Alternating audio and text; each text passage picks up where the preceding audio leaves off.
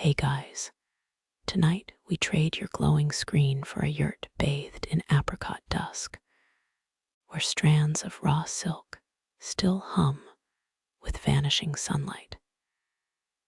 You probably won't survive the week it takes to spin a single perfect thread, but let's pretend your thumbs have more patience than your TikTok feed. So before you get comfortable, take a moment to like the video and subscribe, but only if you genuinely enjoy what I do here. Drop your current coordinates below Prague midnight or Denver happy hour. It's always spinning a clock somewhere. Now dim the lights. Maybe turn on a fan for that soft background hum. And let's ease into tonight's journey together. Soft fire bleeds through the felt walls, stitched, seams turning to molten copper veins. Those Central Asian herders knew their stuff, using layered wool to trap warmth like a drowsy bear hug. Fact, an entire Silk Road merchant's fortune could fit inside one saddlebag of quality cocoons, ancient FedEx with better scenery. Your fingers brush the raw silk pile, still sun-warmed as fresh bread dough. Idiots debate whether Marco Polo actually tasted pasta or just stole recipes, but his notes on Turkic silk, pinpoint accurate. A stray thread hooks your pinky's hangnail, nature's way of saying check your hustle culture at the door. Behind those golden strands, 10,000 worms munched mulberry leaves into alchemy. Fun fact, some Mongolian nomads swore spider silk spun under a full moon cured hiccups, though good luck convincing an arachnid to collaborate.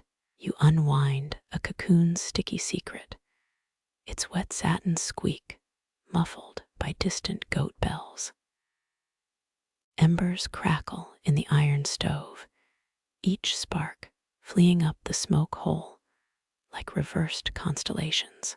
Historians still argue whether Genghis Khan slept on silk sheets or just armor-polished wolf pelts, both options scratchy in their own way.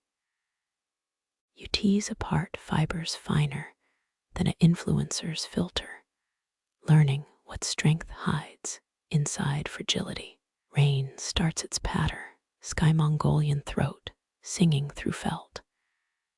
Your spindle dips, a wooden whirligig defying gravity through sheer stubbornness. Odd thought, spinning clockwise supposedly attracted benevolent spirits, so your counter-rotation today, middle finger to superstition. Raw silk smells like petrichor and slightly sweaty coins, sensory baggage from camel caravans parked outside Samarkand bathhouses. A wolf howl yanks your focus, real or sleep-deprived imagination. Either way, that cow bone smoothing tool grins up from your lap, its teeth marks left by some long-dead grandmother's frustration. You test a thread between molars, tasting centuries of vanished oases in its saline twist. Sweat trickles where your braid sticks to wool tapestry cushions. Princess and the Pea vibes on a goat herd budget. 2 hours vanish pulling threads until your wrists sing protest hymns older than the Uighur alphabet. Cold milk tea glares from its forgotten bowl, surface rippling from distant thunder's growl. Time folds like poorly hemmed brocade, embers surrender to ash.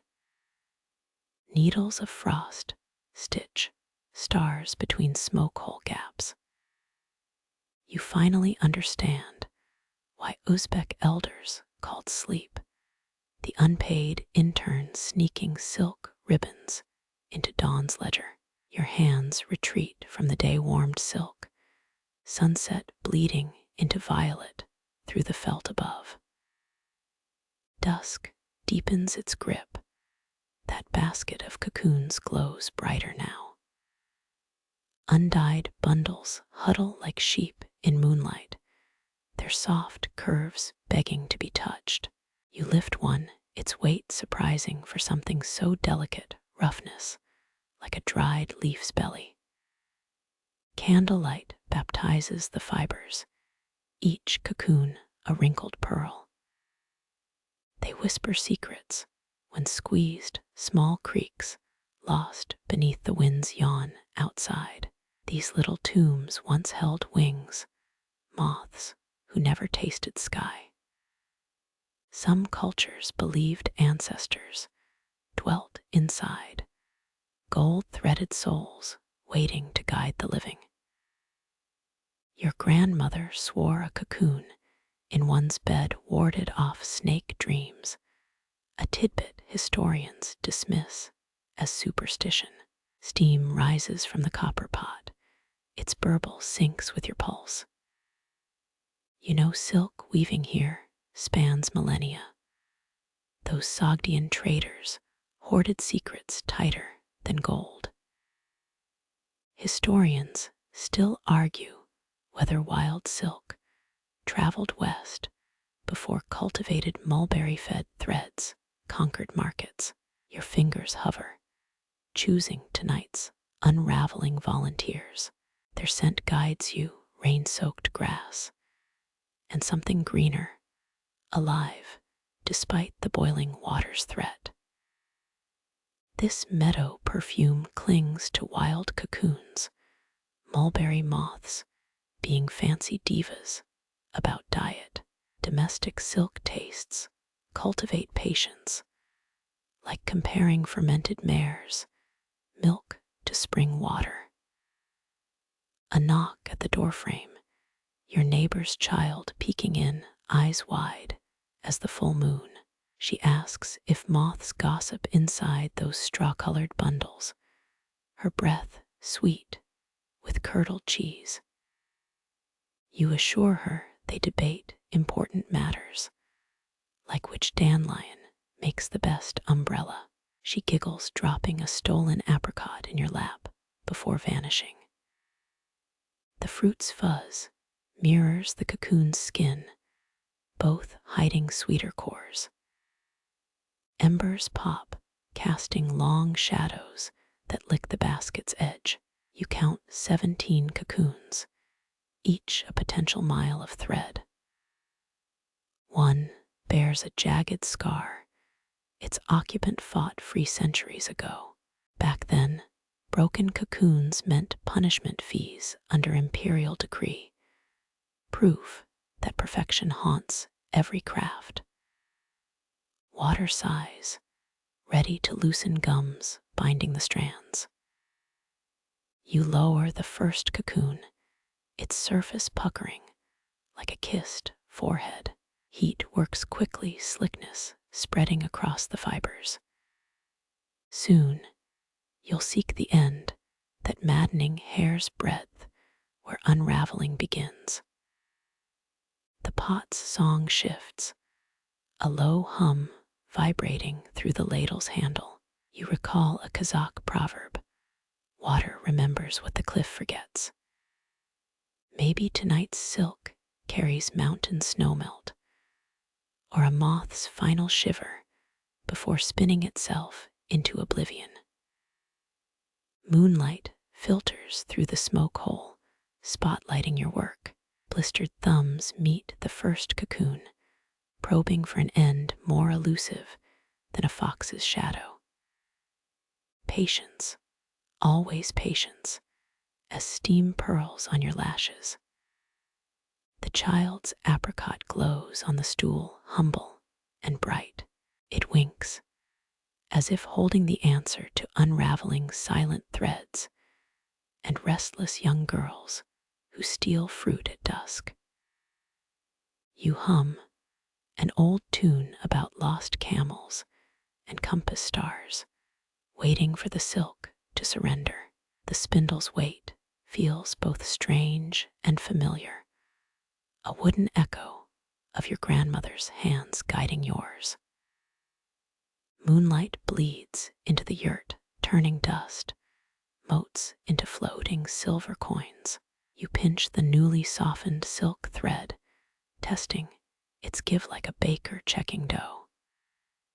It resists, then yields, with a sigh older than the silk road beneath your feet. Grandmother's spindle rests in your lap, its whorl scratched by decades of impatient thumbs. She claimed walnut wood held memories better than parchment, absorbing stories through fingertips. Historians scoff, but you've always noticed how this spindle warms quicker than any other tool in your kit. A fringe belief insists spindles spin destinies, not just thread, which explains why brides once slept with them beneath their pillows. You snort, remembering how yours collected crumbs and cat hair instead of suitors. Your first twist falters, thread fraying like a nervous whisper. Grandmother's laughter seems to rustle the felt walls, her ghost leaning over your shoulder. Drop the spindle, don't pet it like a shy lamb. She learned from Mongolian herders who could spin on horseback without snapping a single strand. Their nomadic looms wove history into every rug. Genghis Khan's conquests knotted beside sheep fat tallies. The spindle dips, wood whorl humming as it gathers speed. Thread streams upward, a golden vine climbing toward the smoke hole. Historians still argue whether Persians or Greeks first unraveled silk secrets, spies hiding cocoons in hollow walking sticks. You prefer grandmother's version, a Chinese princess smuggling eggs in her hair, while nomads distracted border guards with fermented mare's milk. Your thread thickens, then thins, mimicking your uneven breath. Calluses protest, too new compared to the leathery maps of grandmother's palms. She spun even while scolding you for stealing honey cakes, her hands never pausing as she listed your crimes. Tonight, her absence feels heavier than the yak wool blankets piled in the corner. A moth flutters against the candle's glass, its wings powdery as undone cocoons. Grandmother would have named its clan, predicting rain or uninvited guests based on wing patterns. You shoo it gently toward the night, its silhouette merging with stars she once traced for you. That one's a weaver, see how it mends the sky's frayed edges. Silk glides now, obedient under your coaxing. The spindle's rhythm matches your pulse, a lullaby older than empires.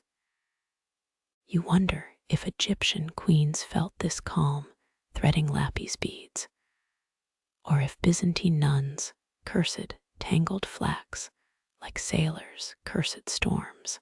Grandmother's voice murmurs through memory. Every spinner leaves fingerprints in their thread, angry silk, knots tighter than joyful strands. Outside, wolves howl their voices, fraying the horizon. The spindle trembles, but the thread holds. Grandmother always said predators respected spinners. Their glowing windows signaling humans too busy creating to fear the dark. You smirk, imagining wolves debating whether to charge or request custom scarves. Dawn lingers hours away. Yet the thread already spans your outstretched arms twice over. It glistens, a spider's masterpiece, condensed from moth dreams and midnight hours.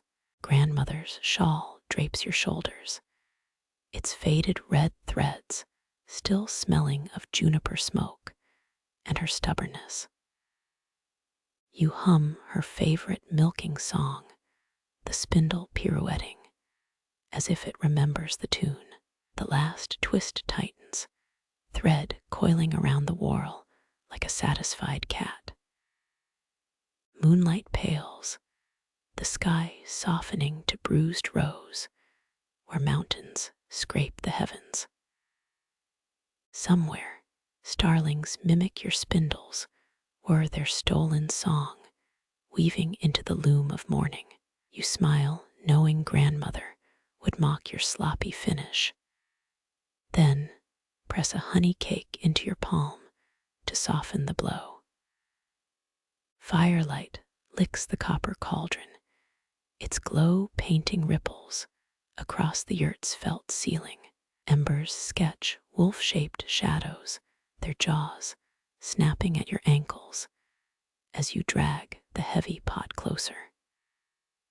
Steam curls upward, a ghost teasing water not yet boiled. You dump in well water, the liquid gulping like a parched camel at an oasis. Your grandmother's cauldron came from a Persian trader, its sides dented during some forgotten mule ride over the Pamirs. Historians confirm metalworkers near Bukhara hammered these vessels thinner than grape leaves, light enough for nomads to carry.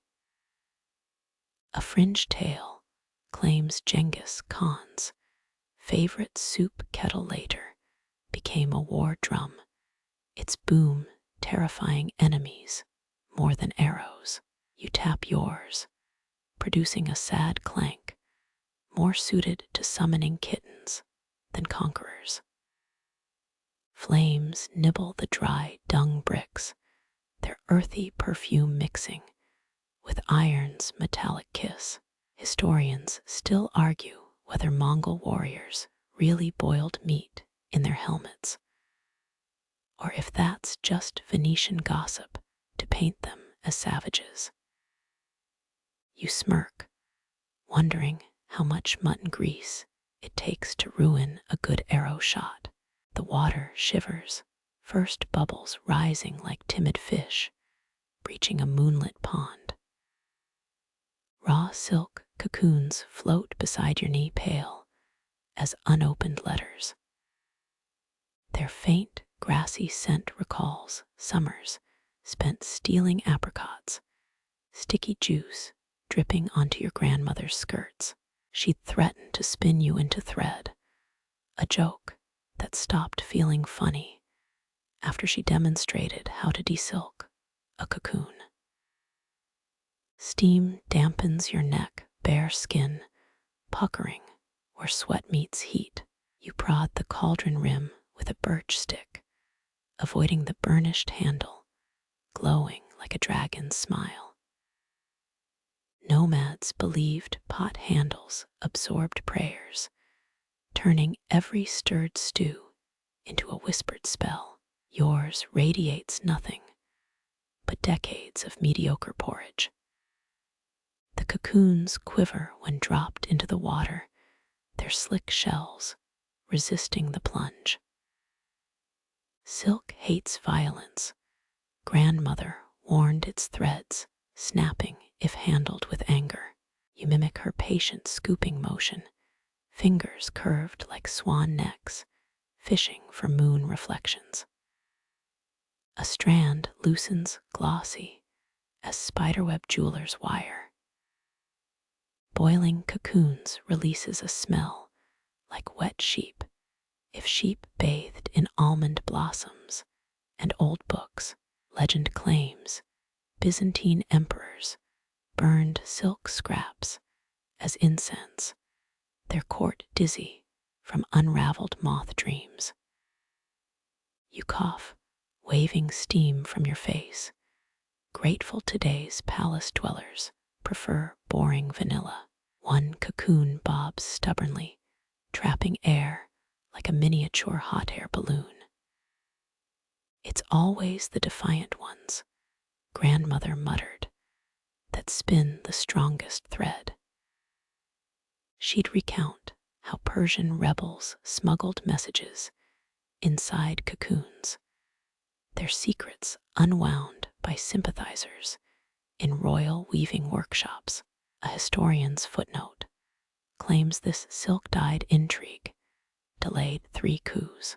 Blistered thumbs find solace in yarn-wrapped tongs, the wool insulation already steaming like a tea kettle scarf. You fish out the first molten cocoon, its gummy sheath collapsing like a side confession. Twirl the emerging thread around your wrist, just as she taught, before guiding it toward the porcelain bowl. Water whispers grievances against the copper, a metallic hiss that sharpens when bubbles burst. Kazakh weavers insist hot springs make the finest boiling water, their mineral tang strengthening silk. You hauled this batch from the river, its pebbled bed scrubbing the water clean during autumn rains. The bowl floods with threads, each no thicker than a widow's sigh.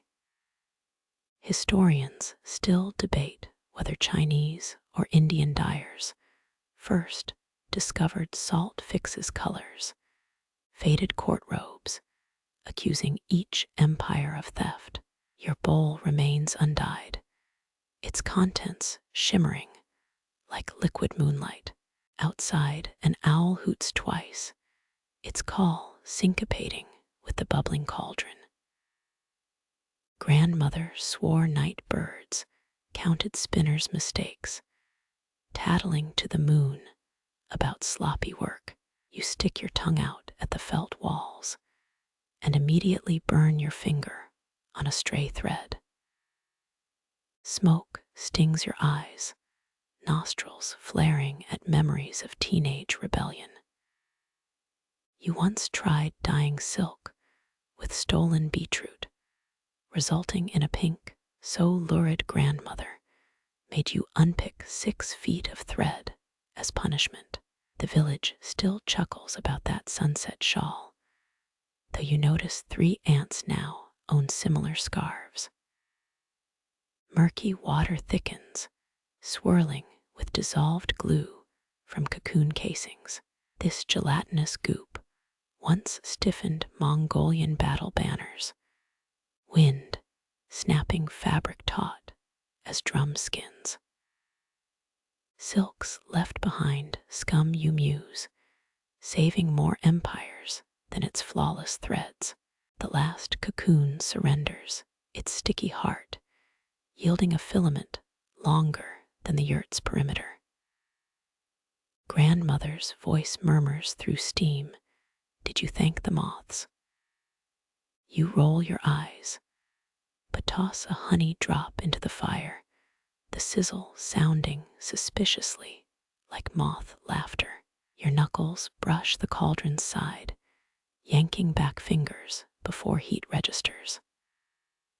Wise spinners use hooks, grandmother's ghost nags, but you've always trusted skin's blunt warnings better than wood's delayed betrayals. A callus bubbles up anyway, tomorrow's badge of stubbornness. Dawn bruises the smoke hole's edge, a timid blue peeking at the messy worktable. Soaked threads coil, slumbering serpents, awaiting sunrise's golden prod. You leave them gleaming, their still wet lengths dreaming of arabesques. Not yet drawn, dragonflies, not yet chased, brides not yet born. Embers sigh into ash, their copper glow fading like a forgotten lullaby's final note. Somewhere beyond the felt walls, A silk moth flexes new wings, their papery rustle, urging you toward sleep's forgiving loom. Dawn bleeds through the felt door flap, staining the boiling pot steam pink. Your knuckles hover above the water, skin tensed for the sting of heat. The first cocoon surrenders, its milky sheath sloughing off like sunburned skin. Ancient silk workshops along the Tigris paid workers in salt bricks. 12 pounds per spool of royal grade thread.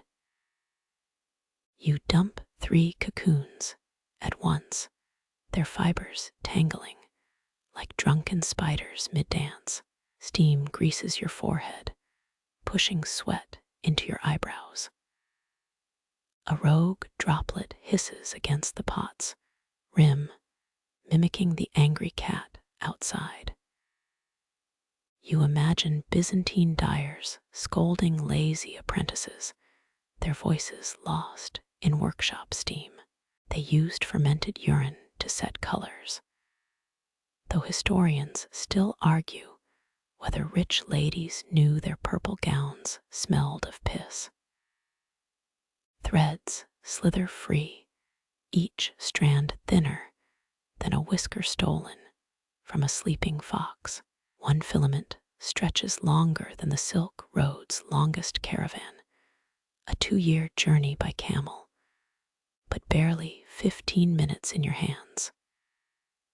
Dip your wrist in the water, testing silk's mood. Hotter than a horse's breath, gentler than fever sweat. The strands obey, spooling around your fingers like trained vine snakes. Bucket water shimmers, swirling with dissolved cocoon glue called Saracen. Nomadic warriors drank this gunk, believing it made wounds clot faster. But you gag remembering that one experimental sip at 15. Outside, wind rasps against the Yurt's ropes, a sound like giants sharpening knives. The pot handle burns anyway, even through wool wrappings.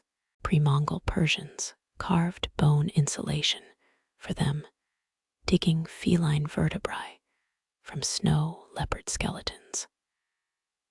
Yours remains unglamorous oak. Steam parts to reveal the true prize, silk's hidden spiral structure, 300 twists per inch, a geometry that outwits moths and unravels rulers. Your grandmother swore rebellious Persian weavers encrypted maps in thread twist patterns, though scholars dismiss this as romantic nonsense. Fringe archivists in Samarkand still sell silk cipher pamphlets to gullible tourists. Threads stain your palms yellow where Saracen dries, freckles turned to gilded constellations. Dip the worst spots back in water, watching gelatin melt like cursed snowflakes. Emperor Qianlong's robe restorers faced this daily, their tea breaks timed to avoid discoloring imperial dragons. A cocoon fragment drifts, clinging like a drowned moon moth. You flick it out, imagining Venetian merchants panic buying flawed silk during Crusader blockades.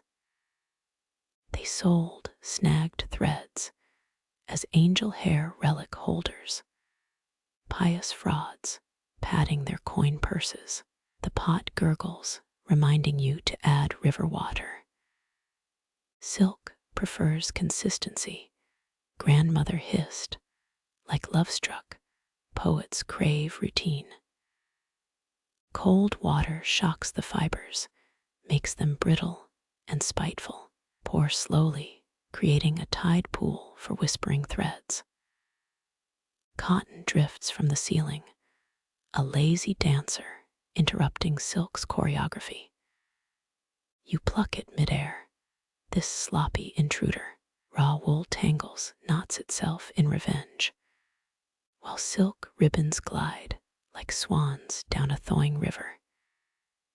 Even wet, it keeps that infuriating elegance. Stretch one filament, watch dawn light ripple down its mile-long spine. Silk refracts light 6 ways, dissecting sunshine into hidden rainbows. Scientists only proved this in the 1920s. But Genghis Khan's archers strung bows with silk partly because its sheen blinded enemies at sunrise. Your forearm cramps, thread collector's curse, work faster before the water cools. One cocoon resists, its layers tighter than a miser's purse strings. Boil it extra, muttering insults about its parent moth's lack of artistry. Thread finally winds free, slick with resentment. Sun climbs its glare-pinning steam, shadows to the felt walls. Mornings here compress hours into minutes like silk itself, frail seeming, but maddeningly dense with time. Duck your head below the steam cloud, breathe in wet sheep aroma, the cauldron's metallic breath. Saracen strings glue the bowl's rim, translucent snail trails memorializing your work. Silk's sticky spit built Marco Polo's bridge tails, motivating Europe's desperate search for wormless roots. You scrape it off, wondering which backpacker will buy this as artisanal Yurt honey next summer. A thread snaps, recoiling into the pot like a scolded harp string. Silk forgives nothing, grandmother warned, unlike linen or hemp that tolerate fools. Retrieve the end, cursing its princess dear delicacy. Even the Mongols couldn't breed polite silkworms. Heat thins the air, dizzying your kneel-sore legs. Slide onto a cushion stuffed with last year's mulberry leaves. Their fermented sweetness mingles with today's steam, time folding over itself like mislaid origami. The bowl overflows now, threads lapping at its edge like creamy canals. Historians still argue whether Damascus or Baghdad hosted the first silk futures market, contracts traded for unborn cocoons. You pat your stash, imagining goats traded per ounce, then snort at capitalism's eternal march. Tongs lift spent cocoon carcasses, their sagging forms like empty wineskins.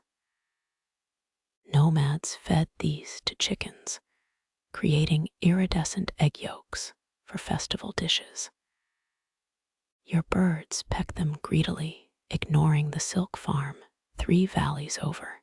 Wipe steam-slick hair behind your ears, a habit grandmother called silly grounding. But skin contact helps fingertip pulse syncing with thread's tension needs. Scrape leftover Saracen into a clay jar for mending winter horse harnesses or bribing the neighbor's songbird to shut up at sunrise. Threads drip from wrist to bowl, a glistening lifeline pooling into liquid silver. At this angle, they mimic the river outside, its spring melt rushing toward cotton fields downstream. Only silk flows uphill toward palaces and privilege, knowing peasants will never wear its whisper. You cup the newest strand, still fever-warm from its boiling bath, against wool's democratic itch, or fur's sweaty cling. Silk remains the tyrant of textiles. Even half-spun, it snubs lesser fibers, dreaming of concubines and coronations. Cold air sneaks under the door flap, ruffling the water's skin. Heavy clouds promise afternoon rain. Humidity silk despises. Close the flap, sealing this fragile kingdom of steam and surrender. The cat bats a stray cocoon, daring you to stop her game. Silkworm casings crunch under her paws, releasing their grassy ghosts to haunt the yurt. You throw her a thread scrap, watching it twist midair. A fish-shaped mirage, swallowed in one gulp. Sergei, the lazy teenage nephew, pokes his head in with a breakfast platter. His eyes widen at the cauldron's slow ballet, steam curling like dragon's breath over the rim. Raisin-studded bread almost touches the edge before you yank it back from certain sogginess.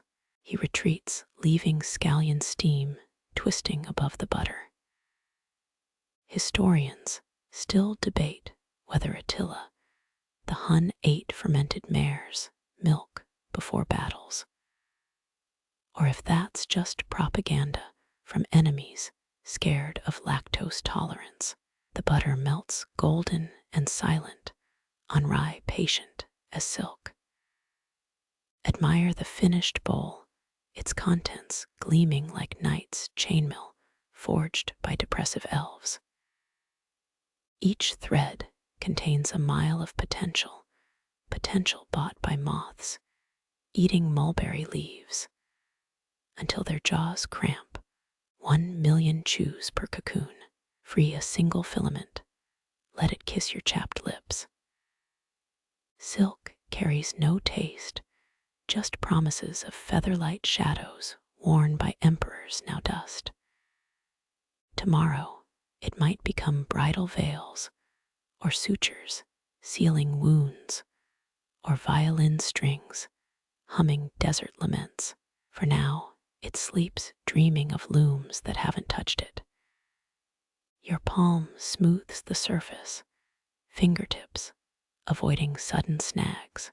Wool waits in the corner, its crinkly rebellion temporarily silenced. Rain drums the roof, a reminder that steam must eventually meet storm. Boil the last cocoon, its thread stubbornly thin, but twice as strong as the others. Vengeful legacy of a bullied caterpillar. Dry your hands on mulberry-dyed rags, staining knuckles purple as twilight bruises. The yurt exhales, its wooden ribs groaning. Somewhere, a weaver picks up her shuttle, her first pull mirroring your final sigh. Lightning cracks, illuminating the bowl's contents in criminal brightness.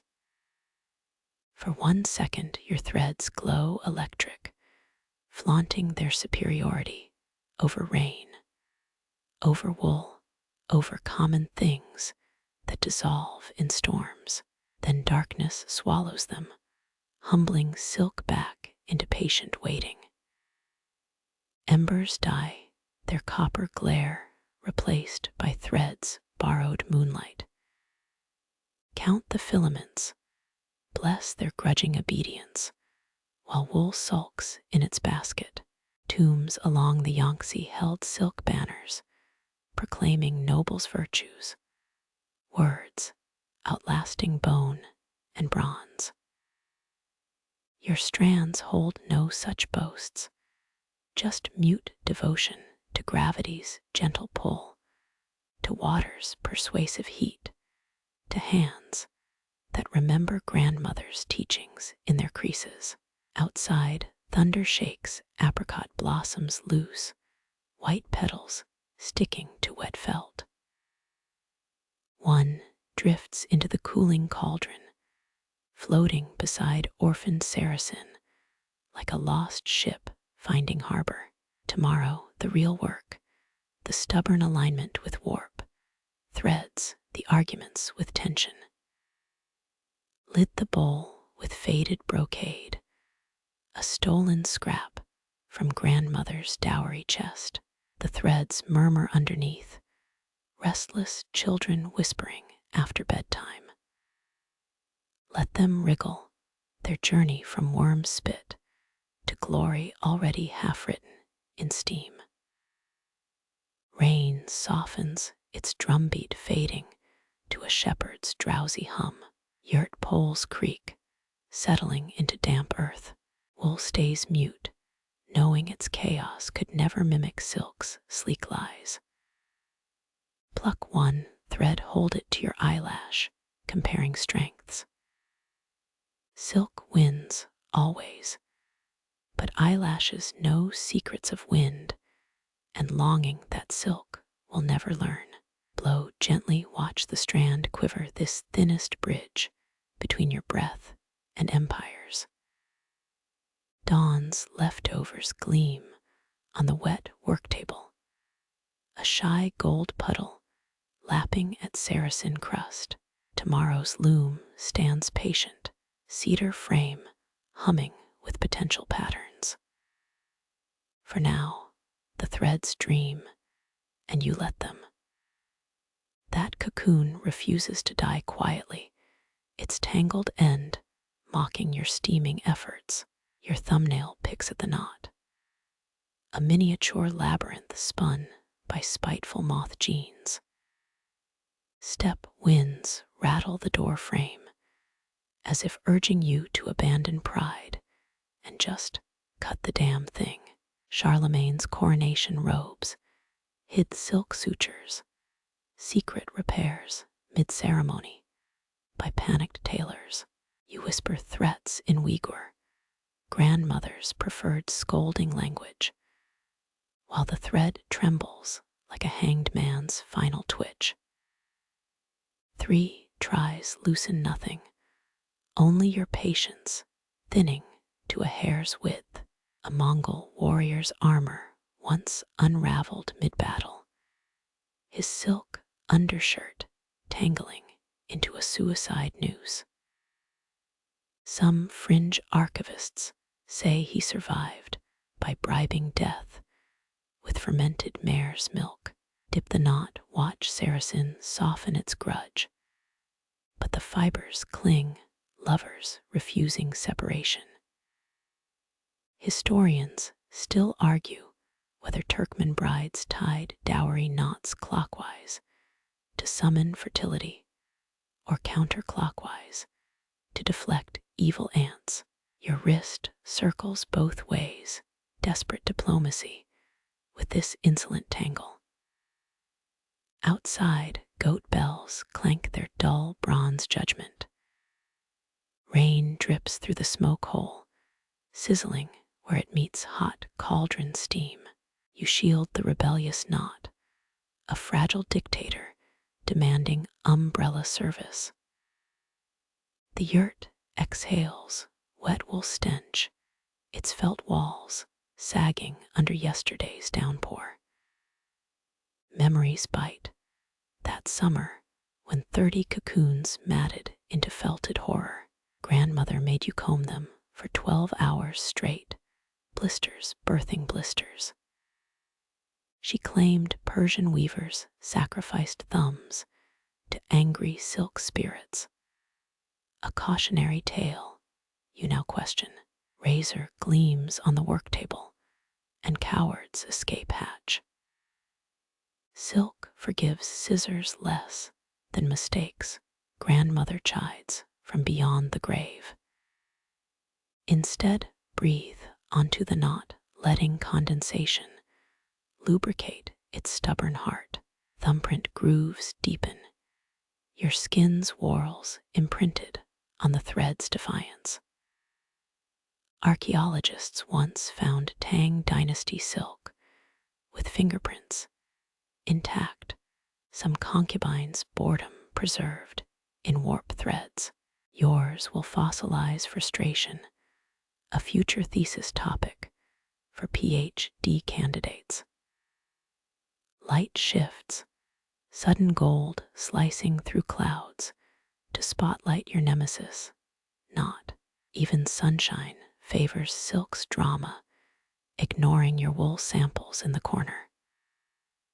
Rotate the filament, seeking weakness, but each angle reveals new treachery. Your pinky hooks the loop, a gambler fishing for lottery tickets in sewer grates. Tug sideways, metaphysics of fiber tension, overriding common sense. 5 minutes stretch into sticky eternity, heartbeat sinking, with water drops hitting the pot lid. Silk curdles in overheated water, grandmother's voice warns. But you risk boiling the bastard again. The knot hisses, unfurling 0.5 millimeter in defeat, before seizing tighter than a tax collector's smile. A moth flings itself at the lantern, casting jittery Rorschach shadows over your hands. For 1 mad second, the knot resembles Genghis Khan's profile, complete with wispy mustache. You salute the delusion, offering camel milk as tribute. Dawn's leftover steam ghosts your knuckles, threatening calluses with temporary surrender. Dip fingers in cold water, shock therapy for overtaxed nerve endings. The knot mocks your retreat, glistening like a venomous snail perched on a leaf. Thread whispers against your pulse point, begging for mercy, or maybe just mineral oil. Historians still debate whether Byzantine silk, smugglers' greased threads with olive oil to slip through customs inspectors' grasp.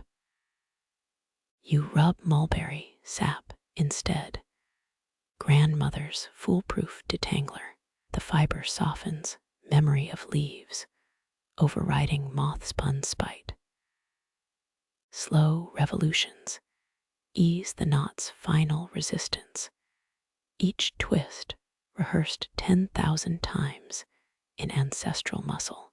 By now, the water's gone tepid, lukewarm apologies to silk's delicate ego. Knot surrenders, sighing into straightness like a fallen dictator exiled to a beach villa. Your shoulders drop unaware, they'd hunched toward your ears. Outside, the cat yawns, stretching in counterfeit admiration for your victory. Wind carries a camel's irritated groan from the neighboring pasture. Silk trembles in response, still twitchy from its ordeal. You spool the thread, counting revolutions to avoid dwelling on wasted time. 27 rotations, and the filament gleams like spiderweb baptized in moonlight. No Mongol Kagan ever inspected threads this closely, yet here you play quality control for cloth. No one but goats will witness. Gummy Saracen clings to your cuticles, false jewels for a peasant spinner's coronation. Wash hands in snowmelt, water so cold it stings your teeth through your fingertips. The thread bobs, serene now, betraying zero memory of its tantrum. Grandmother's ghost mutters about Tibetan prayer flags, each knot holding a wish. You tie one anyway, a half-hitch crammed with curses and superstition. Then tuck it under the cauldron. Let the steam bless it into oblivion. Lichen stains on the ceiling shift, greenish ghosts nodding at your exhaustion. One thread remains, the troublemaker's twin, lying docile as a nun's diary. Spin it first tomorrow, before the memory of this struggle spoils the peace. Rain starts again, its rhythm slower now, a drunk drummer stumbling home after last call. Oil the wooden spindle, preparing it for tomorrow's battles. Silk deserves smoothness, even when it behaves like a tavern brawler. Wipe the table, watching water droplets mimic Mercury's frantic dashes. This fiber will become hem stitches, invisible reinforcements for some merchant's cloak. No ballads will name you the knot tamer, but belts will cinch snugly over well-fed bellies. Candle gutters its wick, surrendering to an inch of wax. Shadows thicken, pushing golden hour into indigo dusk. You blow it out, savoring burned tallow stench, another sensory anchor for future nostalgia. Tomorrow's work waits, warps to be strung, tensions to adjust. For now, this single thread lies conquered, its rebellion archived in your cramping hand. Dreams will feature snarled looms, frayed tempers, grandmother's loom weights crushing your ribs. Tonight, let silence blanket the yurt, its felt walls absorbing every muttered curse, every bead of sweat, every infinitesimal victory. Wind plays the door flap like a raspy flute, off-key but persistent. Your last act, tuck the spool into mulberry leaves, letting their chlorophyll scent guard against further mutiny. Moonlight bleaches the cauldron's curves, turning iron into silver illusion. The water's surface stills, finally mirroring your own exhausted face, no longer at war. The wooden spindle lies weightless in your palm, its whorl carved with faded flowers you can't identify. Moonlight etches silver along its edge. This will be the fulcrum between effort and surrender. Fingertips roughened by yesterday's battle test the balance. A ritual older than Genghis Khan's first war banner. Byzantine spinners weighted whorls with lead to outsmart thin threads that snapped like gossamer lies. Yours is lighter, elm heartwood, hollowed by beetles decades before your birth. The groove feels like grandmother's thumb, shaped by endless revolutions. Start with clockwise turns, sun's path, honoring Zoroastrian spinners of old. Wrong direction invites trickster spirits to knot your work. Or so claimed the Sogdian traders who sold you raw silk last autumn. Their camels spat at you, fuzzy judges of spinning skill. Tibetan nuns spun prayer wheels clockwise too, yet their threads often snapped during blizzards. Historians still argue whether silk road spinners adopted Buddhist rotations, or if prayer wheels mimicked spindle motions. You rotate both ways just in case, covering all theological bases. First twist feels wrong, too much weight on the index finger. Drop the spindle, watch it dangle like a dying mayfly over pond water. A Mongol folk trick. Sprinkle barley flour on the thread to spot uneven tension. You improvise with crushed mulberry leaves, green dust snowing onto your knees. Preserved in permafrost, a Scythian warrior's grave held spindle whorls beside his sword. Fringe scholars insist they were war trophies, not tools for mending torn cloaks. You imagine him spinning mid-campfire, calloused fingers dancing around blade-sharp edges. Thread snakes upward defying gravity's nagging pull. Grandmother claimed this moment mimicked newborn colts standing on wobbly legs. You counter, it's more like coaxing a drunk nobleman onto his spavined horse. Serrated breeze slips through the smoke hole, threatening the spindles' fragile dance. Shielded with your body, human barricade against nature's mischief. The flame in your oil lamp flinches, casting cowardly shadows behind storage chests. Wool would forgive this clumsy start, its fibers matronly and patient. Silk demands precision, the threads ego thinner than a Timurid prince's patience. You inhale dust, stillness settling into muscle memory. Century-old sermons scold from your bones. Elbow high, wrist loose, breath steady. The Holy Roman Empire's finest lacemakers heard similar drills, their hands beaten with reeds for trembling. You give your wrist a mocking salute, spared such brutal pedagogy. 12 rotations, thread thickening like river ice in first frost. Historians measure cultural collapse by spindle whorl variations post-invasion. Yours persists, whorl humming a Gobi desert lullaby older than camel's resentment of saddles.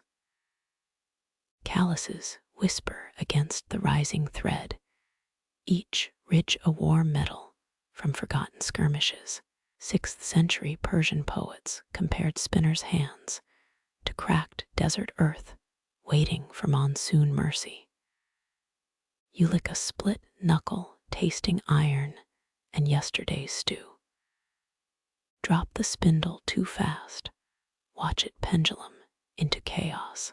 Silk's tensile strength forgives nothing. Grandmother's ghost tuts from the felt walls. Retrieve it, pretend the stumble never happened, like Byzantine envoys denying bribed border guards. Moonlight bleaches your thread pearl white, forgetting it began as caterpillar spit. A moth batters the lantern again, jealous of this airborne rival. You spare it a drop of milk, peace offering for ecological interruptions. Left thumb guides the twist, a metronome no conservatory could replicate. Nomads timed horse gait melodies with spindle rhythms, or so claims a Russian anthropologist's dubious field notes. Your rhythm syncs with the Yurt's creaks, wood complaining about midnight dampness. 2 feet of thread coil onto the spindle, a lethargic rattlesnake retreating into clay. Tang dynasty concubines spun gold into imperial insignias, their spindles ivory tipped with jade. Yours is peasant-grade elm and desperation, yet it glows in low light. Fingers cramp betrayed by yesterday's, not warfare. Shake them like dice, hoping for better fortune. The cat watches unimpressed by mammalian dexterity. It yawns, flashing teeth that could shred this thread in one spiteful bite. Silk seduction reveals itself, now filament, gliding smoother than smuggled Venetian glass. Philosophers called thread the first lie, straightness imposed on nature's chaos. You twist harder, committing to the falsehood. Outside, sheep bleat at some cosmic insult. Their wool lounges in baskets, untouched, until silk's diva act concludes. The spindle gains momentum whorl, blurring into a disk of shadows. Momentum feels like cheating, physics doing the hard work, while you smirk. Archaeologists found spindle whorls in Viking ship burials, women's tools resting beside swords. Some frothing bloggers insist they belonged to shield maidens spinning mid-pillage. Reality whispers they were traded for amber or stolen from screaming villages. Thread winds tighter than a moneylender's purse strings. Saracen's ghostly sheen returns, each strand varnished by ancient sunlight stored in mulberry leaves. Pause to stroke the spindle's shaft, wood warmed by friction and stubbornness. An Ottoman spinning manual warned against sweating palms, suggesting rosewater rinses between skeins. You rub dirt instead, better grip for mortal hands. The rhythm enters blood now, heartbeats sinking to the whorl's orbit. Uighur grandmothers sang that spindle songs hypnotized scorpions, making them dance until dawn. You hum half-remembered words, testing the theory on a spider lurking near the roof beam. 14 arm spans of thread gleam, barely enough to lasso a chicken. Yet pride swells, absurd as a peacock in a snowstorm. Fatigue layers itself like silt on river stones. Every spinner learns gravity's cruel math. Drop the spindle once you're human. Drop it twice. The thread mocks you forever. The oil lamp sputters, wick starving for fuel. Moonlight shoulders through the smoke hole, generous with its indifference. You spin by argent luminescence, thread gleaming like a knife slit in the darkness.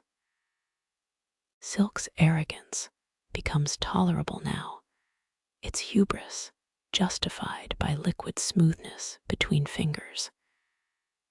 Even grandmother would withhold criticism. Maybe footsteps squelch outside, your neighbor's youngest son checking goat pens. He once asked if spinning caused thunder, having seen your furious work during a dust storm. Truth is you're not sure some days. Spindle dips, threads slackening like a drunkard's resolve. Correct with a wrist flick, feeling absurdly like a warrior parrying arrows. Historians still debate whether Mesoamerican spindle whorls influenced Asian designs, or if great minds, not alike across oceans. You add 3 tight twists, just in case Aztec spinner ghosts linger nearby. 3 bleary yawns stack up delayed fatigue from the knot wars suddenly ambushing you. The spindle spins, a self-perpetuating lie, convincing itself it needs no human guidance now. Let go, watch the whirligig dance on its own, childish trick, yet no less magical than a shaman's drum conjuring rain. Dawn licks the horizon, pink tongue erasing stars. The spindle slows, relieved humble servant, after 2 hours moonlighting as a minor deity. Unwind the thread, measure it against your outstretched arms. 4 yards minus whatever the night stole from your sanity. Unspoken rules bind all night spinners. Finish before first bird call, or risk unraveling the sunrise itself. You tie off the thread, a half-hitch knot puckering like a nursemaid's frown. Silk curls against the spool, still damp with night's breath. Blow on it, play-acting human bellows for a task, barely needing theatrics. Grandmother's spinning basket waits, split willow cradling tomorrow's rebellion. For now, This single spool holds dominion, its temporary perfection proof against chaos. Sit, hips throbbing from hours of crouching. Step winds toss gravel against the yurt, nature's applause for surviving another night's meticulous battle. The spindle rests, its whorl cooling back into anonymous wood. You shade your eyes against the sun's inevitable scolding. Another day, demanding more thread, more stillness, more quiet revolutions. Outside, the world rebuilds itself in gold and noise.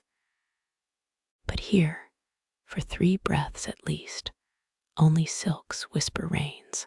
The cedar beams stand bare, their warp cords limp as drowned hair. You trail fingers along the frame, wood worn silky from generations of wool and whispers.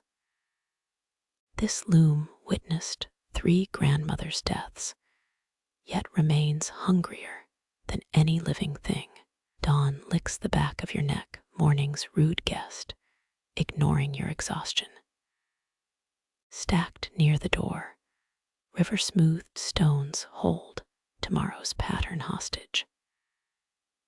9 years ago, you stole these from a stream near Dunhuang, where tang weavers once waited silk curtains for desert winds. Linen warp, chains slump in their basket, drowsy vipers awaiting resurrection. Historians still argue whether warp-weighted looms arrived from Greece or Persia. But your hands remember neither argument. They oil the heddles with mutton fat, defying Mediterranean advice about olive oil's superiority. A moth-eaten manual insists silk warp requires peacock feather dusters for tension checks. Instead, you snap a dried onion stalk, crumbling it over ghostly cords. Byzantine archivists stored silk inside hollow pillars, claiming stone's breath preserved gossamer threads. Yours survives, folded in walnut dye-stained cloth under the bed. Warping takes ritual silence, but your yurt defies calm. Goat bells conk outside, sheep bleating demands through felt walls. The left breast beam lists slightly worm-drunk carpenter work from your reckless nephew. You prop it with flatbread mold. No, 3 Russia's hermitage displays similar shims from Sogdian digs. Thread, the heddles now, eyelash sliver of horn guiding each strand.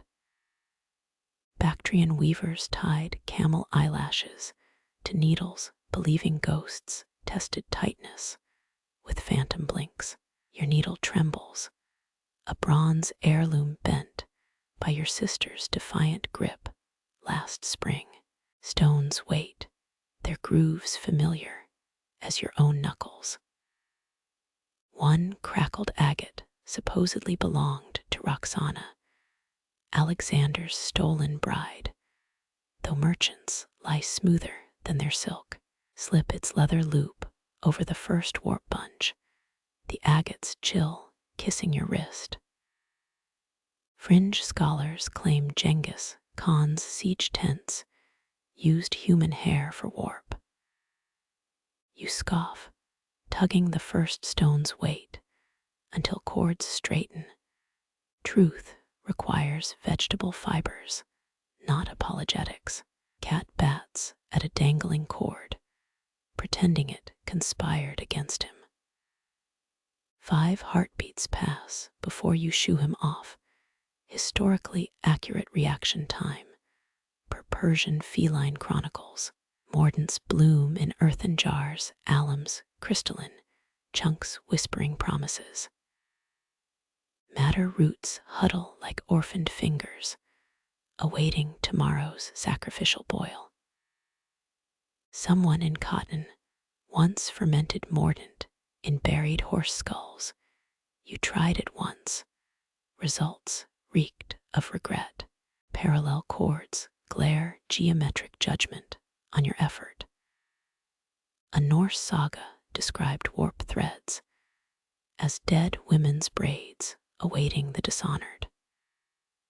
Comparisons feel unkind today, with sunlight slicing dust into gold bars across your shins. Squint at the slaying hook's tip, its rust blooming, despite last week's ash scrub. Roman weavers pissed on tools to prevent corrosion, a tactic you won't duplicate outside vinegar's jurisdiction. 10 stones hang now, anchoring warp in a gravitational sigh. Mongolian horsemen used similar weights for felting presses, stealing technique from captured Uighur artisans. Your back protests, bow-shaped from hours of crouching, proving cultural exchanges' physical tax. Fingers fumble the last heddle thread, escaping like a shared secret. Byzantine nuns forbade laughter while warping looms, lest joy tangle sacred fibers. Your chuckle stays buried. Complying with dead zealots' rules feels wiser than battling bad luck. Even knots conspire, tightening during your milk tea respite. You pick at them, tongue pressed hard behind teeth, a family tick traced to Qing dynasty rope makers. Archaeologists found identically knotted silk in Samarkand ruins, debating if they signaled rebellion or bad apprentices. Sun climbs higher, pushing loom shadows into strange angles. Fabled Cottonese rugs, supposedly warped under full daylight, weavers timing tension by shadow length. Your latitude mocks such precision, sun skimming the horizon like a lazy drunk. Heddles hang suspended, metal teeth awaiting their chew. One squeaks when touched, a stork's death cry preserved in bronze. Sogdian traders sold silent heddles, rubbed with wasp nest paste, but your barter skills never reached such luxuries. Outside, the neighbor's daughter practices throat singing, her oscillating drone syncing with warp's pendular sway. You knot the final thread, mimicking her vibrato with calloused fingertips. Pattern sticks lie ready, their carved notches memory aids for forgetful hands. One depicts confused ducks, your nephew's artistic contribution during measles recovery. Tang Dynasty, Geohev dragons, yours waterfowl, democracy in craft. Stone weights twist slightly, revealing the agate's hairline crack. Vendors near Bukhara swore Roxana's stone bore Alexander's initials. Yet yours remains defiantly smooth. Reality trumps romance, like realizing caravan songs omit dysentery verses. Stretch the warp, vertebrae popping like over-roasted barley. A scrap of paper lists tomorrow's pattern count, ink blurred by yesterday's spilled cumies. 186 weft picks per inch. Or was it 89 arithmetic was always wool's domain? Cat returns, studying the stones like a frustrated scholar. He misjudges a leap, skidding into the warp chain's cords, embracing his chaos. You extract him, 3 gray hairs floating as souvenirs of the assault. Sunset bleeds through smoke hole, dyeing warp threads maroon. Cotton's dyers used sunset light for shade matching, their swatches pinned to western walls. You humor tradition, squinting at linen's new russet blush, nodding approval to indifferent gods. Hunger gnaws finally, stomach overruling the loom's silent demands. Barley dumplings steam by the hearth. Tomorrow's work will demand their carbohydrate courage. You drape damp cloth over the warp, preventing midnight's aridity from snapping threads. Grandmother soaked wolf vertebrae in loom water, claiming it channeled lunar dampness. Science suggests mildew. Yet you sprinkle an old broth bone just in case. Candles spit wax onto beaten earth, their light too frail for farewell inspections. Dutch merchants sold clockwork inspection lamps last spring, but gears hate wool dust. Stick with fire, its flicker forgiving of wobbles and imperfections. Final task, brush the breast beam with cedar resin. Hands move without thought, ritual engraved deeper than any instruction manual. Silk road custodians slept under looms, believing dream messages improved weaving precision. You'll risk nightmares for tradition. Crawl beneath the frame, wood pressing its ribs against your spine. Carved initials float overhead, each grandmother's defiance against obscurity. One reads Batuma, stole this beam from Kublai's supply train.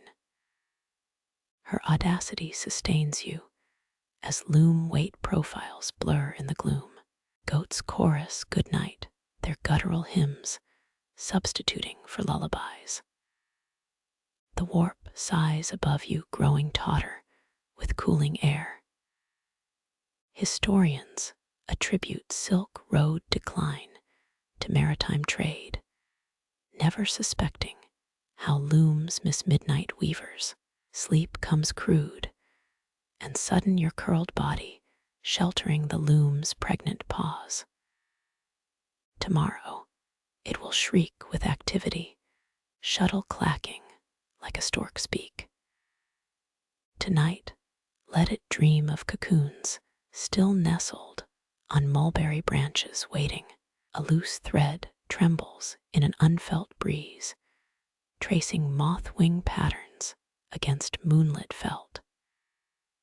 You watch through closing lashes, suspended between tomorrow's labor and tonight's stillness. The stone waits don't stir, Roxana's ghost finally silent or biding her time. Dawn arrives sticky, prying your cheek from the loom's underbelly. You uncurl vertebrae clicking like abacus beads, tallying your age. Oiled fingers meet raw silk thread, your calluses rasping against its shy surface. These ridges chart decades, knuckle canyons deeper than last summer's drought cracks. One thumb pad mimics the Tian Shan's outline, complete with a scar where Kashgar would be. Silk Road weavers rubbed hands with cedar resin, believing wood's memory transferred to thread. Your palms shine faintly sticky with last night's unplanned beam polish. Fresh spun thread trembles as you test tension, the strand barely thicker than a spider's sigh. 10th century Bukhara dyers swore aged threads sang. When properly stretched, yours hums a nervous alto. You loop it around a cracked porcelain button, salvaged from a czarist officer's coat found in the bazaar. Left pinky crooks inward, betrayer of a childhood loom accident.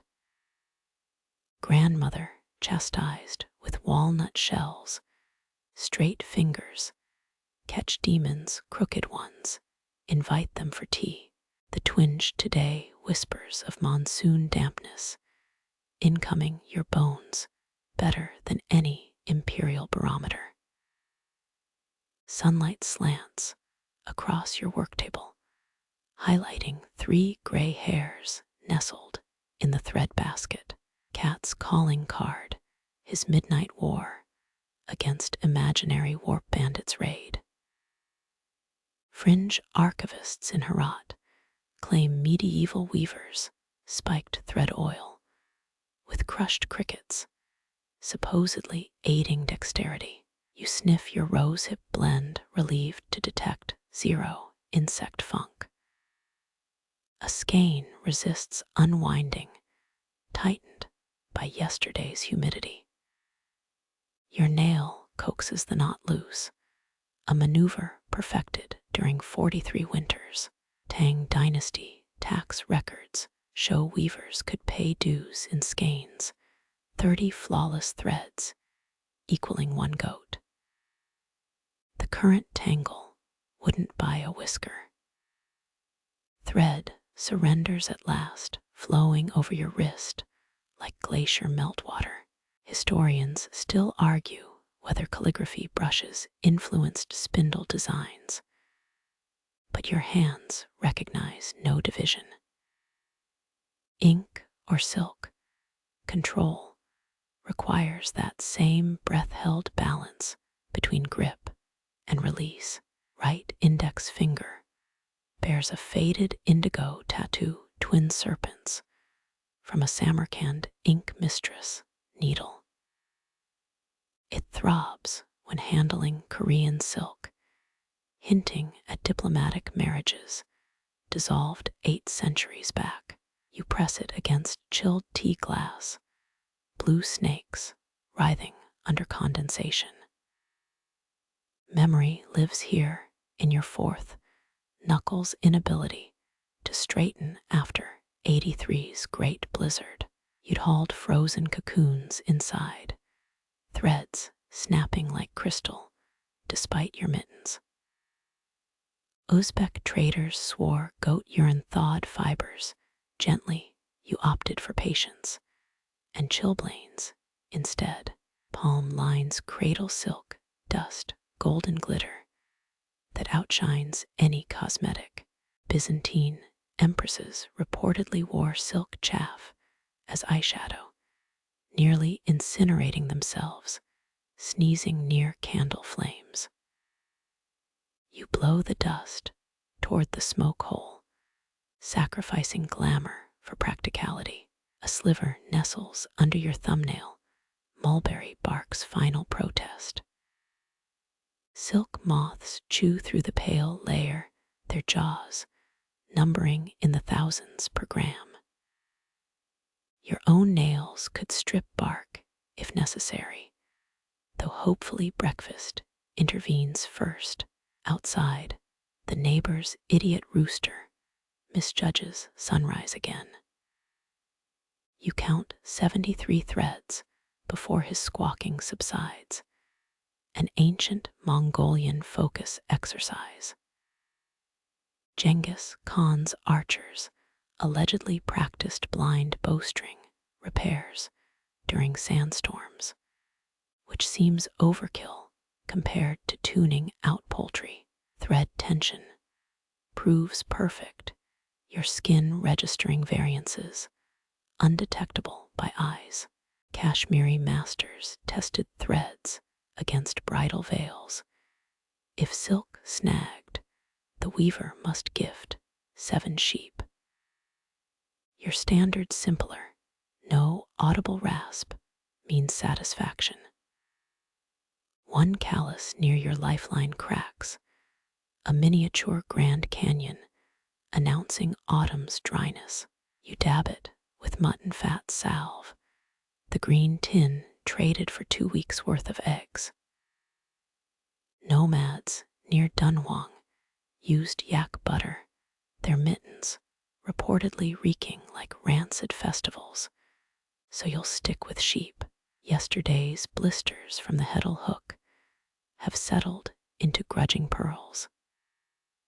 11th century Cairo weavers wrapped hands in lotus bandages, claiming flower spirits sped healing. Yours wear wool scraps, arguing no botanicals required, just time and resignation. Fingertips skim the thread, searching for weak spots like a diviner reading river currents. A thin patch whispers beneath your touch, a silkworm's off day preserved in cellulose memory. You mark it with a twist of red yarn later. It'll become fringe, flaws, transformed into decoration. Your hands dwarf the spindle whorl grandmother's walnut-sized tool, designed for her bird-boned grip. Modern recreations appear comically oversized, museum curators forgetting how malnutrition sculpted ancestors. Still, it spins true, weighted by muscle memory more than physics. Thread collects in the spindle's embrace, the bobbin plumping like a well-fed larva. You switch hands, left always spinning counterclockwise, a superstition from your mother's lineage. Southern Chinese weavers spun exclusively clockwise to confuse jealous spirits, proof that protocols vary, but pettiness persists universally. A hangnail catches the thread, threatening to unravel hours of work. You hold your breath, tongue tracing the roof of your mouth. An old focus trick stolen from chess masters in Kashgar's tea houses. The strand slips free, unharmed, your exhale stirring dust motes into frantic pirouettes. Between threads, you flex your wrists, listening to tendons creak like saddle leather. Caravanserai medics prescribed camel milk compresses for joint pain, still preferable to Bukhara's leech and locust paste remedy. The milk steams by the hearth, its gamey scent vying with silk's subtler perfume.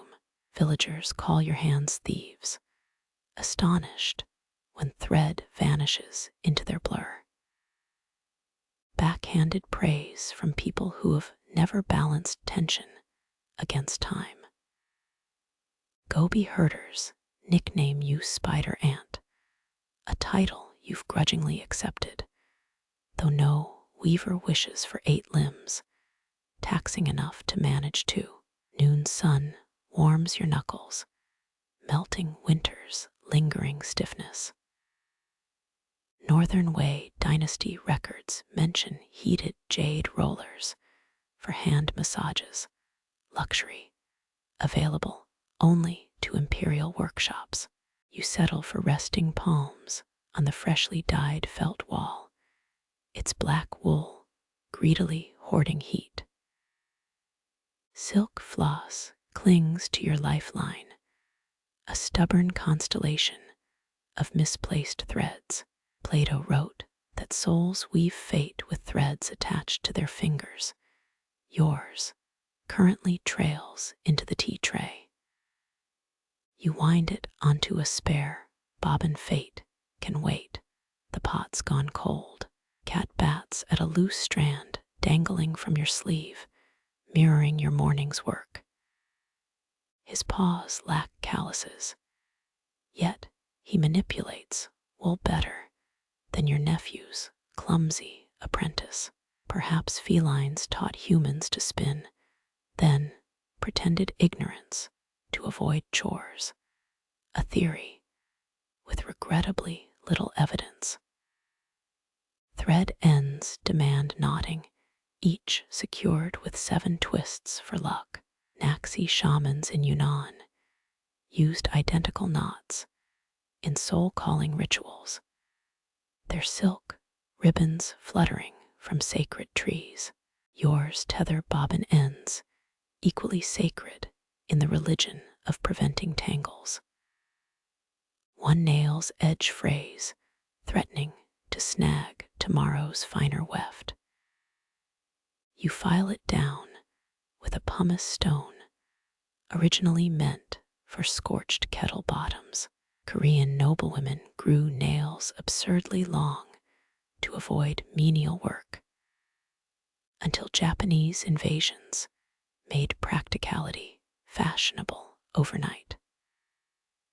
Palms flattened on the table, they resemble topographic maps of lands you'll never visit. Callous ranges scar valleys, vein rivers leading to delta wrist creases. Xuanzang, the pilgrim, described mountains that drink clouds, but your hands know peaks, built stitch by stubborn stitch. Tonight's rain will swell the wood, tightening the loom, whether you will it or not.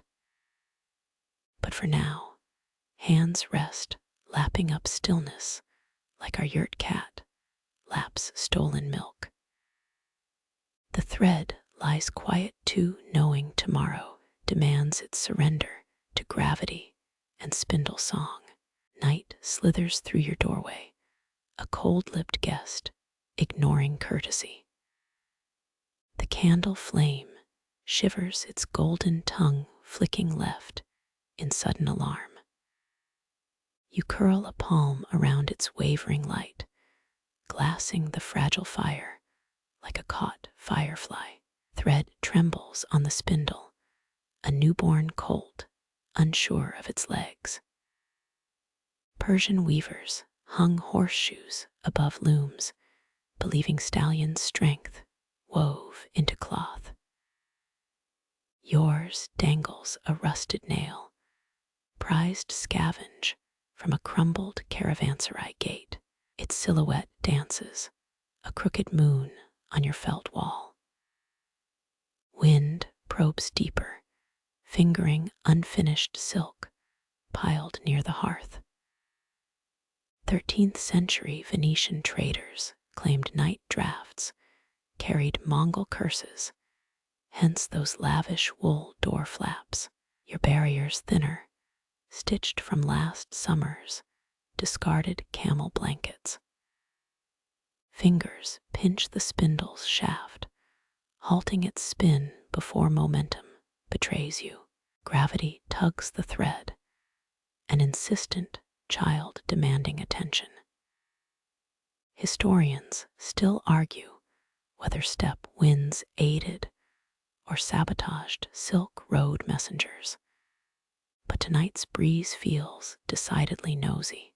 Left thumb swipes sweat from your temple, salt stinging a apricot earned threading the heddle. Bedouin spinners anointed cuts with date wine, their rationale lost to time. You lick it clean, a quicker, if less mystical solution. Thread flutters, threatening to lift skyward like a homesick crane. You trap it against your thigh, calluses rasping the stray strand into submission. A Kyrgyz tale warns that stolen threads become blizzard winds, vengeful spirits tangling travelers' beards. Tonight feels like beard tangling, whether, if less hirsute victims suffice. Candle wax pools, translucent amber, swallowing 3 wispy moths. Their wings stiffen mid-flutter, fossilized in a tomb of their own desire. You shift the candlestick, saving future fools from the same sticky demise. Drafts snake under your collar, a rude reminder that sheep fat waterproofing wore thin weeks ago. 8th century Tang poets likened gusts to drunken friends, bursting in uninvited, yet bearing news. This one brought only grit, teeth crunching a speck of desert spite.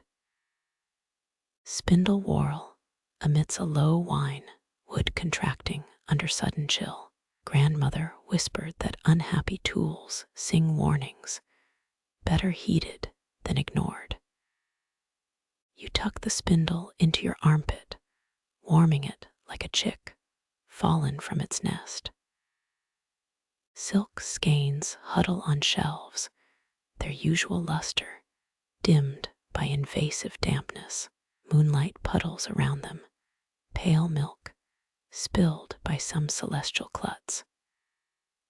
Genone merchant logs mention silk bolts sprouting mildew mid-voyage their buyers, accusing captains of sabotage via humidity.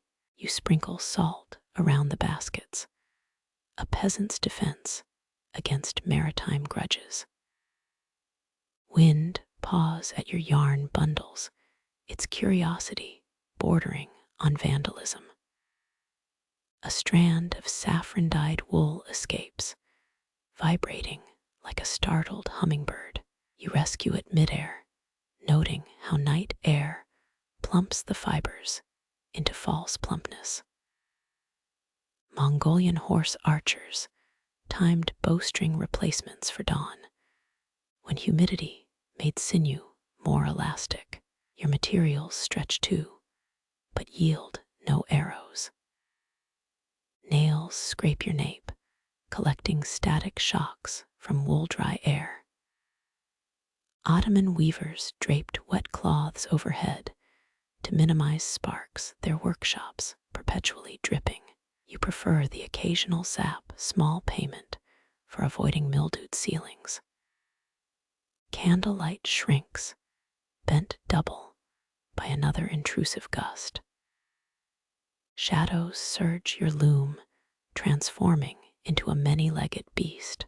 Cross-cultural nightmare fuel, Persian bogeymen hide under looms, according to that chatty Armenian trader. You kick the treadle, banishing imaginary fiends with a cheerful thunk. Thread whispers through your fingers, its humidity-slowed glide requiring extra coaxing. Some postulate Roman senators unraveled Gaulish textiles to steal weaving secrets. Seems unlikely given their disdain for barbarian crafts. Still, the image of toga-clad men squinting at thread counts amuses. Palm cups the candle again, heat branding your skin as protection payment. Wax rivers freeze mid-descent, their ambition cut short. A Han Dynasty tomb mural showed a spinning wheel, guarded by flame-wielding statues. Overkill for Yur Chinese letter warfare against drafts. Silk moth cocoons rustle in their basket, stirred by the wind's passage. Their papery susurrus mimics a librarian's disapproving shush. You toss a felt scrap over them, faint paternalism toward future thread. The spindle cools against your ribs, its whorl less vocal, with stolen warmth. You test its weight, walnut wood still dense, with grandmother's patience. Pre-Incan weavers buried spindles with dead grave goods for textile eternity. Yours will likely end up fueling someone's cooking fire fate of most humble tools. Wind retreats momentarily, its bullies slinking off to harass pines outside. Your candle straightens, flames stretching gratefully like a cat after confinement. Thread slackens, its panic subsiding into predictable silkiness. Moonlight silver plates your scissors, left carelessly on the dye-stained worktable. For a heartbeat, they glow like some holy blade meant to sever ghostly threads. Medieval nuns used consecrated shears to clip prayer ribbons. You just need to trim weft ends. Bottomless cold seeps through through floor felt, toe joints chorus their protest. You wedge half-finished socks under your heels, goat wool insulation, failing valiantly. Napoleon's troops, unraveled Russian peasants' footraps for emergency lint, a fact less helpful than distracting. Breath fogs the air, each exhale a transient spectre. Nomads believed winter breaths carried spoken words to sky spirits, so they muttered only flattery between December and March. You hum tunelessly safe from celestial eavesdropping. Thread finally obeys, gliding through pinch fingers with humid ease. The spindle resumes its clockwise sway, hypnotic as a pendulum calibrated for trances. Silk Road pharmacists prescribed spindle watching for insomnia, tonight's dose proving effective. Drafts return, a final half-hearted push beneath the door.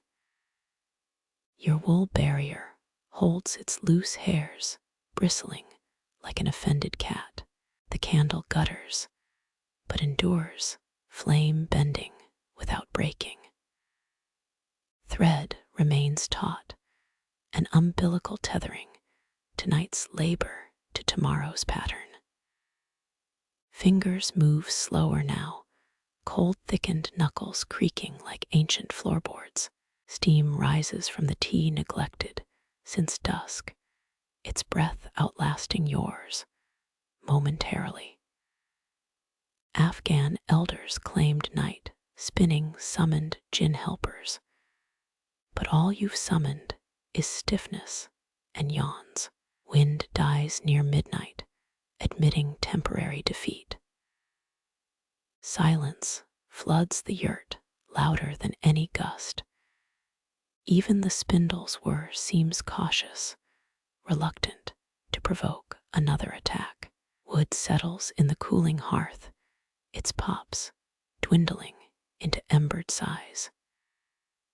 You wind the finished thread onto its bobbin, coiling glossy meters like captured moonlight. The candle wick trims itself, flame shrinking preemptively at dawn's distant threat. Against all interruptions, against pilfering gusts and invasive cold, the work continues. Moonlight stripes the yurt floor, silver bars caging shadows that twist as the candle gutters. Your thread glints, a captive star refusing full surrender. Outside, beyond the ragged felt horizon, snow peaks gnaw at the sky. Silk Road merchants measured mountain passes by how many camels died climbing them. The Pamirs demanded 4 corpses per mile, or so those dusty ledger keepers moaned.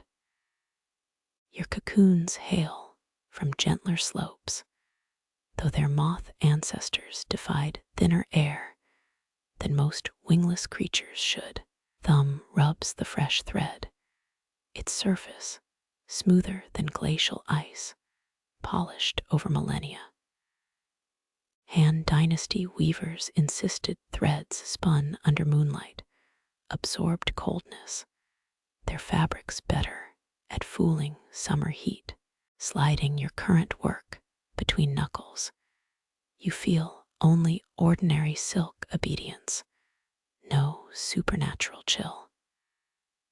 Snowlight filters through your doorway, a lazy intruder lacking the wind's rude vigor. Spooled silk sits in bamboo baskets, each coil a frozen waterfall. Historians still argue whether high-altitude cocoons produced stronger threads, or if elevation just made spinners more patient. Your palms reject both theories. These strands feel identical to lowland harvests, just dusted with alpine smugness. The spindle spins, clockwise, a sleepy impersonation of distant avalanches tumbling down those peaks. Tibetan weavers sang to their tools, believing vibrations reached mountain deities who tightened their tension. You hum Brahms instead, sacrilege for any passing spirit, but gentler on your throat. One cocoon basket bears faint teeth marks, evidence of a goat kid's midnight visitation last spring. Nomads believe nibbled cocoons yield luckier silk, just as pockmarked fruit allegedly concentrates sweetness. Practical upshot: your salvage work required extra boiling. Moonlight glazes your forearm, transforming arm hair into silver wires. The Karakoram glaciers gleam identically, mineral smugness radiating across valleys. Silk moths once flew wild in those passes before commerce domesticated them into lazy egg layers. A thread snaps, recoiling like a scorned tentacle. 5th century Byzantine law fined spinners for work exceeding 12 hours, their blunted fingers supposedly weakening the empire's textile dominance. You break no laws, just your own resolutions about sensible bedtimes. Needle pricks your thumbnail, a ruby bead swelling instantly. Sogdian traders spat on wounds, claiming desert dust held curative grit. You blot it on your sleeve, adding this crimson comma to a memoir of minor injuries. Candle wax puddles around the base, thick as congealed mutton fat. Mongol riders carried candles in their boots, foot warmth guaranteeing nighttime navigation skills. Yours serves mere stationary defiance against gloom. Thread tremors make the bobbin sway, its dance mirroring distant snow devils whirling off ridges. Pamiri elders called those spirals mountain breath, exhales from subterranean dragons napping beneath glaciers. Science scoffs, but poetically, you prefer scaled explanations over wind shear charts. Silk strands whisper against each other, counterpoint to the silence hanging over those peaks. Communist surveyors tried mapping the Wacken corridor in the 1950s, their pencils snapping in the cold, while local weavers sketched better routes with thread. Accuracy be damned, their cloth maps felt warmer in pockets. Fingers cramp mid-reach, forcing a pause where tendons grumble. Tang Dynasty scholars prescribed finger stretches between skein winding their manuscripts, illustrated with chubby-handed monks bending digits like bamboo. You opt for fist clenches, a peasant's compromise. Shadows warp as the moon climbs your loom, becoming a spindly-legged monster again. Hindu Kush herders swore night loom specters stole newborn lambs, though guilt pointed equally toward actual wolves. Still, you scoot the candle closer, just in case. Yurt walls sigh, contracting under temperature's fickle whims. The Hindu Kush translates as killer of Hindus, a grim nickname earned during medieval invasions.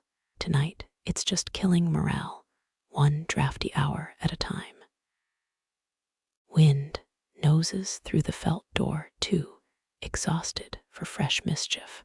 Your thread accepts this truce, flowing smoother, as if reflecting calmed peaks outside.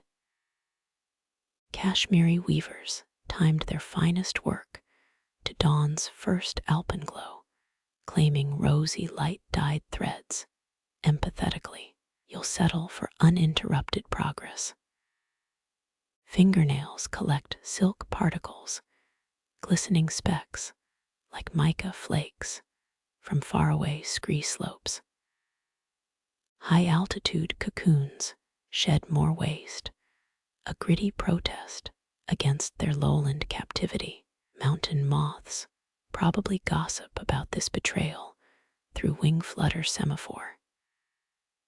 Moonlight abandons the loom, drifting toward your storage chest instead. A frost-pale rectangle across cedar planks, the same pallor clinging to K2's infamous death zone.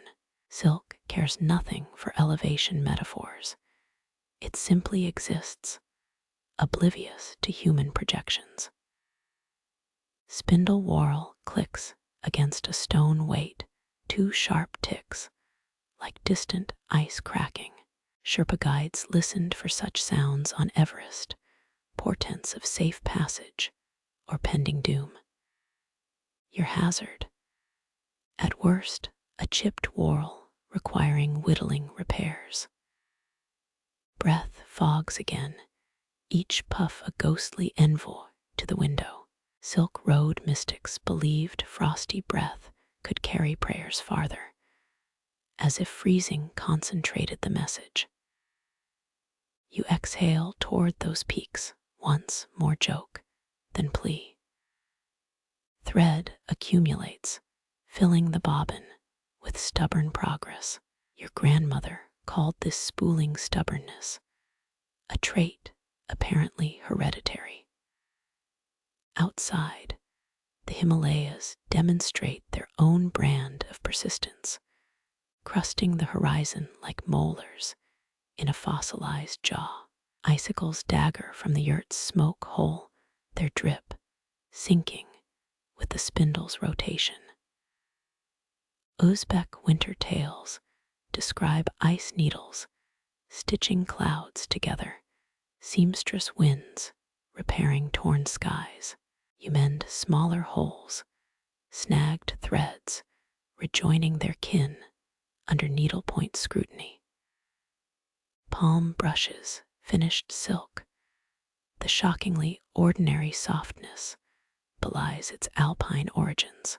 Emperor Hadrian once received a cloud wool cloak from Bactrian traders. It likely felt identical to your humble skein. Status lies in labels, not textures. The candle expires, wick drowning in its own ambition.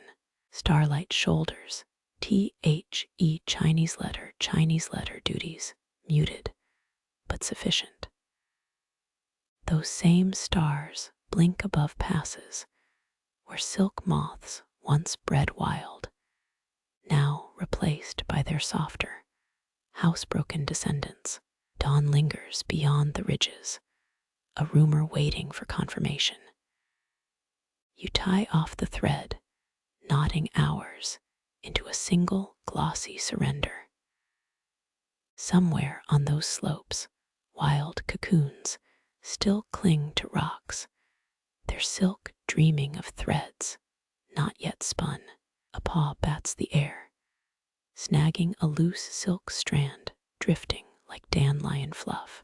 Your loom's sole critic arrives, amber eyes judging your tension before dismissing it for play.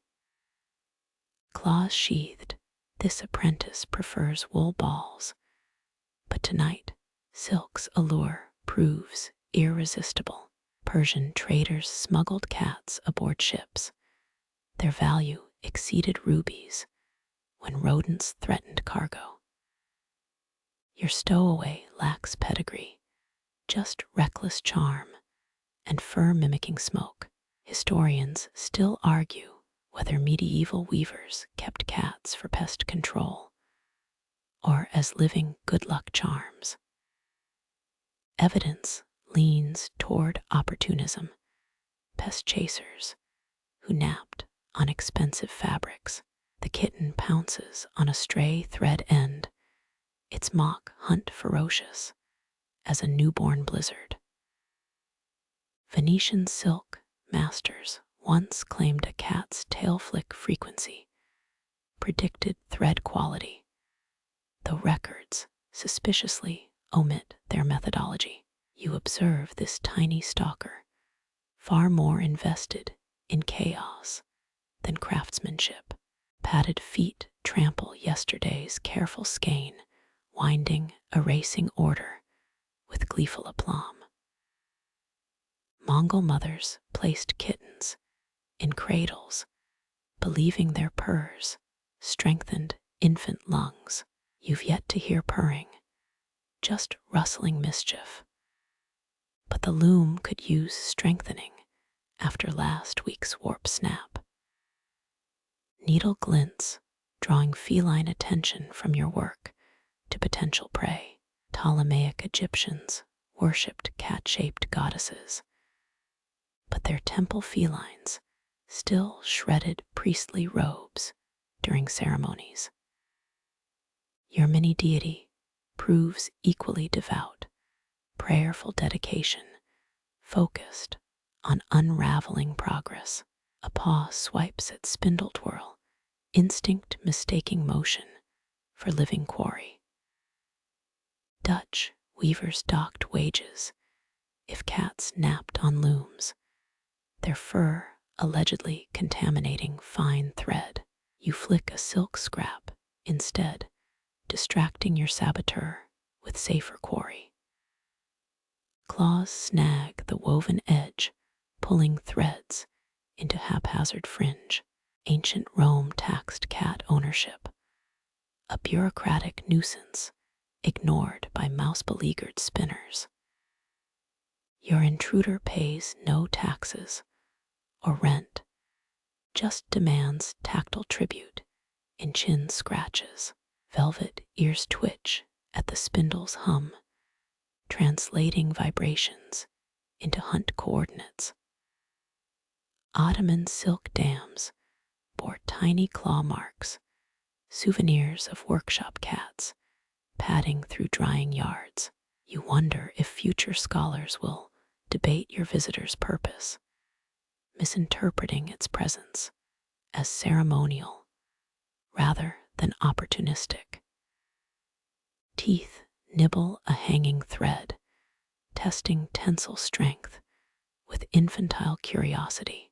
Qing dynasty weavers fed cats ginger to enhance focus, an experiment yielding only orange-furred chaos and ruined brocades. You withhold spices, offering a knotted rag instead, a diplomat redirecting conflict. The kitten tires suddenly, collapsing against your shin, a warm comma punctuating exhaustion. Victorian workshops employed loom cats, their job descriptions simply stating rodent deterrence and morale. Your helper excels at the latter, snoring replacing spindle songs as night's soundtrack. Moonlight stripes fur into tiger band mimicry, wildness surviving domestication's softening grasp. Silk Road tomcats guarded caravan stops, earning meals by serenading traders with territorial yowls. Your guest sings softer lullabies, guttural purrs harmonizing with distant winds. Paws knead your thigh, needle claws pricking through fabric like tiny acupuncture. Byzantine mosaics depict cats circling spinners, their presence considered proof against thread-snapping demons. Science scoffs, though your productivity doubles when fur clogs the demon realm's access points. Tail flicks, a metronome counting down till breakfast demands. Medieval Persians believed cats dreamt of paradise, hence their smug, post-nap expressions. Yours surely dreams of shredded tapestries and unlimited cream stolen from mythical udders. The candle relights itself, figure of speech. You're just too tired to recall blowing it out earlier. Feline curiosity shifts focus, observing flame dance with schizophrenic intensity. Cotton weavers let cats chase lamp shadows, claiming it improved their night vision for delicate work. You shield the flame thread, requiring no extra illumination beyond stubbornness. Claws retract crescent sheaths, vanishing into polite paws. 16th century Florentines jeweled cat collars, decadence your guest would misinterpret as snack accessories. Its current collar twine and a goat bone bead suits simpler tastes. Silk clings to fur, transforming your assistant into a shimmering specter. Tang dynasty poets compared silk-threaded cats to cloud lynxes, serving no purpose but decorative whimsy. Your cloud lynx serves warmth and comedic interruptions during tense weaving sessions. A yawn reveals needle teeth, pink canyon mocking your all-night efforts. Japanese lore insists cats steal breath from sleepers, though you've only witnessed stolen skeins and scorched pride. Breath remains intact, patience less so. Paws curl inward, dreaming of whatever kittens hallucinate during dozes. Archaeologists found cat paw prints on Mesopotamian tablets, suggesting ancient bureaucrats worked alongside feline supervisors. Your supervisor snores, approving progress through negligent oversight. The loom sits, ignored its tyranny, paused for purrs. Moroccan spinners whispered secrets to cats, believing judgmental ears relayed gossip to jinn. Your secrets stay safe. This jinn informant fixated on licking its own elbow. Fur radiates heat like a brick from the hearth, living proof against night's encroaching chill. English weavers burned cat fur during storms, superstition claiming it repelled lightning. Natural meteorology offers better odds, but you appreciate the furnace effect nonetheless.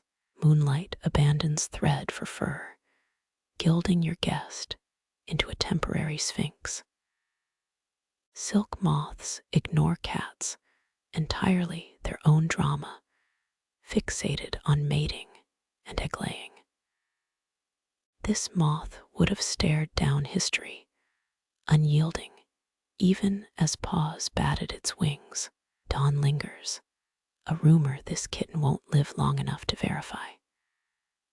Arthurian legends spoke of Gawain's cat-shaped shield, symbolizing agility over brute force. Your shield curls tighter, a furry bulwark against Dawn's inevitable scolding for unfinished work. The spindle slows its rotation, mirroring your guest's slackening twitches. Roman looms featured cat-shaped charms, talismans against dropped stitches and sloppy tension. Your charm drools slightly, staining silk with proof of defenseless trust. Weight shifts against your leg, gravity claiming another victory over vigilance. Chinese embroidery manuals advised painting cat whiskers on tools for graceful precision. Mother Nature already gifted your helper with 11 whiskers, 5 white, 6 black, uneven as your focus tonight. Silk strands sag, relieved by the kitten's abandonment of thread-based terrorism. Outside, goat bells clank their dissonance, failing to rouse your sentry. Silk Road caravans used similar bells, marking progress through passes where cats once prowled untamed. A paw extends, furred starfish seeking absent milk bowls. Alchemists believed cat paw prints contained hidden geometry, keys to transmuting base metals. Your geometry lesson involves untangling claws from sleeve thread, a practical demonstration of gold's unimportance. Breath steadies, ribcage rising like a tiny bellows, feeding the forge. Medieval illuminations depicted cats spinning thread, a literal impossibility that still charmed scribes.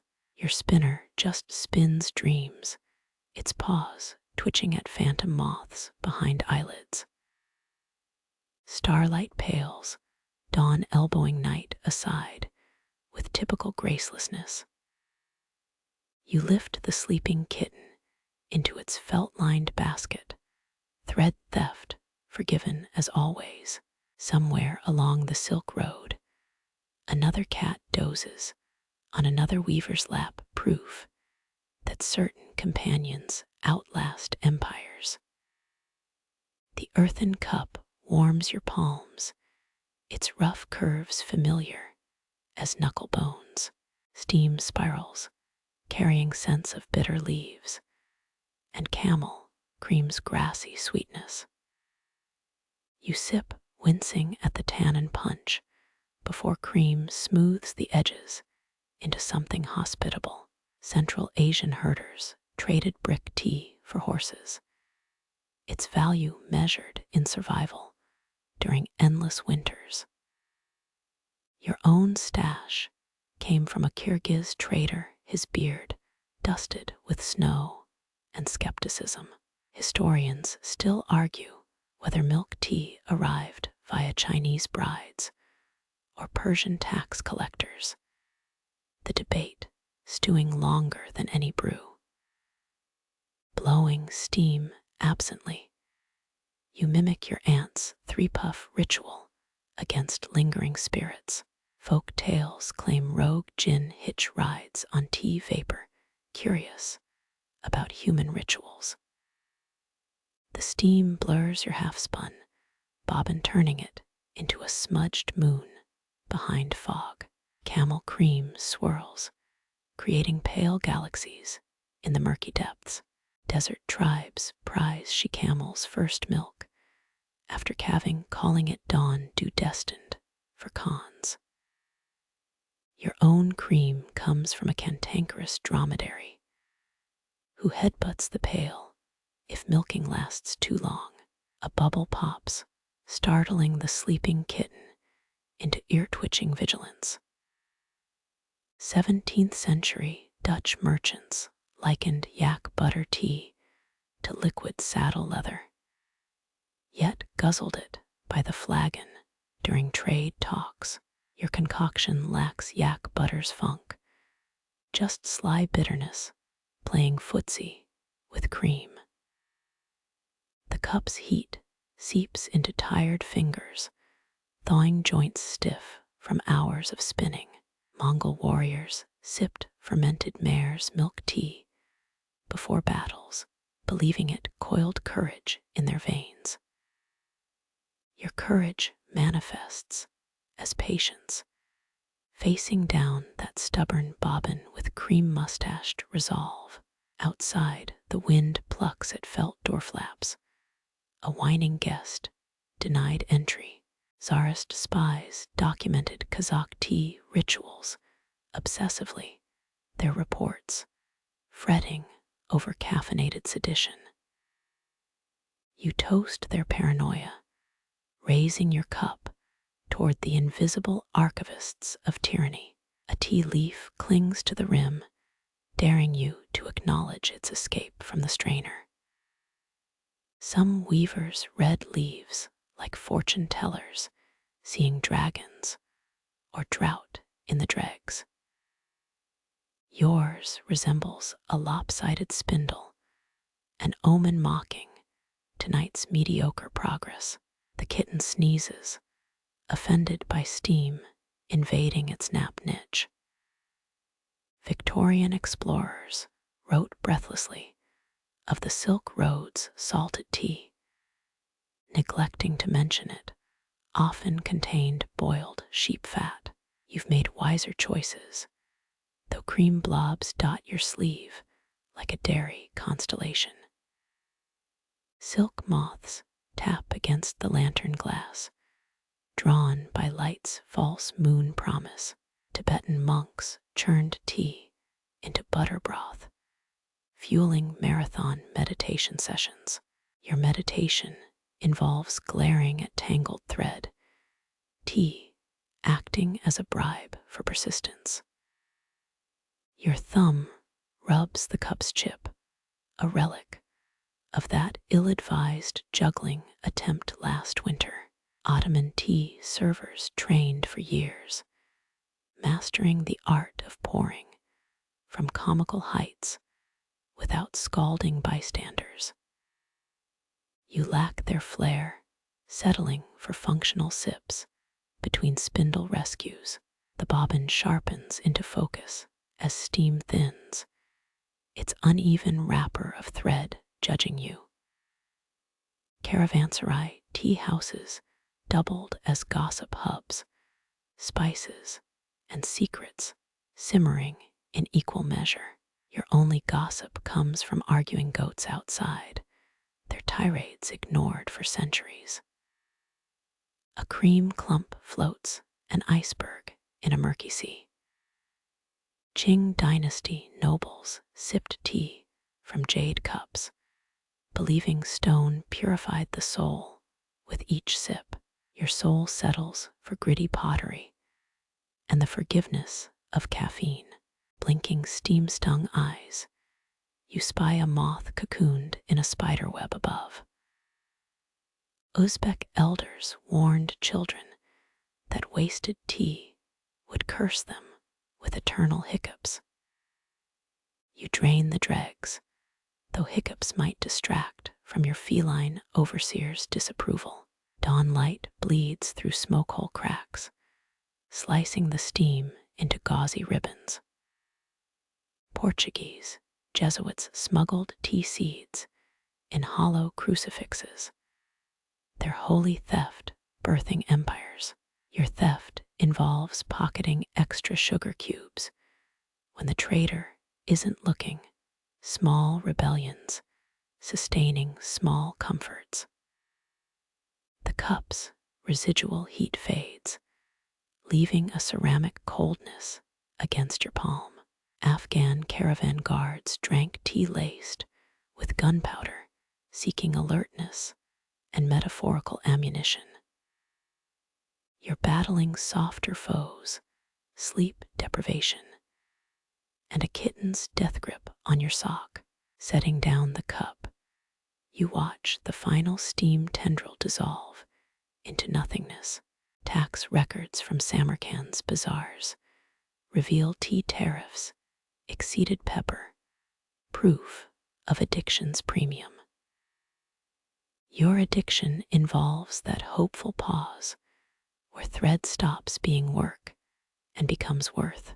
Outside, a goat bleats its opinion of sunrise's timing. Silk Road tea bricks doubled as currency, their value rising when rivers washed away coin-carrying camels. Your currency is patience, deposited in increments alongside each spun yard. The kitten yawns, its tongue curling like a misplaced comma. British attempts to grow tea in India began with stolen Chinese plants and a botanist disguised as a merchant. Your own larceny involves stealing 5 more minutes before resuming work, and heist requiring no disguise. Bitter sediment coats your tongue, a reminder that not all dregs yield wisdom. Russian travelers documented Siberian shamans brewing hallucinogenic tea from fly agaric mushrooms, their visions populated with thread-spinning spirits. Your visions feature less neon, more unraveled thread, mocking your exhaustion. Wiping the cup's rim, you trace its maker's thumbprint preserved in glaze. 9th century poets compared tea steam to the sigh of contented earth after rain. Your earth sighs through felt walls, wind strumming the yurt like a poorly tuned instrument. The bobbin emerges fully now, its uneven silk layers admitting your distraction. Turkic khans tested poison in teacups, sacrificing prisoners to protect their precious gullets.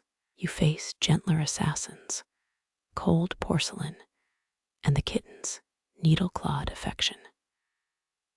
Rising to refill water, your knees protest like unoiled hinges. Tea house etiquette from Astana to Aleppo forbids blowing noses into serving cloths, a rule your apprentice broke spectacularly last spring. Your current apprentice just licks its own nostrils, less breach of etiquette, more gymnastic feet. Steam resumes its dance, a curtain lifting on the next act. In Xanadu, Kublai Khan's concubines floated jasmine tea petals in silver bowls to soothe his war headaches. Your petals are wool lint, and your concubine is this moth-eaten cat, but the principle holds. The kitten stretches, its spine arching into a quivering bridge. Historians still argue whether Marco Polo exaggerated the Silk Road's obsession with tea or underestimated its role in peace treaties. Peace hums in your hands tonight, steam and silk spinning fragile truces with time. Your next sip tastes like smoke and forgiveness, cream justifying the leaves' astringent temper.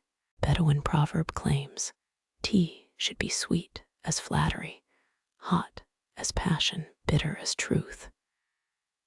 Your brew nails 2 out of 3, passion being in short supply at this hour. The bobbin blurs again, steam's veil thickening between effort and ease. Mongol children sipped weak, camel lip tea before bed, their grandmothers stealing stronger brews to stay awake weaving. You sympathize, pilfering your own moments from night's greedy pockets. Cream swirls dissolve, united at last with the murky whole. Persian viziers spiked tea with opium to tolerate royal rants about cheese preferences.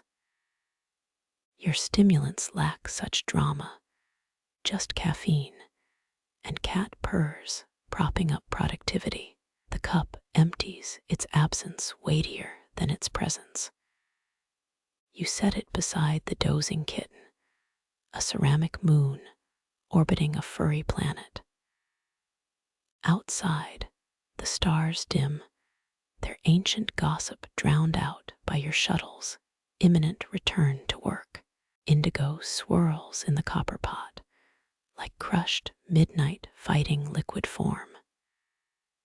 You dunk the first skein, its pale silk drinking greedily, until saturated with sky's stolen darkness.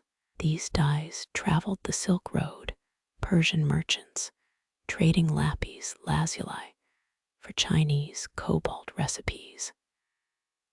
Your batch came from a Bukharan alchemist, her fingertips forever stained violet as royalty's tongues.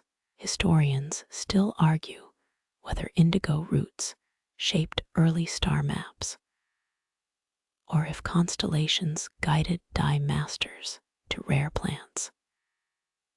The kitten sniffs the vat, whiskers recoiling at vinegar's acidic bite.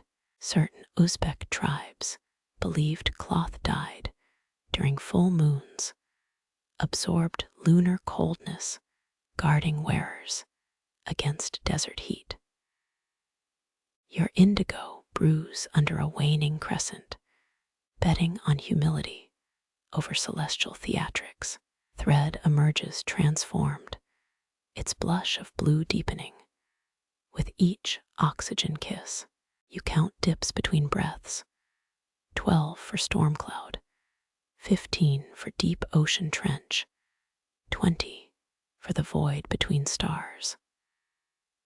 17th century French dyers rioted when synthetic indigo threatened their monopoly, fists waving like maddened looms.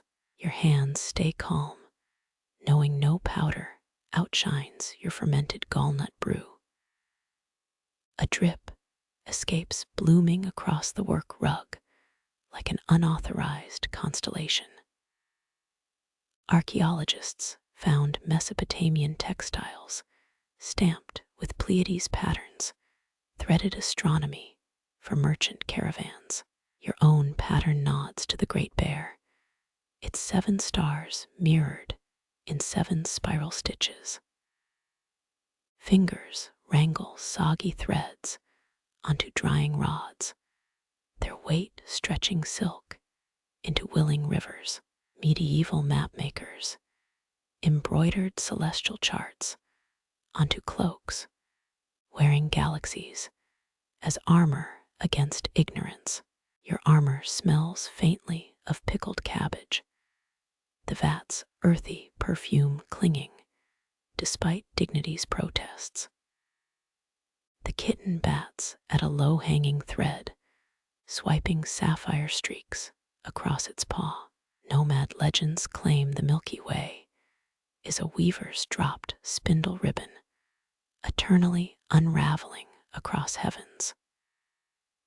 You rescue the thread, its blue dampness cooling the kitten's rebellion into a lick-filled apology. Shadows lengthen, lantern light sculpting indigo skeins into topographic maps of night. A Han Dynasty noblewoman's tomb revealed silk robes embroidered with comets, their silk threads impregnated with actual star chart ink. Your ink is simpler, just fermented leaves and iron pots whispering rust-toned secrets. Wind sneaks through the yurt's felt seams, making hanging threads sway like drunken astronomers. Scholars recently decoded a Byzantine trader's journal his rant about lie-burned hands, proving indigo's grueling price. Your hands smart in solidarity, stained cuticles commemorating each dipped skein. Outside, goats bleat criticisms at your dye-stained apron. Persian poets compared indigo vats to inkwells for tattooing the sky, their similes dripping with pretentious flair. Your sky tattoo involves more sneezing, vinegar fumes tickling nostrils into revolt.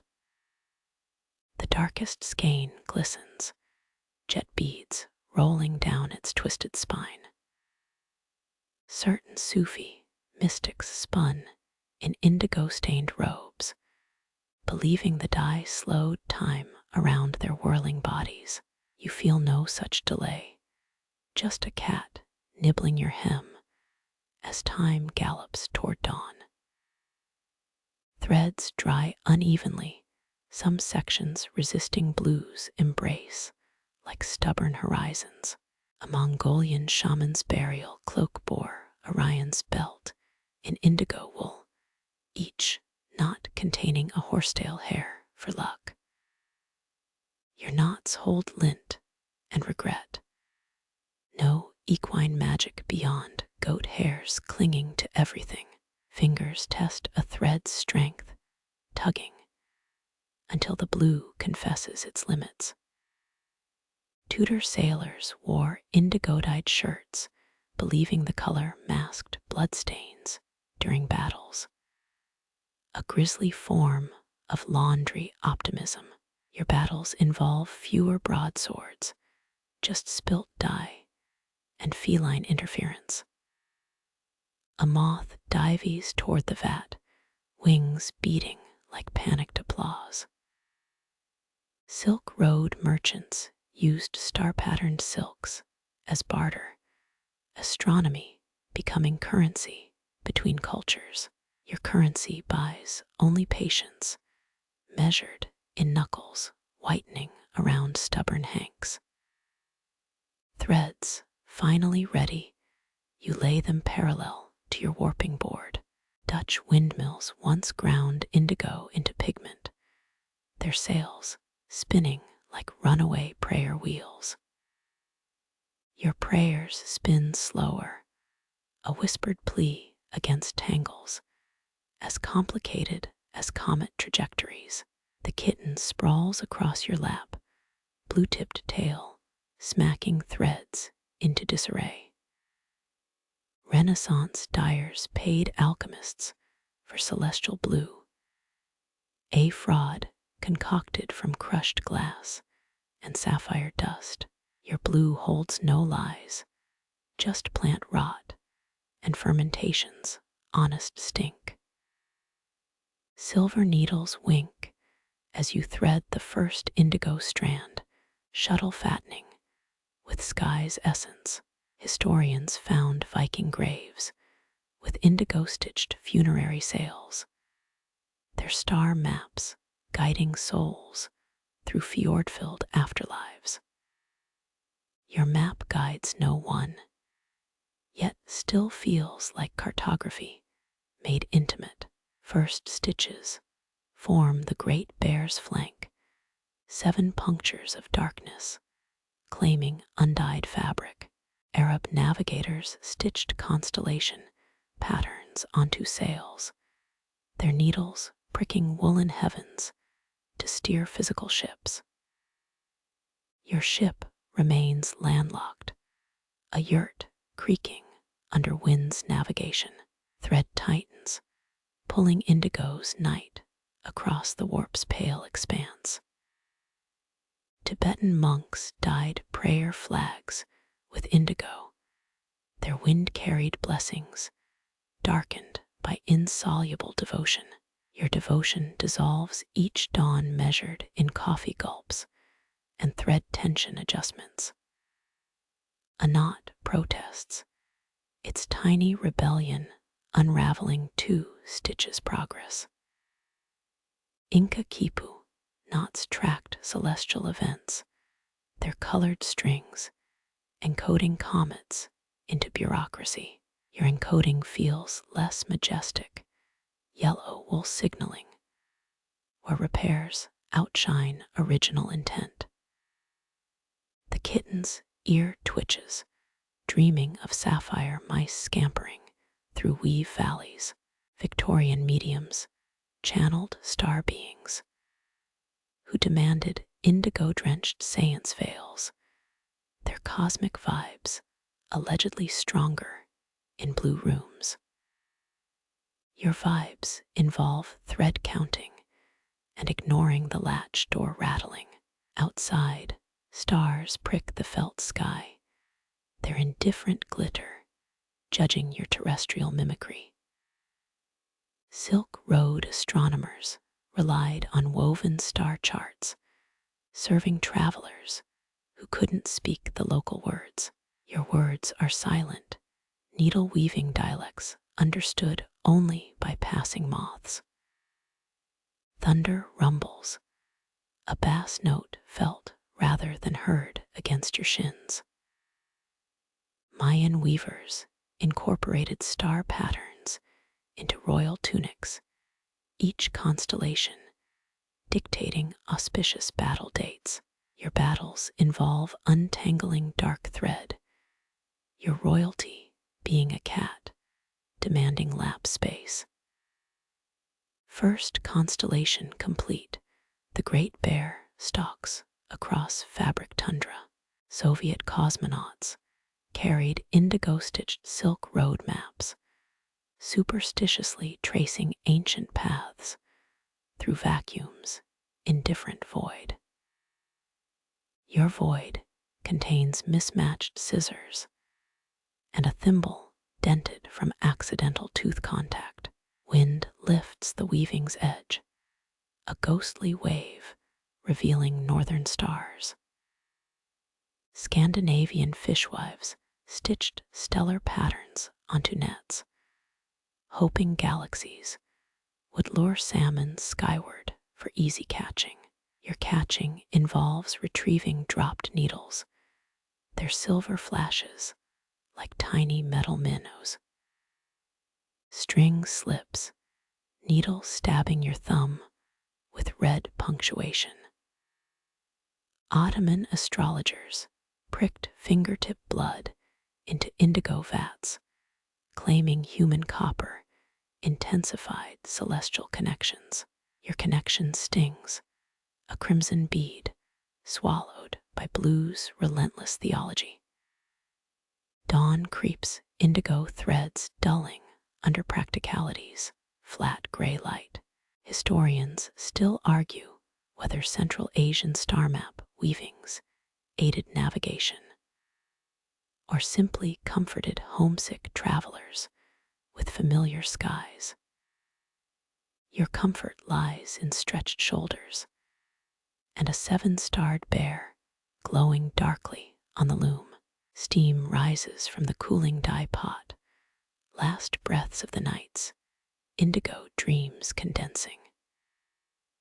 You blow out the lamp, its smoke drawing one final constellation on the stale air before morning rubs it away. Silk remembers its coiled thread humming songs from Sogdian traders' saddlebags. Your fingers reel out the strand, feeling camel caravan rhythms in every quivering pull. Sogdians ruled the silk road's middle stretches, their donkey caravans hauling jade and rhubarb root between Samarkand and Chang'an. Marco Polo borrowed their routes, but never credited their 12-chapter desert navigation ballads. Historians still argue whether Sogdian poetry eased camel boredom, or just let merchants mourn salt plains, divorcing them from wives. Candlelight pools on your lap, spinning wheel, casting long spider-leg shadows. Each twist condenses trader gossip, Turkish chieftains preferring green-tasseled hats, Byzantine nuns smuggling mulberry shoots in hollowed scriptures. Legends claim certain camels only walked sideways, their lopsided gait keeping winds from stealing silk songs.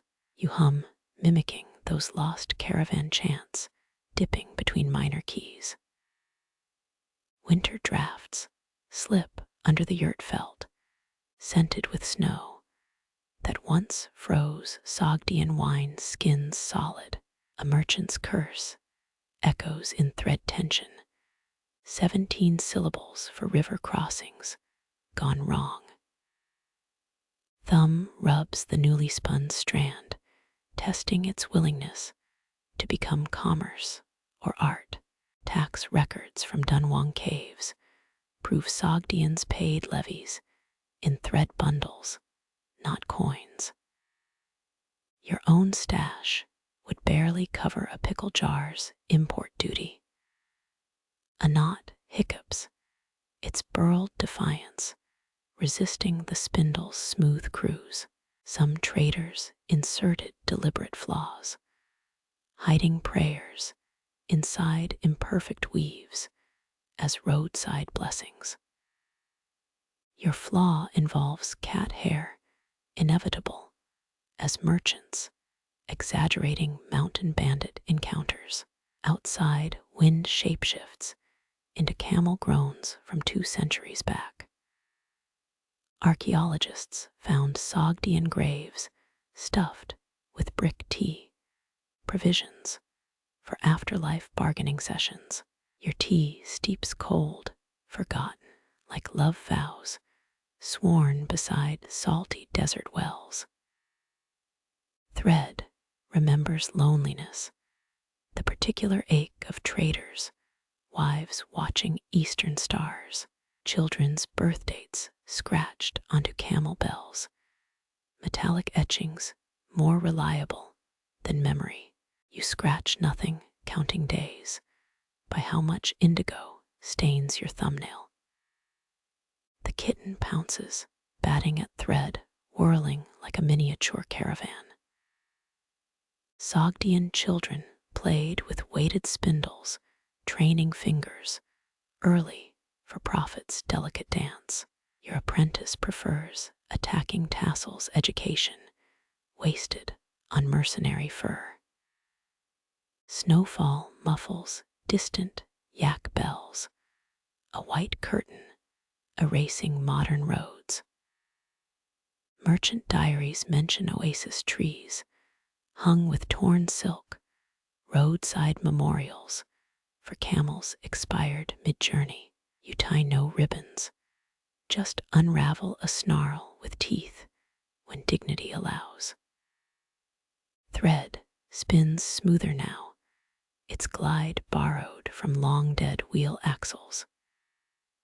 Xuanzang's pilgrimage accounts describe Sogdian camps, their felt tents steaming with horse milk vodka at dawn. Your dawn smells of millet porridge, palate downgraded by 7 centuries. Palms grow sticky, spindle whorl, picking up skin salts, faint grit. Silk Road historians found lead tokens in Sogdian ruins, gambling debts sealed with thumbprint dents. Your debts involve mismatched socks and 3 borrowed library scrolls overdue. Candle wick sputters, wax pooling like mutton fat from phantom campfires. Certain merchants carved jokes into camel ribs, crude cartoons mocking Persian tax collectors. Your humor lacks here, unless thread counts losing its will to live. The strand thickens, accepting flecks of ash and your rushed breathing. Sogdian saddle blankets, incorporated wolf fur, believed to repel jinn haunting high passes. Your charms include a rusted key and mild atheism regarding desert spirits, fingers slow, letting the spindle droop into sleepy stillness. Moonlight reveals dust, motes imitating caravans, endless lines crossing the loom's warped horizon. Meteor showers made traders hallucinate, seeing celestial camels stampeding toward forbidden valleys. You resume spinning, thread connecting 5th century solitude to tonight's chill. Sogdian widows fed silkworms mulberry, leaves from their husbands' graves, thread thickening with unresolved grief. Your mulberry comes cheap, bought 2 towns over with sheep cheese. The kitten purrs, vibrations spreading through your thighs into the spindle. Merchants' final letters often begged sons to avoid the road. Advice universally ignored for silk's siren whisper. Your own siren involves rent due Thursday and questionable life choices. Thread snaps, its severed end recoiling like a scorpion's tail. Emergency repairs used camel saliva, according to 7 embarrassed chronicles you shouldn't trust. You lick the strand, salty regret, outweighing actual adhesion benefits. Wind howls, an amateur impersonation of Taklamakan desert gales. Sogdian maps, labeled unknown regions, with here be regrets, prophetic warnings about orchid hoarding. Your regrets include not buying thicker socks and that haircut last spring. Spindle fills, silk puffing into a pale cloud around the whorl. Merchant caravanserais hosted shadow puppet plays, staged solely for camel's entertainment during sandstorms. Your audience yawns tail, flicking at moths, serving as underpaid extras. Tired eyes blur the thread into mirage rivers, those fabled streams merchants hallucinated after 10 waterless days. Modern hydrologists found 3 buried oases exactly where Silk Road mirages taunted starved travelers. Your own water comes safely from a dented kettle stewardship lacking in romance. The thread quivers, done for tonight despite ambitions toward Baccarat. You unwind it, coiling memory strand into its birchwood cradle. Sogdian traders never spun sitting still, their wheels mounted on camel litters for continuous motion. Your motion involves pajamas and reluctantly checking the latch door. Candle dies, scenting the dark with mutton fat's ghostly sizzle.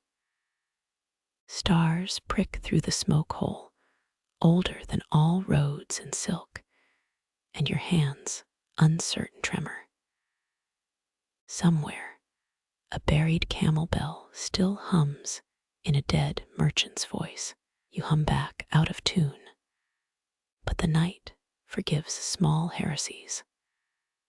The madder root cubes tumble into bronze, their rust-red promise clattering like dried bones. You grind them slower than the YouTube tutorials advised. Ancestral pigments scorn modern haste.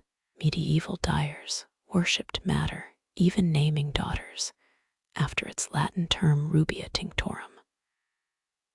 Your own name means moth in Kyrgyz, less glamorous, but equally obsessed with fiber.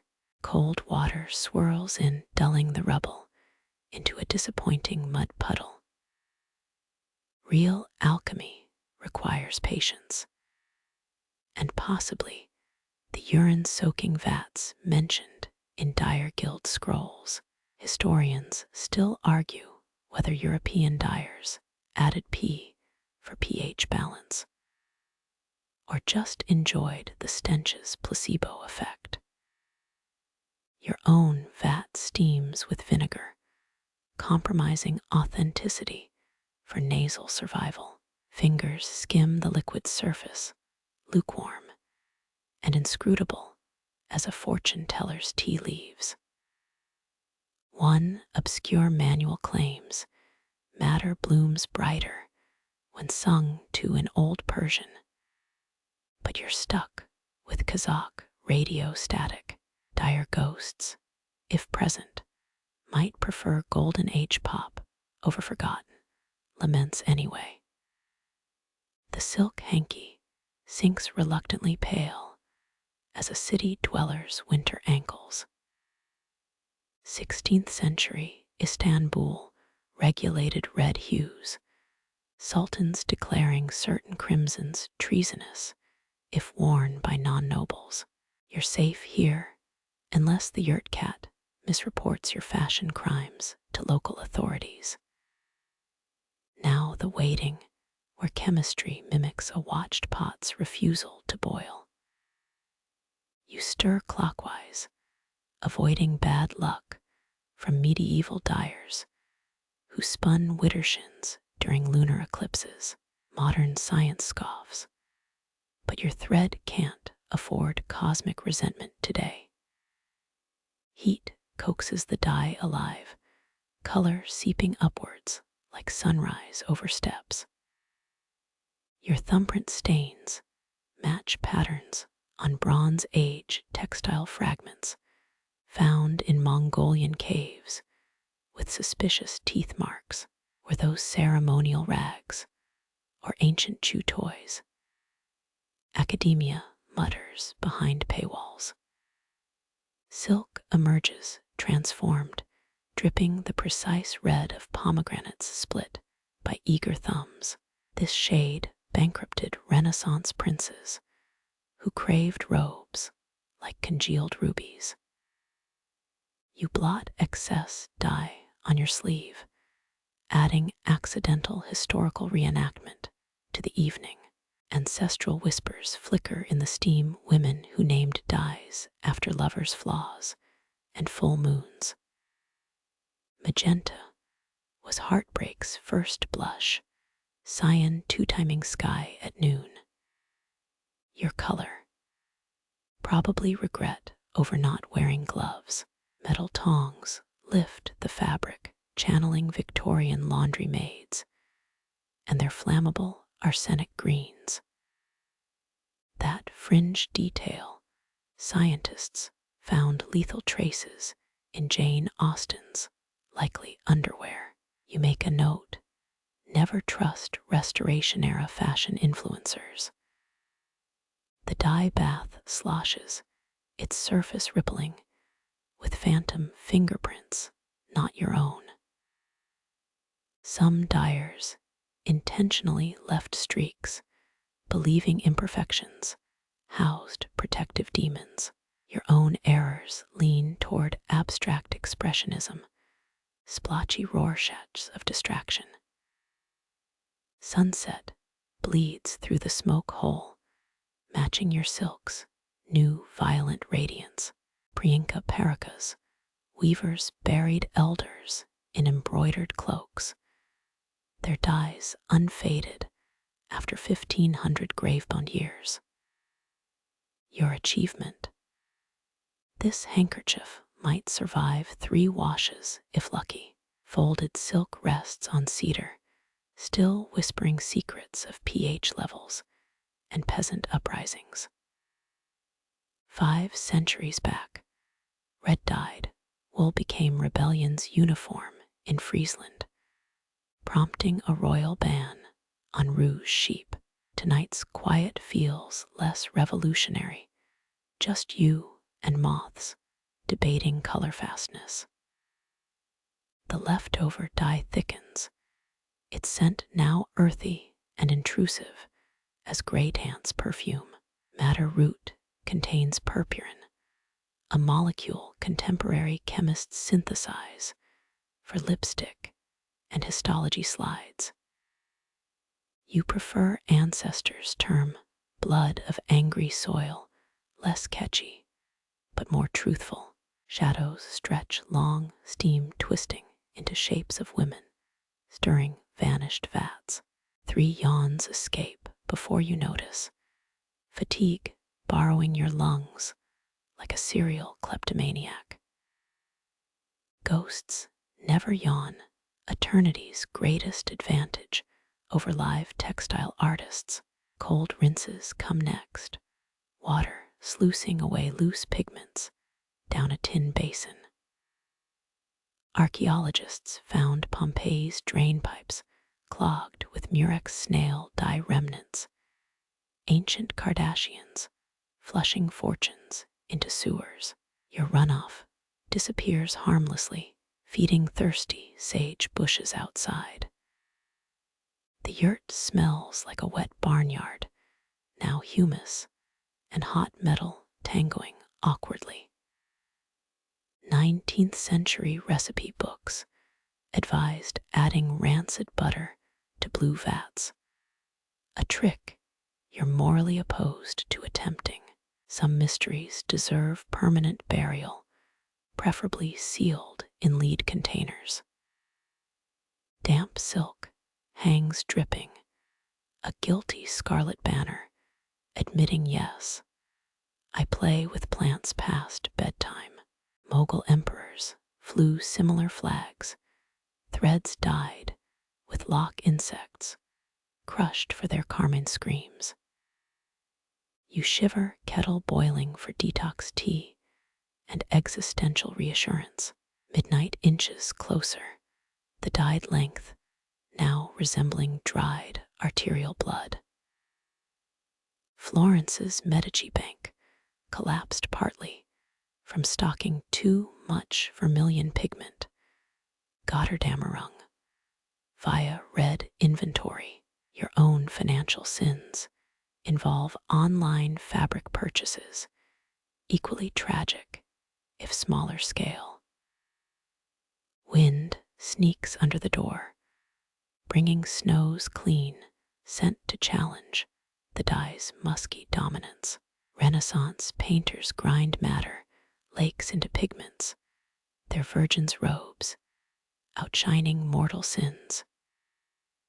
You fold the cooled silk, its warmth holding, like confession's final muttered prayer. The mortar still glows faintly, crushed root, residue painting constellations across its pitted interior. Tomorrow you'll scrub it, revert to mundane Koskir mutton stew in the same bowl. Function collapses centuries, dinner, and dye saga, sharing a single bronze stage. Flames gutter, their amber light flattering neither unwashed hair nor the blobby dye job. Ghosts withdraw unimpressed by spotty coverage and bottled mordants. Ancestors demand blood, sweat, tears, not lukewarm vinegar shortcuts and half-assed chromatic effort. You blow out the candles, dyeing's olfactory consequences already soaking into felt walls. Maybe future archaeologists will find this yurt puzzle over crimson stains, suggesting pagan sacrifices. Let them theorize. You'll be ashes chuckling through a funerary, urn's tiny vents. A rustle at the threshold, canvas flaps, lifted by small hands, still creased with pillow marks. Moonlight carves your niece's silhouette, hair tousled, eyes dragging sleep like anchors through sand. She's clutching that tattered lion plush with the one ear chewed off by actual goats. You raise an eyebrow at ghost stories' usual hour request, but she murmurs, dragons, like a password only spindles understand. Thin wool blankets settle around her shoulders, smelling of dust and summer-stored sunshine. 8-year-olds wield bedtime bargains like Mongol khans, their yawns irresistible negotiation tactics. Historians still argue whether Marco Polo mistook Chinese kite dragons for living beasts, blown silk membranes roaring in desert winds. Your own dragon takes shape, a spindle-born myth with mordant-dipped wings. The dyed thread glints on its bobbin crimson, whispering earlier madder root violence. You spin it between thumb and finger, demonstrating how fire-breathing reptiles hatch from stolen princess hair. Her skeptical snort earns extra embellishment. Dragons prefer possessive pronouns and puns about scaled justice. She demands proof, squinting at your thread basket like a tribunal judge. Fair enough. 16th century Uzbek robes embroidered with dragon scales survive, metallic thread dulled, but tension still fierce as predator coils. Your own dragon lacks gold bullion, just undyed silk, and one strand of your split ends for authenticity. Her finger traces the emerging shape, questioning the antenna-like feelers. Moths had warrior ancestors too, you insist, remembering those Himalayan legends of silk moths breathing frost instead of flame. The fringed detail certain Tajik villages still leave thread offerings near caves, hoping to appease thread-eating drakelets rumored to hibernate there. Your needle stabs the air-mimicking wing membrane, repairs over imagined battle wounds. This one's missing a claw, she observes with forensic calm. You blame the cat's earlier interference, that furry saboteur now purring obliviously on dye-stained cushions. Medieval illuminators drew dragons with cat faces, possibly from opium-laced ink fumes or shared chaotic energy. Her yawn arrives, wide enough to glimpse molars tinted blue from bedtime berry tea. Silk ripples as she shifts, its rustle echoing caravan sutras chanted against jinn. 5 generations back, your great-grandmother sold dragon-patterned ikat to Russian officers, charging extra for protective enchantments. Infantrymen still froze in Crimean winters, but their wives praised the scarf's moth resilience. The dragon gains topaz button eyes, stolen from an outgrown cardigan. You describe irises that shift hue like mood rings fused with nebulas. She interrupts, demanding specifics on hoard composition. Not gold, you vow, collection addiction leans toward misplaced thimbles and yarn oddments. Dragons hoard because threading needles frustrates clawed appendages. This feels canonical now. Fingers cramp silk, puckering where the beast's spine kinks abruptly. Perfectionism murders folktales faster than skeptical nieces. Ottoman textile repair manuals praise intentional flaws, called Allah's fingerprints. To humble artisans, you rebrand the kink, dragon scoliosis from hunching over tiny scrolls. Her head dips, forehead brushing the half-formed creature. Cedar smoke blends with child sleep scent, vanilla shampoo, and sheep fat candle wax. Nose blind to candle base, ethical patchwork life. She mumbles about wingspan ratios, comparing it unfavorably to eagles in picture books. Silk moths boast 12-inch wingspans in Fukushima. Post-nuclear legginess purchased dearly. Cocoon fluff drifts across the dragon's snout, making it sneeze imaginary pollen. You coin legends on the spot. Dragons spread mulberry seeds, thus their feud with weevils. She counters. Then, why no silk armor? Silk stops arrows sometimes. Viet Cong medics stockpiled it for field dressings. But dragon scale suturing remains unexplored. The candle gutters, wax pooling around an escaped cedar needle, floating like Excalibur. Her breath deepens, lion plush, slipping to the rug. Persian miniature painters used dragon's blood pigment, actually rattan palm resin, but facts spoil alchemy. Needle pricks your thumb, forged in blood oath, to finish before dawn. Stitches tighten, creating dorsal ridges that could shred low-flying sparrows. You debate giving it vestigial wings, flightless dragons being tragicomic underdogs. 14th century English bestiaries claimed dragons couldn't fly, but levitated via pure hate which tracks for siblings or tax auditors.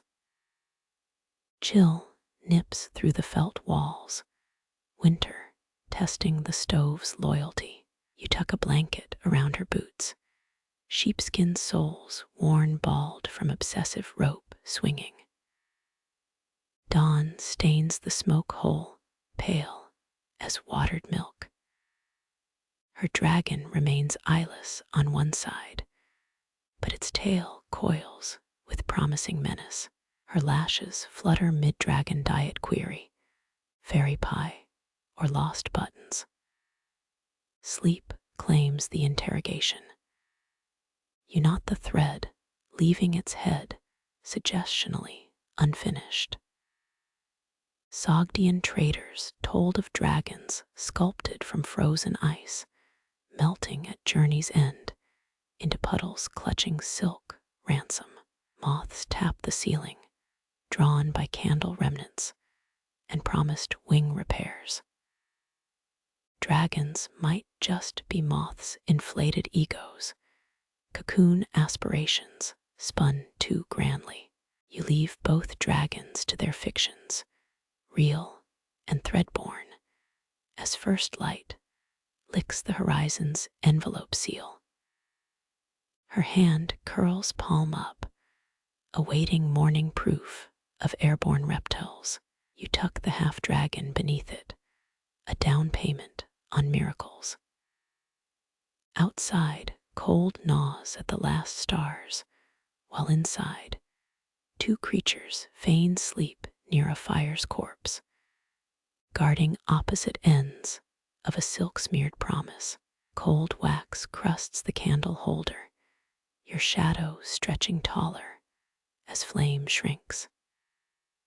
The loom creaks, its frame echoing each tug of thread, like an old gossip repeating rumors.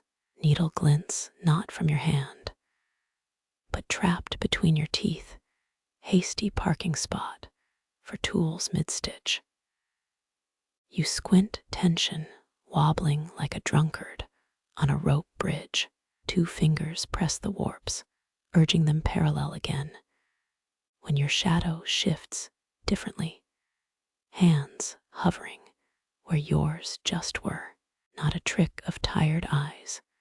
Those fingers twist threads with archaic precision, knuckles wider, and thumbs calloused from digging madder roots long before gloves.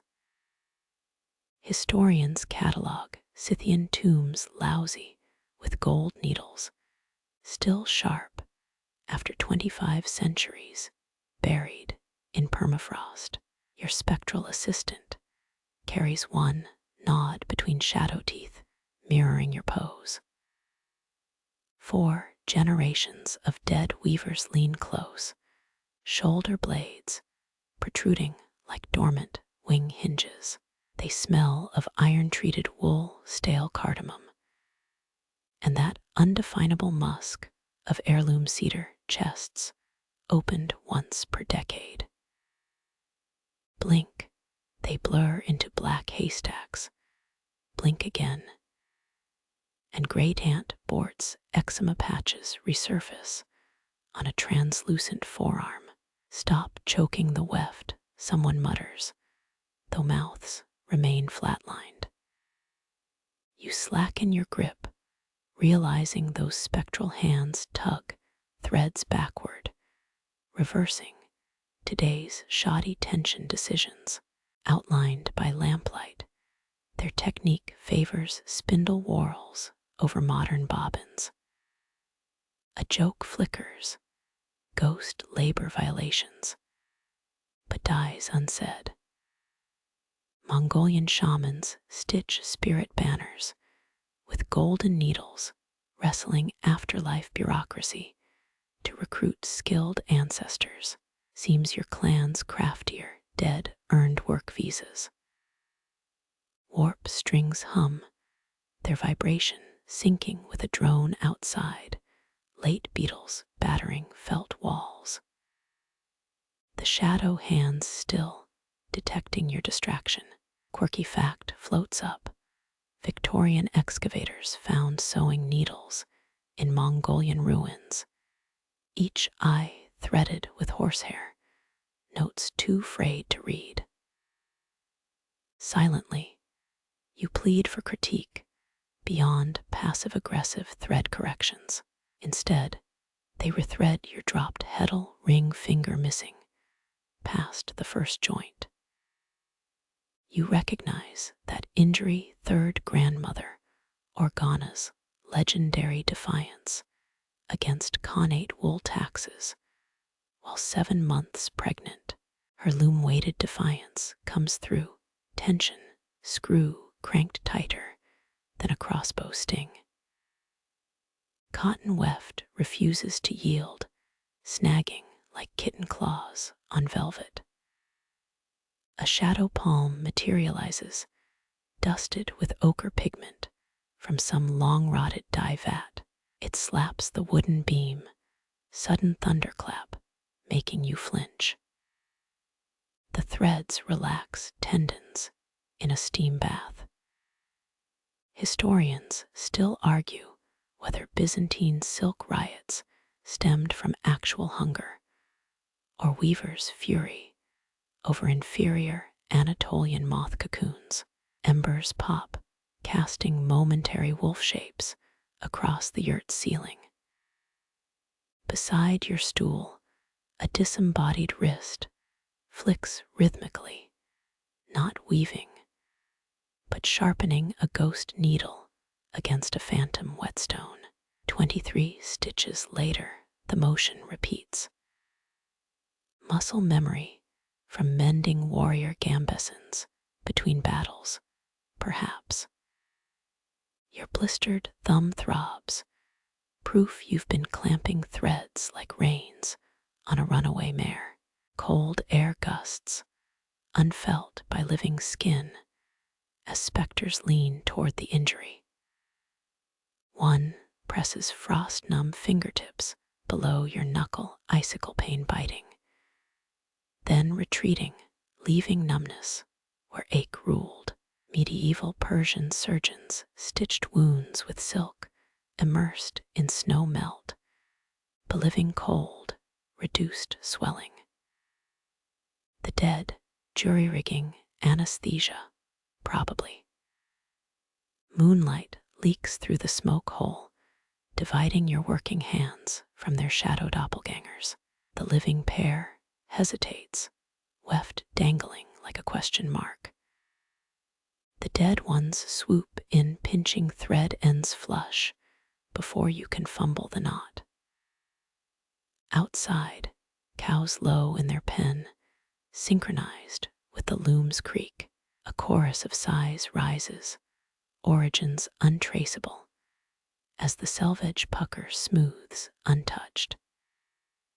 You shiver, not from cold, but the brush of phantom braids against your nape. Scalp, oil long evaporated, leaving only the prickle of ancestral judgment. Moths orbit the lamp, dusting your shoulders with wing scales. One lands on the ghostly index finger, guiding your shuttle, passing through it like smoke.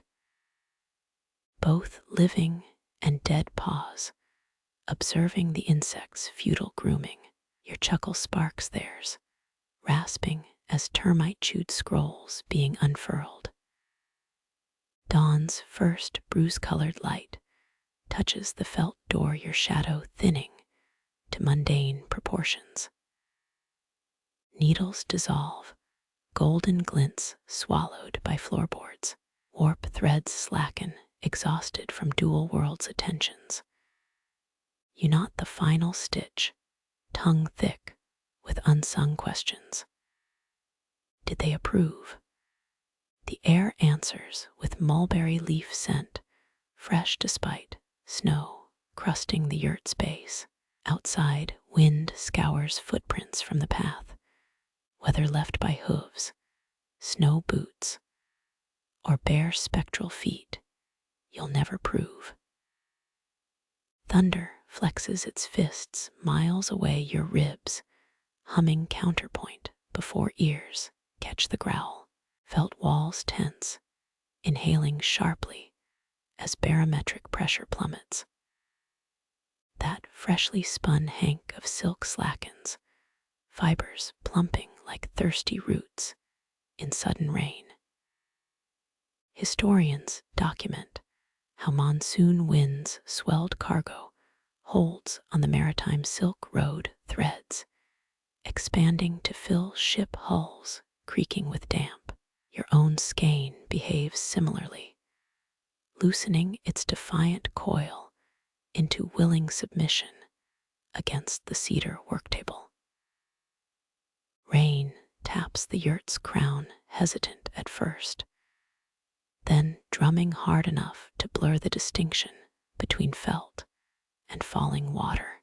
Humidity bleeds through yak hair insulation, swelling wooden loom joints, until the tensioned warp strings sag like overworked shoulders. You press a palm to the nearest wall, feeling each raindrop's impact, translated through layers of compressed wool. Some tribes believed thunderstorms imbued cloth with protective spirits, rewarding weavers bold enough to work through celestial tantrums.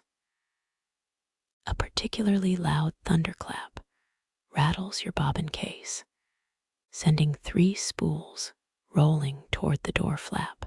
Lightning flares, stitching the yurt's interior with temporary silver scars. In that flash, the half-woven pattern reveals hidden flaws, tension, uneven where drowsy fingers rushed last hour's work. Your grandmother's voice ghost whispers advice, half remembered through static-charged air. Thunder smooths what hurry crimped she'd claim, though you suspect she just enjoyed watching apprentices jump at each skycrack. Raindrops hiss against the central metal cauldron, still warm from this morning's dye baths.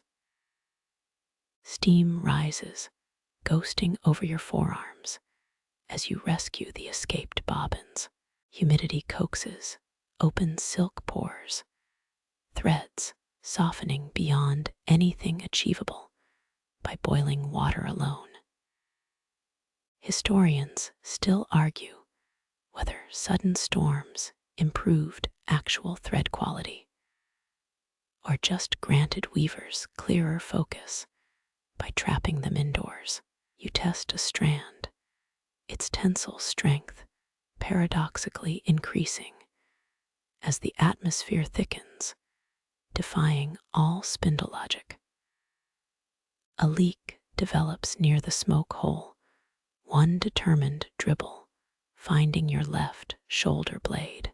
The sensation mirrors dipping a brush into indigo vats, cold with delayed seepage.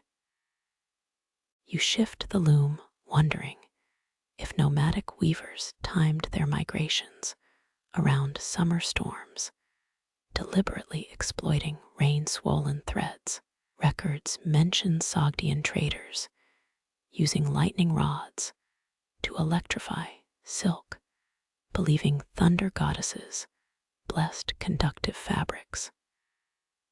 Your own fingers tingle, though that could be sleep deprivation. Outside, wind bullies the grazing horses into a huddle, their silhouettes shuddering like poorly rendered woodcuts against the electric blue sky. Undyed silk strands sway from rafters, dampened into docile cooperation. You seize the opportunity, shuttle flying through supple warps that yesterday fought like cornered foxes. Even the stubborn knot near the selvage loosens, voluntarily surrendering its snarl. Lightning illuminates owl eyes peering through the door flap, golden discs, observing your accelerated pace. Historians found Sumerian tablets describing thread spinning during storms, attributing smoothness to Marduk's hammer reshaping chaos into order. You mutter thanks for the assist, Marduk, while securing a warp end, half expecting a sulfuric chuckle in reply. The storm pivots elsewhere, downpour softening into drizzle. Your shuttle halts, threads already stiffening back into their dry-spun stubbornness. Humidity retreats from the yurt, drawing taut fibers tighter than a shaman's drumskin. Thunder grumbles its exit, ovation fading over eastern steppes. You touch the newly woven section, still vibrating faintly with stolen atmospheric energy. Tonight's inches of progress feel borrowed from the storm itself, sky-loaned labor repaid in evaporation. Tomorrow's arid breeze will test whether silk retains its storm-born pliancy or reverts to its brittle daytime personality. Dawn remains hours away, but the yurt exhales rain scent from every pore. Above the loom, a single silk strand sways, catching residual static from the departed tempest. It clings to your wrist, fine as a newborn's sigh, as though the storm left this thread behind like a forgotten glove. Moonlight spills through the smoke hole, a liquid silver puddle devouring your half-finished pattern. The storm-scrubbed sky offers no mercy, every uneven stitch cast into sharp relief. You adjust the warp tension, fibers creaking like old bones, reluctant to yield. Nomads timed their weaving phases with lunar cycles, full moons believed to plump threads with ease. This one certainly amplifies every miscalculation, your weft grinning crooked where shadows pool. Cool light bleeds downward, silvering the loom's cedar frame first, then your calloused knuckles. It licks the newly woven section, exposing tension inconsistencies, invisible even under noon sun. You sigh, the sound swallowed by wool-dampened walls. Some desert tribes swore moon-woven cloth granted invisibility, provided you spun naked during eclipses. Glancing at your thick tunic, you mutter not tonight, and reach for the tension peg. The central cauldron reflects a distorted moon, rippling like molten tin. Its light clashes with your single candle, now guttering in a draft you can't locate. Historians still argue whether Central Asian night weaving produced superior fabric, or just resulted in more pricked fingers. Your own thumb throbs confirmation, a bead of blood blooming where the shuttle slipped earlier. Outside, the storm's departure leaves grassland sighing, grass blades bowed under rainwater jewels. A distant wolf howl stitches through the silence, needle-sharp and lonely. Inside, your loom answers with its own language. The heddles clack, the shuttles whisper rush through compliant warps. Moonlight transmutes indigo threads into something amphibious, seeming to writhe like eels in a midnight tide. You pause, palms flat on the woven expanse. Night chill seeps upward from the packed earth floor, counterpoint to the moon's cold inspection. That stubborn knot near the selvage, barely visible, now pulses faintly where lunar light baptizes it. 6th century weavers sometimes placed problematic works under moonlight, pleading with sky spirits to loosen tangles. Fingertips testing the spot, you find it smoother, as though darkness filed down its defiance. A moth drifts into the moon column, dusting your sleeve with phosphorescent scales. Its wings mimic the silk's undyed sheen, both tricks of reflection over substance. You blow gently, sending it spiraling upward toward the smoke hole's promise of escape. Unseen, wings flutter near the roof, where cocoons dangle like pagan ornaments. Some still hold living pupae, future moths, that'll burst free during next week's rising humidity.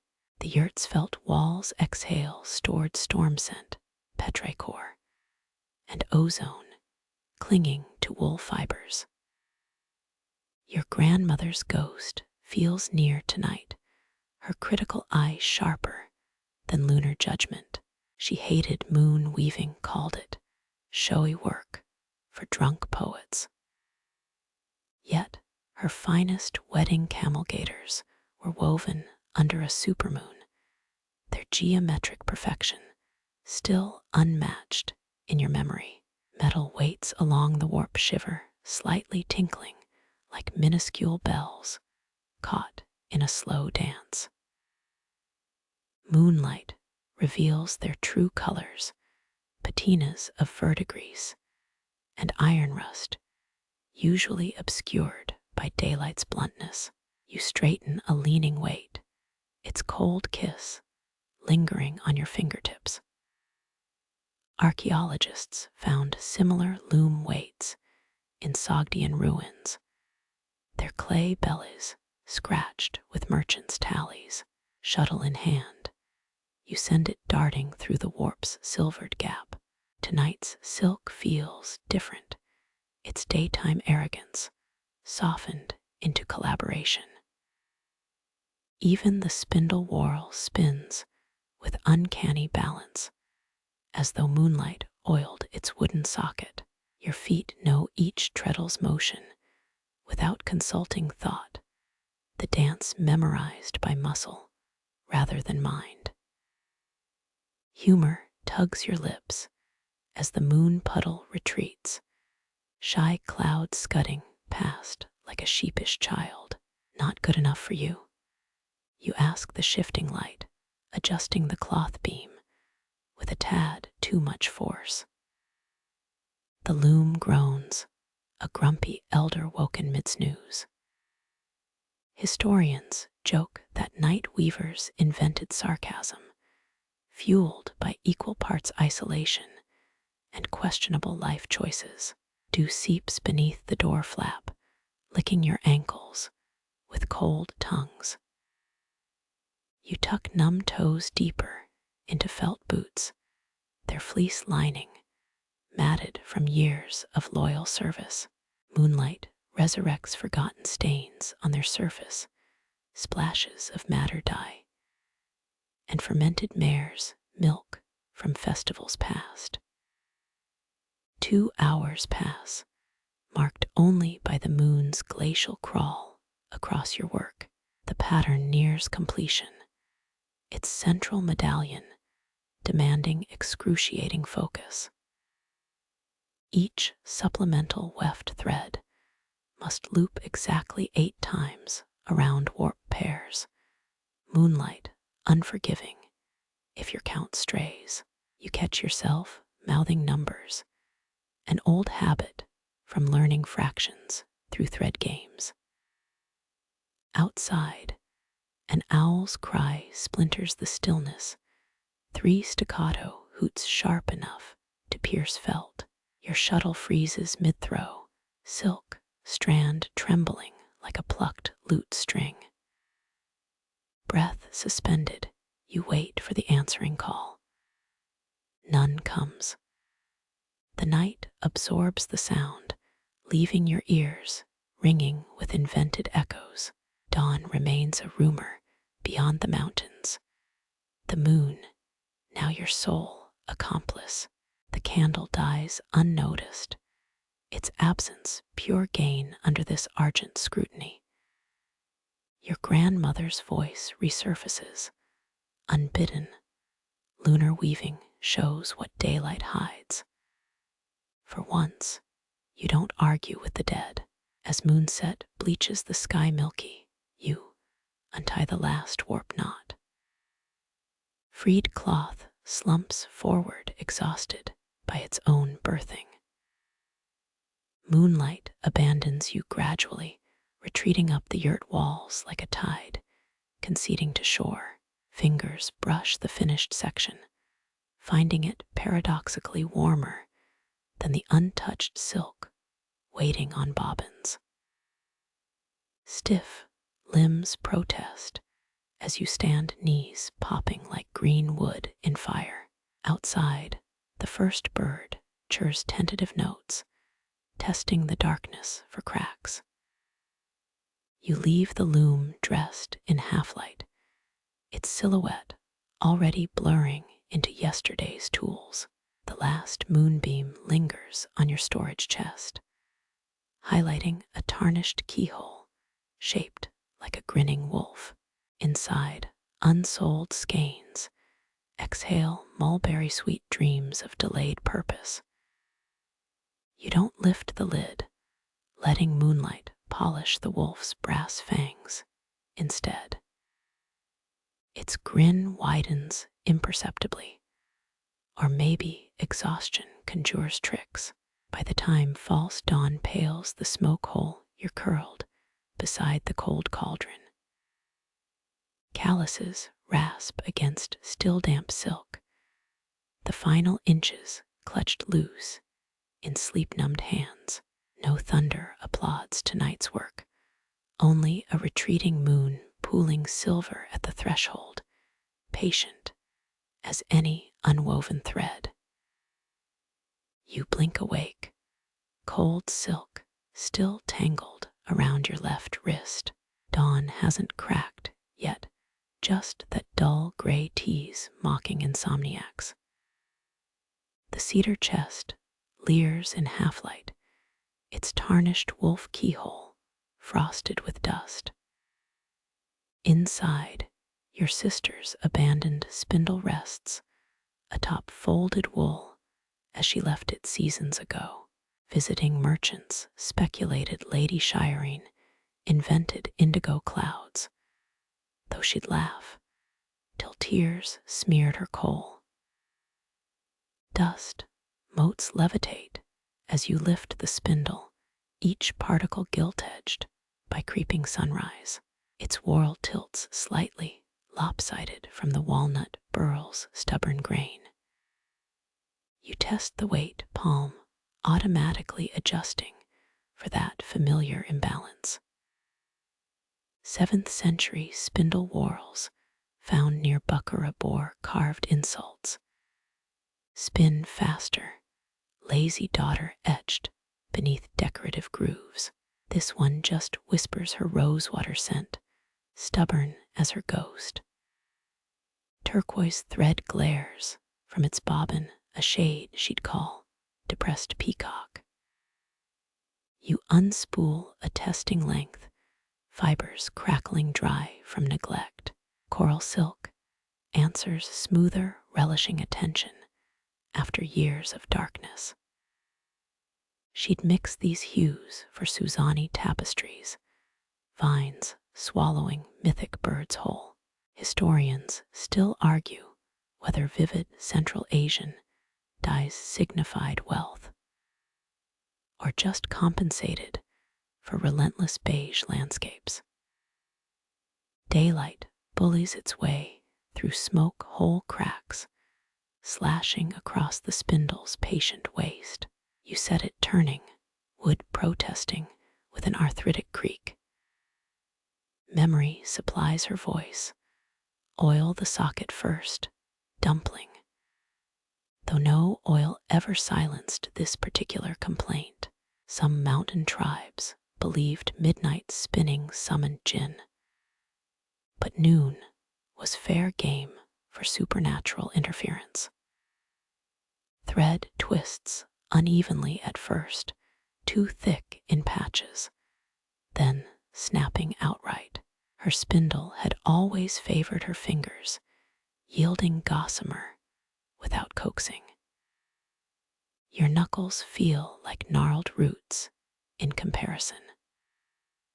A breeze sneaks through the door flap, lifting abandoned cocoon flakes into a mock snow flurry. Coward, you tell the spindle as it wobbles, its whorl mimicking a drunkard's stumble. She spoiled you rotten. 3 more failed attempts leave your thumbnail cracked, blood beating.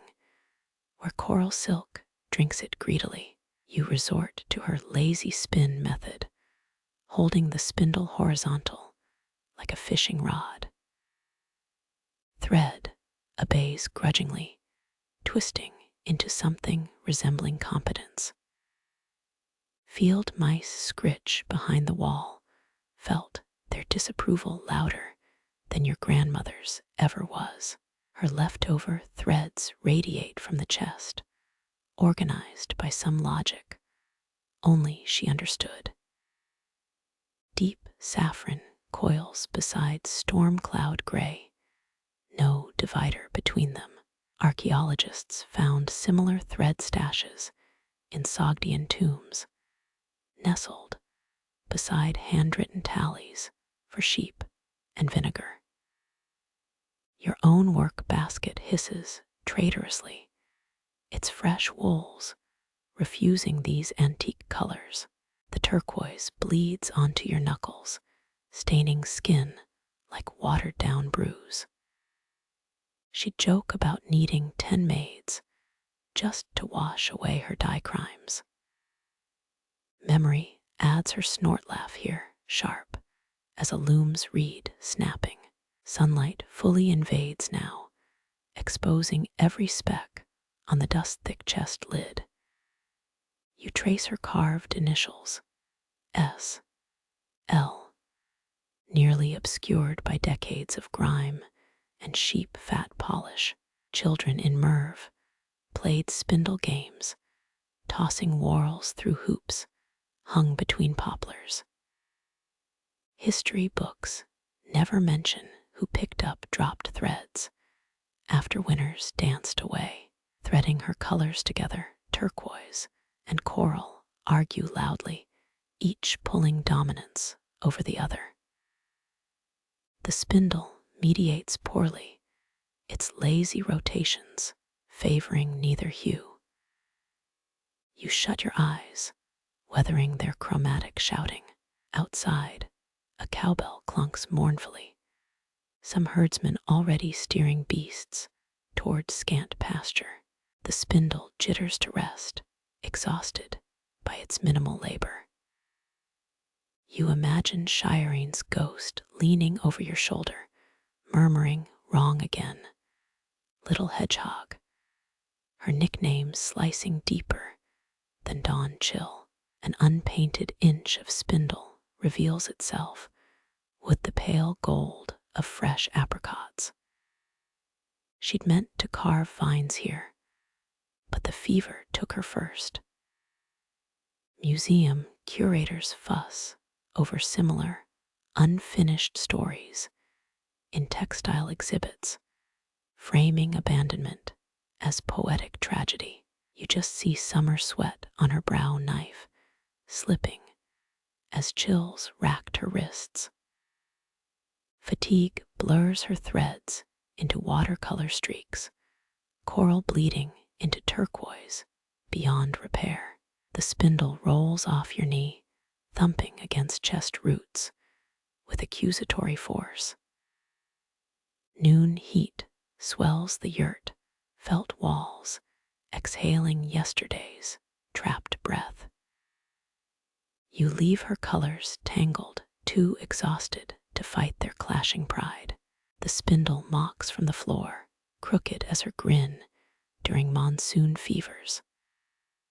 Her ghost feels closer now, fingers combing your hair like she did when you were 9. Butchered my palate again. Her voice teases warmer than the stifling air. You don't answer, just wind the ruined threads into a lumpy cocoon.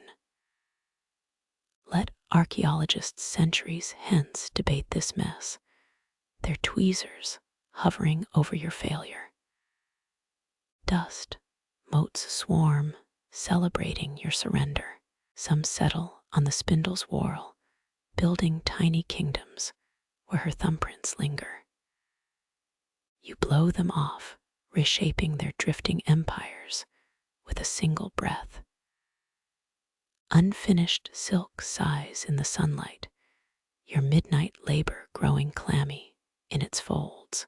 Shirene's spindle sleeps again, its lopsided whorl tilting westward, as if dreaming of roads she'll never ride. Outside, a swallow dives, silk thread dangling from its beak. Instinct kicks in, you chuck a cushion. Too late. Stolen weft glints blue in its nest-bound beak, vanishing beyond the smoke hole. Thieving reptile, you shout, startling mice into momentary silence. The spindle rolls slightly, her laughter trapped in every splinter. Heat devours resolve, sweat pooling where coral dye stains your collar. You shelve her colors, turquoise glaring from its silk prison. Dawn bleeds into relentless afternoon, the chest chewing, shadows around its wolf-mouthed keyhole. Somewhere west, a caravan passes a lone poplar, its branches draped with thread offerings. Travelers tie them there, begging road spirits for smooth journeys. Those tattered ribbons might be hers if she'd lived to see Samarkand's gates. The spindle stays abandoned for now on lukewarm earth. Your fingers find fresh wool, scratchy and obedient. Shirene would have hated its dull pragmatism. Your knuckles graze vertical threads, the warp's taut strings humming like a plucked jaw harp. These linen veterans endured last winter's wool beating, still loyal as old hounds. Loom frames tower in semi-darkness, cedar poles thirsting for tomorrow's pattern. That empty heddle rod gapes, metal teeth hungry for mischief. You tug a test thread, listening for its gossipy vibration. Mid-12th century, weavers in Nishapur tuned warps to specific notes, believing harmonies warded off tangles. Their looms sang minor keys for mourning cloths, major fifths for wedding veils. Your own warp murmurs caffeine jitters, reflecting this morning's overbrewed tea. The shuttle nestles in your palm, its carved birch belly pregnant with turquoise thread. You hurl it eastward, an amateur's clumsy toss. It belly flops halfway, dragging weft like a wounded centipede. Temperamental badger, you mutter, fishing the shuttle from dust bunnies beneath the loom. Silver light needles through the smoke hole, spotlighting your fumbled catch. Warp threads shiver exposed in their naked impatience. Some desert tribes thought untouched warps absorbed midnight whispers, hence their listening nickname. This one probably overheard you sneaking mulberry sweets last Tuesday. Beat the weft, your grandmother's ghost nudges from memory. The reed slams forward, packing threads with a satisfying thwap. Tension evens barely as turquoise submits to order. Second pass goes smoother, shuttle gliding west like a migrating goose. Historians still argue whether warp patterns hid coded messages, lovers' laments, or rebel maps. Yours just spells need more butter. A breeze riffles the warp, making threads sway like drunken temple dancers. You shield the loom, though no draught ever harmed cloth as much as your vibrating knees. Outside, goats bleat their critique atonal choir practice. Your little turquoise line advances, a brave soldier conquering beige territory. Each beat firms its resolve, fibers locking into communal armor. This pebble-dashed yurt once sheltered a Uighur chieftain's banners, thread counts rivaling summer stars. Now it winces at your beginners' wavering edges. The cat pounces, batting at dangling warp ends. You flick its ear, earning a martyred glare. Distract the weft nodder, face the consequences. You warn, knowing full well it'll nap unfinished sections later. Noon heat swells the fibers, linen expanding like yawns. You mist them with well water, spray glinting momentary rainbows. Warp tightens its voice, humming higher now, a satisfied orchestra tuning up.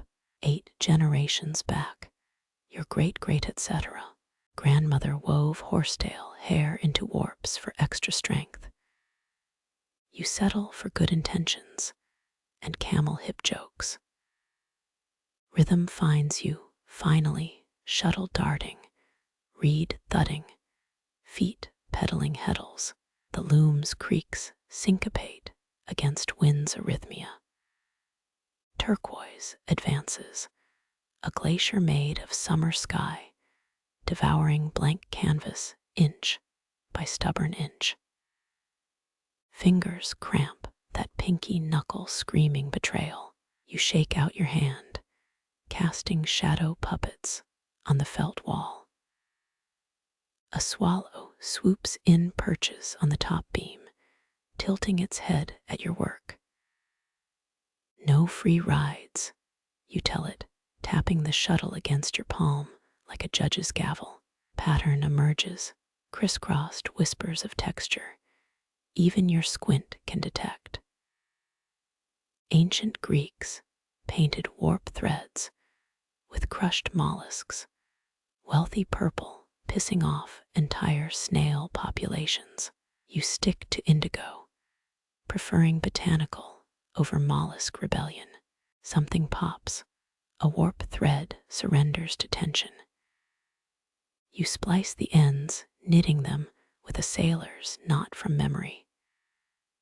Blisters rise, little liquid metals, attesting to stubbornness over skill. Your sister's ghost would have doubled over laughing by now. The sun drags shadows westward, angling across half-woven secrets. You pause, earthenware cup warming your palms, eyeing the loom's growing tapestry. Warp threads preen under scrutiny, holding their line like palace guards. Weft threads huddle close, each beat hammering them into reluctant community. You wonder if all fabrics harbor this tension, the warp's stern order, wrestling weft's wandering spirit. Maybe that's why nettle cloth scratches, holding centuries-old grudges in every twist. Shuttle runs low, birch would light as a wishbone now. You reload another bobbin coral this time, its violent pink clashing with turquoise's chill. Warp doesn't protest, ready for whatever chromatic warfare you inflict. Evening seeps through felt, seams dulling threads from gem tones to river stones. Loom exhales, its wooden joints moaning relief as you unhook heddles. Half-born cloth hangs slack, still dreaming of completion. Outside, moths flutter against the oiled hide door, drawn by warp's lingering vibration. You blow out the tallow candle, leaving moonlight to guard the unfinished battlefield. Vertical threads hum softer now, lullabies for the weft yet to come. Floorboards creak as you retreat, your shadow lingering on the loom like a borrowed coat. Somewhere east, a nightingale's trill stitches darkness to dawn. Warp threads answer, trembling in their sleep. First light scrapes the horizon, a pink knuckle rapping on night's back door. You wince dawn barging in like an overeager apprentice. Those delicate warp threads, tuned to midnight's hum, now shudder under morning's blunt fingers. Goat bells clank outside, their brass tongues shouting breakfast orders. 9th century dawn patrols in Samarkand blue ram horns to scare off thread-snatching demons. You settle for muttering into your knitted sleeve about disrespectful livestock. The loom groans as you approach, cedar joints popping like old bones. Last night's half-woven pattern sags, turquoise threads fading to dusty teal under scrutiny. Moonlight was kinder, veiling your uneven edges in mercy. You pluck a warp string, testing its overnight loyalty.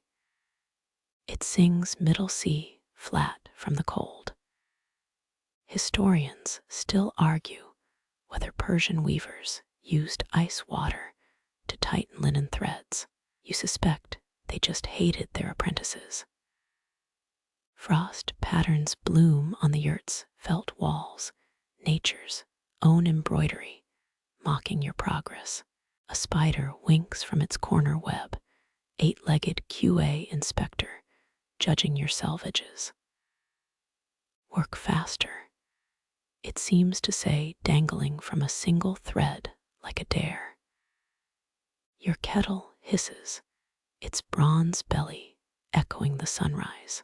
Steam curls around a hanging cocoon, transforming it into a ghostly moon. Some Mongolian herders believed dawn's steam carried ancestors' advice if you coughed just right. You inhale and choke on a wool fiber. Sunbeams stab through smoke hole gaps, spotlighting your loom's flaws like a harsh critic. Warp threads stiffen under inspection, pretending they weren't slouching minutes ago. 10th century Nishapur weavers wove dawn's first light into royal turbans, claiming it trapped good fortune. Your own threads capture dust motes and regret. The reed comb hangs limp, its teeth longing to bite into fresh weft. You feed it coral thread instead, its garish pink clashing with morning's pastel manners. The loom shudders, aesthetic sensibilities offended. Outside, a cockerel crows 3 times fast, then forgets why he started. Your grandmother's voice whispers that roosters remember when they were phoenixes. You make a mental note to switch to quail eggs tomorrow. Shuttle in palm, you hurl it eastward with questionable aim. It clips a heddle thread, sending vibrations up the warp's spine. Apologies, you mumble, patting the loom frame like a spooked horse. Mesopotamian temple weavers offered honey cakes to angry looms. According to disputed tablets, you sacrifice a mulberry candy, sticking it to the beam. Morning wind shoulders through the door gap, tugging loose threads like untied apron strings. You lean bodily against the fabric, becoming human paperweight. 19th century French silk weavers swore that drafty workshops bred revolutionary ideas, or maybe just cold fingers. Sun climbs higher, melting frost into Yurt wall tears. The warp drinks daylight, tightening its voice to an opera soprano's pitch. Your weft thread seems thinner now, exposed by the sun's honesty. That turquoise coral collision looks less like art, more like a color riot. A child's laughter barrels past the yurt, its joy pricking your concentration.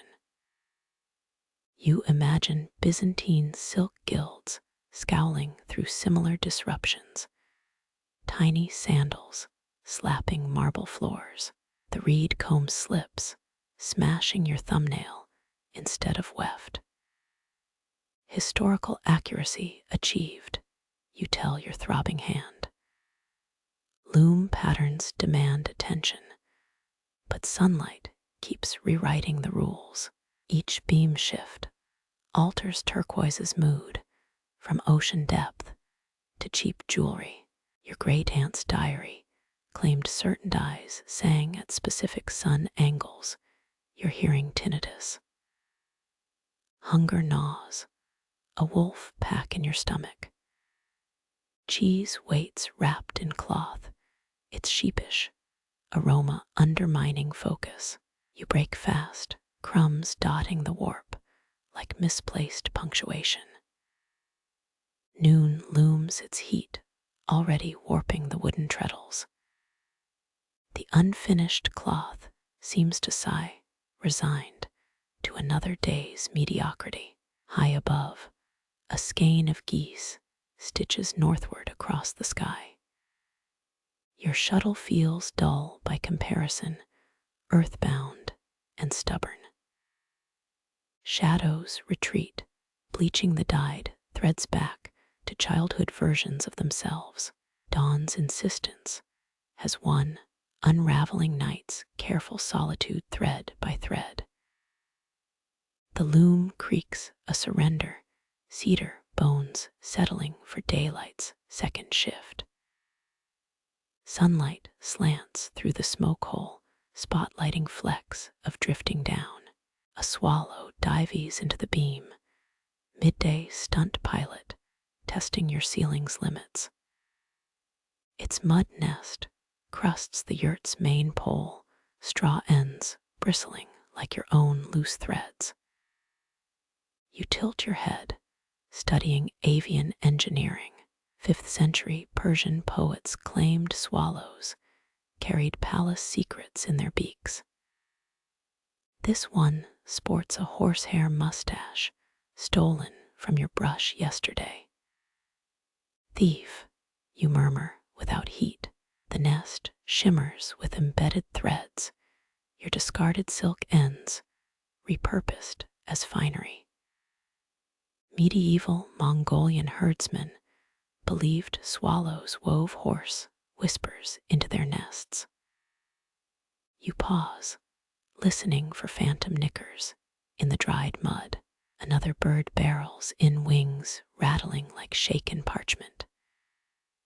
It drops a twig onto your loom, an olive branch, or territorial insult. Historians still argue whether Silk Road caravans deliberately lured swallows as insect patrol or luck charms. You blow a feather off the warp, questioning all life choices. Your shuttle rests, abandoned mid-throw when the aerial circus began. The swallow cocks its head, critiquing your color palette with quick black eyes. Sylphia, female weavers of ancient Antioch, wore swallow feathers to attract skillful hands. You pluck thread instead, offering it like a treaty.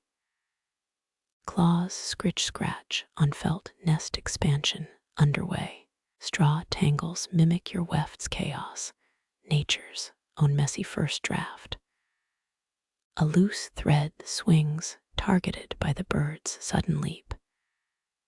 Take it, you sigh. Just leave my indigo alone. The swallow yanks its prize, zigzagging back to the pole. You notice 3 cocoon flakes woven into the mud, discarded gold amid brown. Victorian naturalists insisted swallows lined nests with silver threads to blind predators. Yours prefers practical insulation, and your coral silk trimmings, needle mid-stitch, you freeze as wings brush your ear. The bird hovers, helicopter parenting its construction site. 14th century Florentine dyers used swallow's blood to fix red hues, a grim recipe lost to ethics. You flick water instead, sending the intruder skyward with a chirped protest. Your abandoned thread sways, hypnotic pendulum between species. The swallow dive bombs it again, claiming ownership with a possessive tug. Mesopotamian looms often housed resident birds, their droppings considered a dye mordant. You make a mental note to clean faster. Mud plops onto the threshold, avian mortar missing its mark. You crouch, examining the ingredients. Horsehair check. Your silk naturally. Beetle wings, unexpected bling. Herders near Bukhara once trained swallows to deliver messages until hawks intercepted the mail. You snap a thread, deliberately dangling it like a dare. The bird hesitates, then barrels through the smoke hole for backup. 5 minutes later, 6 swallows swirl like living dust devils. You regret everything. Thread ends vanish, plucked by enthusiastic beaks. Erstwhile tension slackens, warp threads sagging in relief. A feather drifts onto your bobbin gray and cream, fringed with road dust. Historians debate whether Genghis Khan forbade harming swallows or just found them too speedy to hit. The avian brigade departs, nest bloated with your supplies. Silence rings louder now, save for muffled chirps from the pole. You scan the ransacked loom, half hoping they stole that ugly coral thread. Shuttle reloaded, you resume weaving beside your new neighbors. Their beaks click a rhythm, counterpoint to your spindles were. Both constructing shelters, one for flightless humans, one for skybound souls. Dusk purples the horizon, swallows quieting to hushed peeps. You leave 6 threads dangling tonight, tempting fate and feathers. Moonlight gilds the nest's stolen silk, transforming theft into collaboration. One chick's beak pokes from the mud rim, hungry for worms or turquoise thread. You hum a Harati lullaby, watched by 6 pairs of unblinking eyes. The shawl beneath your fingers grows softer, each stolen strand a silent offering. Wind riffles through uncut warp ends, playing the yurt like a woodwind instrument. Swallow tails twitch in unison, conductors of this accidental symphony. You drop another thread, a downbeat for tomorrow's duet. Scissors hover above the woven expanse, silver beaks thirsty for closure. The shawl pools like liquid moonlight, each thread humming with captured hours. Historians note Central Asian brides wore such weavings, armor against envious spirits.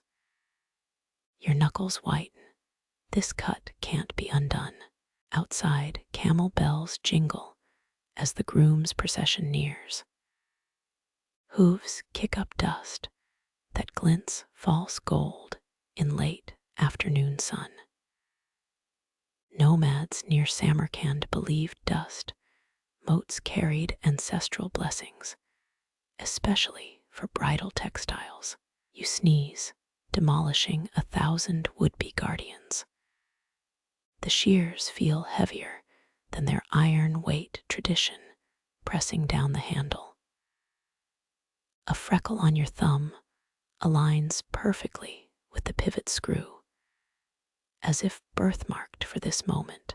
Some Kazakh weavers embedded single horsehairs into gifts, hidden lifelines for troubled marriages. You wonder if adding one now counts as cheating. Steel jaws open greedy for the first snap. That stubborn coral thread winks up at you, once hated, now familiar, as a quarrelsome cousin. Historians still argue whether crimson dyes symbolized joy or the blood sacrificed to family ties. You'll never confess you chose it because it made the swallows furious. Padding footsteps approach. The bride's mother arrives with bated breath. She smells of rosewater and saddle leather, her braids coiled tight as new skeins. 7th century Tocharian brides were buried in their wedding shawls if misfortune struck early. You push that thought deep beneath the weft. Her finger traces the selvage, testing tension with a practitioner's touch. My grandmother, she murmurs, fainted when they cut her bridal veil. Thought it killed the cloth's soul. You grin, handing her the scissors. Will you risk it? Dust motes freeze, watching her deliberate. The shawl shimmers, aware of its own beauty. At Boziak's bazaar last summer, a Turkmen trader swore scissors must only cut forward, never backtrack. Bad luck to reverse the blade's mid-snip. You watch her hand tremble, not from doubt, but delicious suspense. A swallow chirps from the roof pole. Your feathered critic returned for the finale. It drops a stolen thread onto the bride's mother's shoulder, an offering or critique. 10th century Persian love poems compared black hair to unspooled silk, though yours currently resembles yak wool after 3 windy days. She cuts. The rasp of metal teeth echoes like an avalanche in miniature. 2 halves fall apart, raw edges trembling. China's Han Dynasty recorded the first use of steel scissors, replacing clumsy knives for textile work. You fight the urge to gather the trimmings. Saving them feels like hoarding shadows. Silk sighs, released from tension, it strained under for weeks. The bride's mother lifts the shawl, a gravity-defying feat as it billows like vapor, light enough to fold into her palm, she whispers, though you know its weight will live between shoulder blades for decades. Through the door flap, you glimpse the bride, adjusting her silver belt. Her neck appears impossibly slender, maidenhood's last unprotected curve. Mongolic tribes believed the nape housed a person's ancestral memories, hence shielding it during rites of passage. Your thumbnail digs into your palm, suddenly aware of each vulnerable vertebra. Cocoon fragments whisper in their basket, no reproach for abandoning unfinished threads. Vikings traded Baltic amber for such Central Asian silk, though intermediaries kept most profits. Tonight's star guest eclipses mere commerce.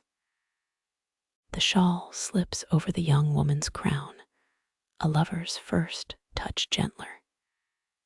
She gasps, cool silk meeting sun-warmed skin.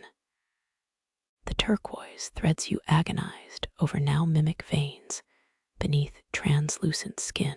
A Kyrgyz proverb claims brides walk taller under handmade shawls, their steps cushioned by generations.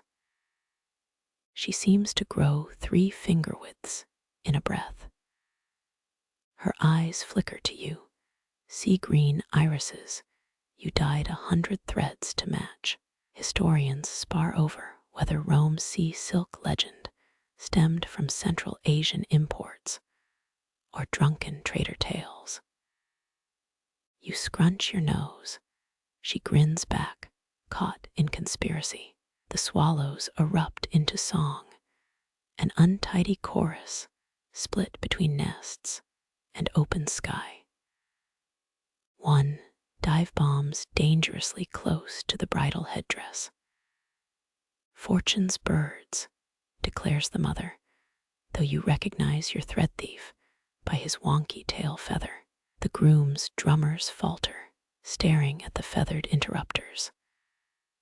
Silk moth wings brush your memory, their desperate fluttering inside a jar last spring. You tossed them onto the steppe at dawn, wings still damp with confinement. The bride turns her shawl swirling like 1,000 moth flights finally freed. Scissors lie forgotten, blades cooling against wood grain. Residual warmth lingers in the iron, like loyalty etched in metal. Someone will inevitably pick them up tomorrow, reducing them to mere tailor's tools again. Let tonight hold their moment of glory. Wind snakes through the doorway, testing the shawl's new allegiance. Fabric clings to collarbones, refusing the breeze's first invitation to fly. You taught it well, stitching obedience into every cross thread. A single dropped stitch winks near the fringe, your secret signature. 200 years hence, when scholars debate this era's weaving techniques, they'll miss your tiny rebellion entirely. Historians still argue whether 11th century patterns contained coded messages or just weavers' exhaustion. You know the truth, hidden between turquoise and coral. Laughter erupts. The groom has arrived, bearing a sweating leather jug. Cumi's fumes announce him sooner than bells trailing chaos and uncles. The bride grips her shawl ends, no longer fluttering girl, but anchored woman. Your creation becomes her bulwark against nights chillier than any desert wind. Swallows scatter frightened by the drunken ululation's piercing twilight. Their nest holds stolen threads, turquoise tufts bright as unblinking eyes. You rub your neck nape, prickling with sympathetic exposure. The scissors gleam dulled, but ready for tomorrow's less poetic cuts. Stars emerge as witnesses, their light diffused through the gift's gauzy weave. That single flaw in the stitching pulses, your hidden fingerprint in silk. Tomorrow, 8 new shawls will demand your attention. Tonight, the loom lies fallow, dreaming of empty warps and ghostly wefts. You close the scissors with a conclusive click, noting how their shadow mimics a sleeping bird. The bride twirls her shawl, swallowing moonlight and spinning it into milk. Somewhere, a silk moth unfurls new wings, ignorant of this human alchemy. Your palms tingle, still feeling phantom threads. Outside, laughter fades toward wedding yurts glowing like paper lanterns. One last swallow swoops low, snagging a forgotten thread snippet before vanishing into indigo night. Time to bank the fire and let scissors sleep. Sunbeams slice through the yurt's smoke hole, each a luminous blade, exposing swirling dust armies. Your finished shawl lies draped over a cedar chest, its weave tighter than a duck's bum in a pond dive. Historians note Gobi desert winds carried silkworm eggs clear to cotton, kickstarting their famed textile trade. These moats lack such lofty goals, content to impersonate snowfall for gullible floorboards. Morning light reveals their true colors, dingy gray wannabes masquerading as celestial glitter. One particularly bold speck lands on the shawl's midnight indigo border, a foot soldier testing enemy defenses. Mongolian herdsmen whisper that dust devils house argumentative ancestor spirits, always quarreling over whose sheep was fattest. This speck's doomed assault proves the theory, a tempting invasion where even candle smoke fears to settle. Your fingernail flicks the intruder skyward, sending it rejoining its twirling comrades. The silk repels their advances, fibers packed dense as Samarkand's bazaar during spice auctions. 10th century Persian geographers marveled at Central Asian silk's impermeability, even to sandstorms that scoured paint-off walls. Your latest creation continues the legacy. Threads spun so snug they squeak when rubbed. Dust retaliates with a spectacle sunlit pirouettes above the loom's empty frame. Their dance whispers taunts. Look at us. We spin endlessly, without effort, without cease. Turkic nomads near Lake Issyk-Kul once sprinkled dust on burial shrouds, believing moats carried souls upwards. You snort, these performers clearly missed their celestial ride. A sneaky particle attempts infiltration between selvage threads, only to be crushed by your absent-minded palm. The resulting smear resembles a micro-mountain range, if mountains were made of toenail clippings and despair. Historians still argue whether Byzantine silk bans stemmed from economic protectionism or imperial allergy to fluff-induced sneezes.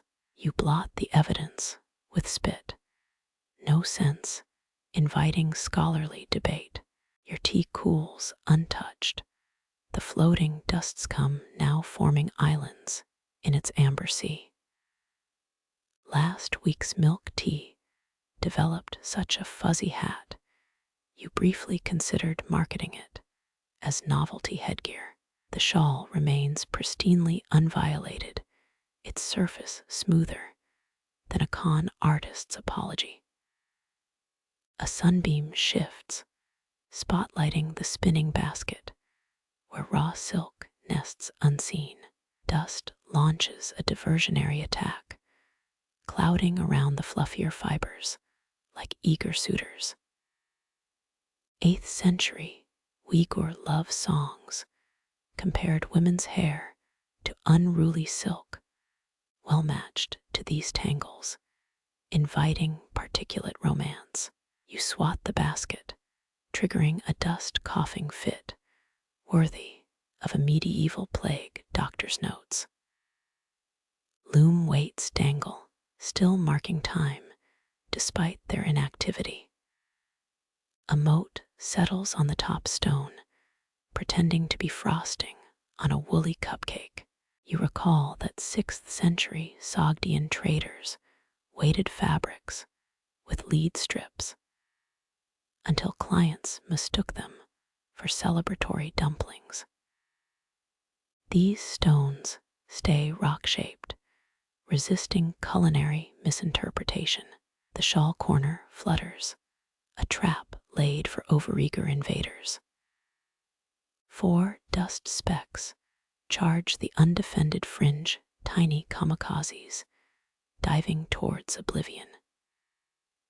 Tian Shan mountain women wove protective tassels to snag evil spirits, their version of cosmic flypaper. Your fringe claims victims less mystical, but equally satisfying. Stepping outside brings no respite. Sunlight reveals the entire steppe wearing a dust veil.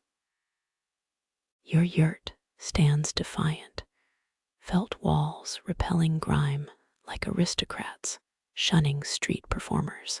Historians still argue whether the original Silk Road travelers preferred dust masks or just chewed garlic as a filter.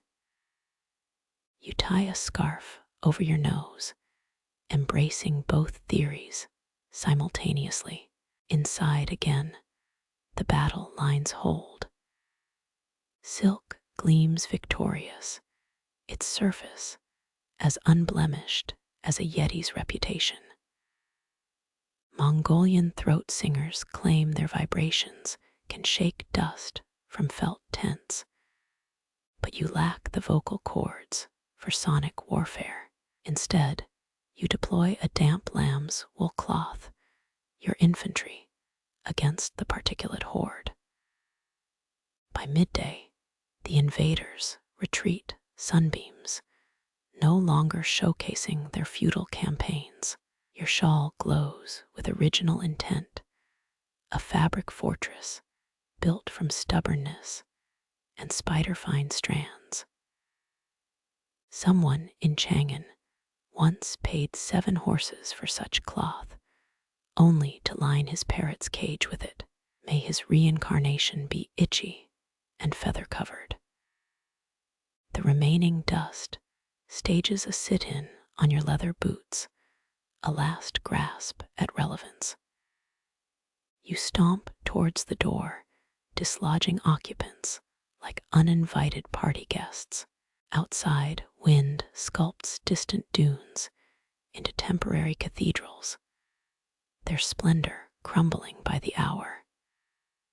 Soon enough, there'll be dust, motes too begging entry to better woven sanctuaries. Returning, you catch a final speck, fleeing the shawl's territory, zooming upwards towards the smoke hole. A Kyrgyz proverb claims escaping dust carries unspoken wishes to the sky spirits. You whisper a plea for less ambitious motes tomorrow and a decent carrot harvest. Sunset stains the woven fortress blood orange, proof against all assaults except time's slow erosion. The yurt darkens your silk, merging with gathering shadows. Tomorrow, 8 new warps will rise, fresh battlegrounds awaiting their own relentless sieges. For now, you bank the hearth, smiling as moths begin their own nightly dance with futility. The loom's skeleton cools under gathering darkness, its upright posts slouching like tired sentries after a siege. You trail fingers along the warp beam, wood still humming from hours of rhythmic combat. Historians note Persian weavers oiled their looms with pomegranate seed paste, believing it sweetened the cloth's temper. Your loom prefers sheep fat and the occasional vodka splash during sub-zero nights. Heddles hang limp little nooses freed from their daily puppeteering. Their strings sway slightly as you pass, ghostly fingers plucking a tune only moths comprehend. Medieval Samarkand weavers claimed idle heddles whispered secrets in Uighur dialect. If one pressed an ear to the shaft, you lean close, hearing only your own pulse thrumming through tired cartilage. The warp threads sag, no longer taut enough to strum a lullaby for insomniac camels. Earlier today, they vibrated like courting crickets, each pass of the shuttle rippling their chorus. Turkic tribes near Bukhara once wove camel tail hair into warps, believing the beast's stubbornness strengthened the fabric. You test a slackened linen strand. It droops like overcooked noodles.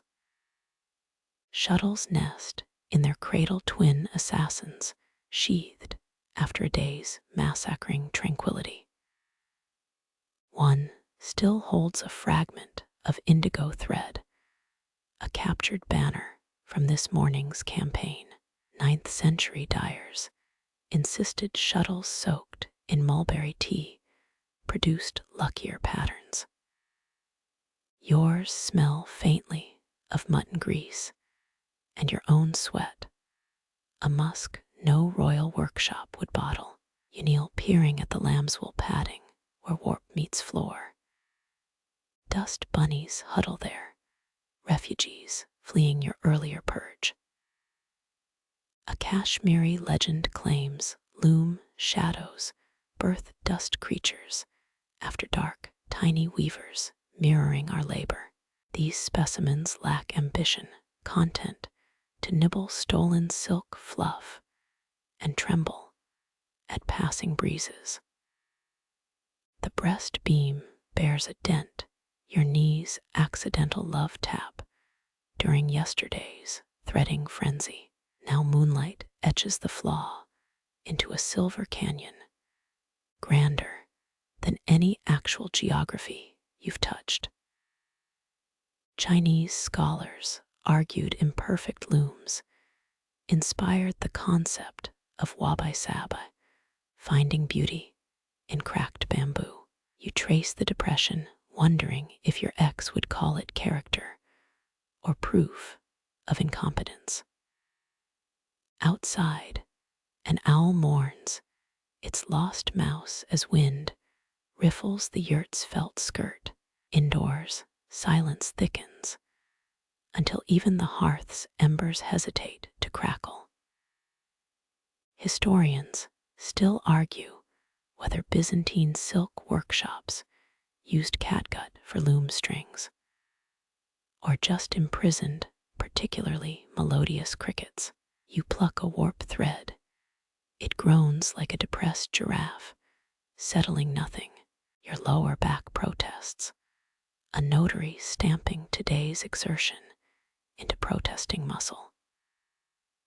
The loom's silhouette blurs momentarily, wood grains swimming in your fatigue. 8th century Nubian weavers napped under their looms, believing the dreams woven their granted pattern visions. You sprawl beside yours, inhaling the scent of pine resin and defeat. Moonlight leaks through the smoke hole, painting the treadles liquid silver. They dangle unused, a puppeteer's abandoned controls. Central Asian tales claim treadles tap ancestral Morse code when no one watches. You shut your eyelids, imagining great-great-grandma complaining about your tension irregularities. Thread scraps litter the floor, casualties of snipped ambitions. You gather a handful, their colors dulled by trampling and sheep dung soles. Historians found similar clumps in Mongolian burial sites. Weavers buried with thread soles for mending afterlife robes. These shreds barely qualify for darning socks, let alone immortality's wardrobe. A moth kamikazes into your forehead, then spirals drunkenly toward the sleeping warp. Perhaps it mistakes the lax threads for hammocks or a communal napping net. By morning, it'll be a wings-down prisoner begging forgiveness via frantic antennae semaphore. The reed hangs slack in its batten metal teeth, no longer combing wayward strands into obedience. You remember reed makers along the Amu Darya River, their hammer songs echoing across dawn-gray water. One claimed his reeds were tempered with dragon's breath, shown by the blue tinge near the handles. Yours displays only rust spots, and your teeth marks from that threading disaster last spring. Your pinky finds a splinter near the castle joint, the wood exacting petty revenge for today's abuse. Uzbek weavers treated loom wounds with mulberry sap, said to prevent fabric grudges from spoiling next day's weave. You suck the bead of blood away, flavoring it with yesterday's mutton stew. Footsteps thud outside your neighbor's yak calf, investigating the moonlit dung pile. Inside, the loom creaks, settling into long-earned atrophy. Sogdian traders, alleged resting looms, absorbed midnight winds, breathing them out as luck into morning warps. You suspect it's just the wood contracting, but leave the window open anyway. The back strap dangles from its peg, leather strips coiled like a rattler digesting a rabbit. You unbuckle it, its floral embossing worn smooth, where your hips fought its embrace. 10th century love poems compared the weaver's back strap to a lover's arms, both restraining and supporting. Yours smells more like a wrestler's jockstrap after monsoon season. One heddle string snaps as you tidy up, the sound crisp as a disappointed tutor's ruler slap. It curls on the floor, a silkworm imitating death throes. Historians still argue whether Tang dynasty heddles numbered in sets of 8 for luck, or because imperial numerology forbade 9s. You pocket the casualty, tomorrow's problem masquerading as tonight's souvenir. Outside, stars prick through the felt smoke hole, icy spectators to your loom's undressing. Inside, you mimic the warp's collapse, sprawling onto sheepskins, still warm from daylight. Someone, probably your sarcastic inner voice, snickers that the bed feels suspiciously like a horizontal loom. You counter that at least this frame demands no tension checks, only surrender. Sleep curls around the silent loom, a second weaver unraveling today's kinks from your spine. The reed gleams one last time, moonlight snagging on its teeth like floss on a snaggletooth. Your final thought orbits the idea of dreaming in warp and weft, until even that unravels into velvet nothing. The needle glints, newly wetted, on a moon-cooled stone. Its point winks promises against the shawl's selvage fringe, that vulnerable border where fabric turns to flight. Ottoman silk weavers stitched coded messages into bridal trousseaux, their resistance hiding in plain damask. Your own rebellion feels smaller, A wish pricked onto a dowry gift's hem. Midnight's chill seeps through the yurt felt. Fresh yak dung plugging wind gaps only goes so far. Your breath blooms brief clouds, dissolving before reaching the ceiling beams. A forgotten technique from Thessaloniki whispers through your fingers, thread twisted counterclockwise for vowels, clockwise for consonants. The needle pauses, unsure if grief belongs in abjad or runes. Fireflies hover their tail-light glow, sputtering like faulty lanterns. Venetian glass makers once trapped these beetles in baubles, living lamps for secret midnight stitches. Your visitors remain free, drifting close enough to illuminate 5 thread counts at a time. Their light leaves phantom green trails, phantom scribes translating wool knots into glow. Each puncture pulls whisper-thin silk across the needle's eye your thread, a comet tail of moon-sourced white. The line between poetry and prayer blurs, here both relying on blind faith in invisible recipients.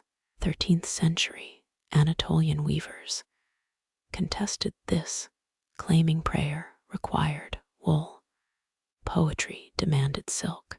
Your hybrid text trembles, caught between fiber politics. Knots form microscopically, smaller than a louse's kneecap. You double them for question marks, single loops for certainty. Wind slithers beneath the door, lifting stray filaments into momentary alphabets. Historians still argue whether Babylonian carpet makers encoded zodiac charts or just spilled wine on apprentices' work. Your constellations lack astronomy, just bent wishes for safe passage. Thumb finds the groove left by yesterday's reed skin, remembering its bamboo teeth. Night suddenly smells of safflower oil and hesitation. A cotton technique surfaces, dipping needles in fermented mares, milk for suppler stitches. Your tool remains dry, quenched only in your own sour breath. The left fringe tangles, a rebellion against forced sentiment.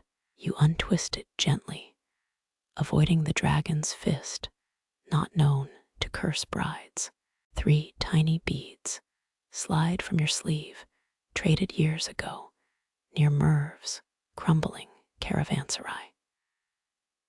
Moth-eaten scholars claim such beads imprison jinn who memorized lost epics. You thread them silently, hoping for plot twists over possession.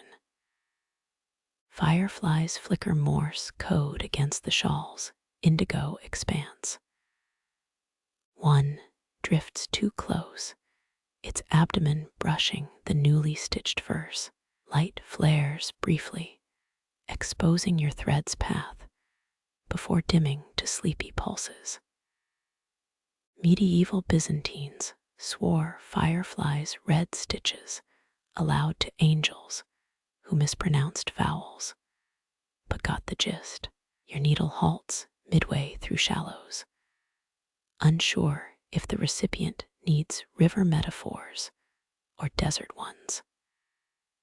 The bride hails from mountain springs, her groom from dust-choked plains.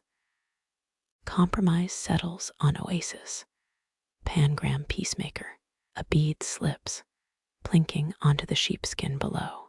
You grope blindly, fingers graze cold wool, decades of lanolin, toughening the fibers. Kushan brides supposedly swallowed 1 bead from their wedding shawls, ensuring the vows stayed inside. This runaway bead finds your palm instead, demanding a return to its pre-threaded exile. Outside, waves of cricket static rise, then fall into tidal rhythm. A few strands of unwoven silk shiver in response, yearning to join their plucked brethren. You trap the bead back into place, thread snarling like a provoked sparrow. A line blurs. Is this verse for the bride, or the unfinished argument with your sister? Both deserve protection from biting winds. The needle stabs, managing one word per loosened breath. Shelter shares vowels with falter, a fact your tired tongue dislikes intensely. Fireflies cluster near hope, lending it 7 extra lumens. Their tiny thoraxes pulse, echoing fibrillation. You imagine historians dissecting your shawl centuries hence, bickering whether this glow-in-the-dark stitching counts as illuminated manuscript. Let them bicker. Tomorrow's dawn will bleach these secrets back into plain thread. Sewing cramps seize your knuckles, betrayers, ending this cryptographic sermon. The needle rests, a minuscule Excalibur, awaiting like surrender. Your final punctuation, a knot dipped in candle wax, rendering it waterproof and slightly sour. Venetian merchants supposedly licked such knots to read smuggled poetry, tasting salt and verb tense. The fireflies retreat, their fuel exhausted, leaving the verse untranslatable once more. All luminescence now pools in the shawl's moon-caught folds, a geography of bends and half-lit unknowns. You fold the secret beneath 7 layers of wool, shielding it from dawn's nosy scrutiny. Sleep laps at your ankles, tugging like undertow willing one last dive. The needle drops, thread trailing like a stubborn comet. Silence reclaims the yurt, broken only by the shawl's whispered argument with gravity. Somewhere beyond felt walls, a wolf chorus debates lunar phases, their howls stretching syntax into pure sound. Your eyelids fall, shuddering the world into velvet stillness. Some last neuron fires, wondering if brides can taste wishes through their shoulder blades. Then, even that thought unravels, returning to its spool of nothing. Your fingertips brush the basket's rim, its willow weave softened by decades of lanolin and dust. Unsold silk bundles coil within their undyed threads, glowing like captive moonlight. The finest reserves, harvested in cotton's mulberry groves, before Mongol cavalry trampled irrigation canals. These strands never kissed Samarkand's dye vats, never felt the weight of Byzantine gold coins. A cocoon rolls lazily against your thumb, still whole, unspun. Moth wings press against its inner walls, a muffled flutter against your calluses. Some whisper that pre-dynastic Chinese empresses drank powdered cocoons before childbirth, hoping to birth silk-skinned heirs. The logic escapes you, unless they wanted squirming infants resembling plump larvae. Midnight chill seeps through the felt, yet warmth lingers beneath these untouched skeins. Raw silk hoards daylight better than wool, sun-drunk and slow to release it. The basket exhales yesterday's heat, a drowsy murmur against your wrists. One skein tangles its end, clinging to the willow ribs like a stubborn lover. You coax it free, soft clicks echoing in the stillness. Gobi whines batter the yurt walls, their fury reduced to whispers by felt thickness, rivaling war shields. 18 layers, 18 yak size, compressed into felted armor. Moonlight stripes the basket, dappling the cocoons with silver bruises. 3 display odd bulges, their spirals skewed by moths that refused hatching day. A bucker and spinner once swore deformed cocoons housed philosopher moths, wingless sages, contemplating wormhood's regrets. You arrange them upright, just in case. Cool silk glides across your palm, each strand remembering its larval architect. 6,000 meters spun per creature, a lifetime's marathon in vapor-thin tracks. Historians still argue whether silk's invention sprang from accidental cocoon drops in tea or royal envy of spider webs. Your money's on the spider theory. Empires often bloom from pettier seeds. A memory surfaces, your sister threading cocoons onto cedar sticks like grotesque kebabs. Her laughter ricochets off these walls still, even 7 winters gone. These unsold skeins likely witnessed that sound, their fibers hoarding echoes physicists refuse to measure. Beneath the basket, moth wings litter the sheepskin, translucent as drowned thoughts. Sogdian traders wore them in amulet pouches, believing wings guided merchants through sandstorms. Each fragment crumbles at your touch, ghost navigators abandoning their posts. You pluck a cocoon, its weight no more than a sparrow's sigh.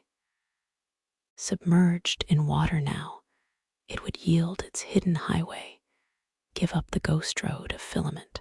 But tonight, it remains a sealed kingdom, a moon-wrapped maybe. 3 baskets huddle beneath the loom, each hoarding unfulfilled destinies. Silk roads end here, in Yurt shadows, their caravan dreams deferred. That indigo bundle could have lined a Delhi prince's wedding canopy. The ivory skein might have graced a Bulgar chieftain's shroud. Instead, they nestle among willow and dust, time capsules, awaiting future archaeologists or mice. A cocoon slips, tumbling through basket gaps, clicking against the floor like a runaway coin. Persian poets compared such falls to dismissed courtiers, leaving royal courts for coyote dens. You rescue the fugitive, nestling it among its kin. Silk moths flutter behind your eyelids now, their wing beats syncing with your pulse. Some claim they dream of mulberry leaves. Others insist they relive their spinning labor. A radical Kyoto study proposed moths recall past human lives, hence their relentless flight toward candle suicides. You doubt it, unless your ancestors were astonishingly fluffy and navigationally challenged. The hearth's last ember pops, starling your spine straight. Ashes sketch vague fortunes on the stone edge, a Rorschach test for the sleep-deprived. One resembles Alexander's goats, the first Macedonians to munch silkweed in Sogdia. Allegedly, their coats gleamed until butchers reclaimed the thread for bowstrings. Your thumbnail traces a cocoon's suture, the precise seam where moths emerge. Chores await at dawn, smoke curring hides, trading felt scraps for millet. Yet you linger drawn by silk's paused breath beneath your palm. Outside, wolves debate the moon's shrinking circumference. Their chorus slips through smoke hole gaps, frosting the baskets with sound. Silk trembles, a vibration too faint for human ears, but moths freeze mid-dream. So many almost winged things surround you tonight. Your own ambitions curl in similar baskets, packed tight and awaiting unknown markets. The analogy feels obvious, too obvious, like those tapestries, where every flower symbolizes fornication. You lift the smallest bundle, its threads humming a G-note when plucked. Fergana weavers strung looms with such strands, creating instruments disguised as rugs. Step on E-flat, get a melody, and holy war flashbacks. Dawn licks the eastern horizon, pink-gray and yawning. The basket's warmth ebbs, silk releasing its hoarded sunlight reluctantly. Even unspun, it clings to remnants, rehearsing resurrection. A moth drifts from the rafters, not newborn, but ancient, its wings nibbled by generations of Yurt spiders. It lands on the highest basket, antennae testing the air for phantom pheromones. Rain whispers against the felt, its patter urging the cocoons to dissolve, to surrender their coiled labyrinths. One pulse of steam could crack their coded scrolls. Yet your kettle remains cold. Maybe tomorrow, or next moon, these silken promises will find their purpose. Until then, they dream in the dark, each thread a precisely paused bridge between worm and wings, and what comes after. The yurt's felt walls breathe inward, straining against ropes, with your own exhaustion. Morning sun bleaches smoke hole edges, revealing patchwork repairs older than your first spindle. Those same ropes once bound Tajik wedding chests, crossing deserts before camels coughed up steppe dust. Silk moths cluster outside, their wings brushing felt like hesitant lovers. Sunlight filters through translucent scales, projecting ghostly paisleys across your workbench. Their frenzy makes sense, forgetting flight to cling to woven walls. One theory claims they mistake lantern light for moonlight, evolution's cruel joke in an electric age. A Mongol herder once told you drunk moths make better dancers, their wings wobbling through iridescent pirouettes. Dew drips from roof poles, each drop smacking coiled ropes below. The sound recalls caravan bells, their iron tongues singing across Taklamakan oases. Historians still argue whether the Mongols used silk armor beneath chainmail, or if Marco Polo mistook quilted cotton for royal threads. Military budgets rarely prioritize moth-spun garments, unless spiders enlist as quartermasters. Your back protests, joints clicking like abacus beads, counting the night's labor. Sweat-damp silk clings to your collarbones, an unwanted shawl with poor ventilation. Outside, goats bleat accusations about delayed milking. A faint shadow stretches toward the hearth, your exhaustion given form, yardstick straight and judgmental. The southern wall sags, its patch of Bactrian camel felt slack from decades of monsoon steam. Central Asian herders prize such flaws. Proof a yurt lived through something worth retelling. Repairing it would erase the storytelling, like whitewashing battlefield scars. Sunlight hits abandoned cocoon baskets, transforming them into gilded cages. 3 moths fumble through gaps, dazed escapees, seeking their first taste of mulberry. A cotton proverb claims newborn moths recite ancestral secrets if caught before noon.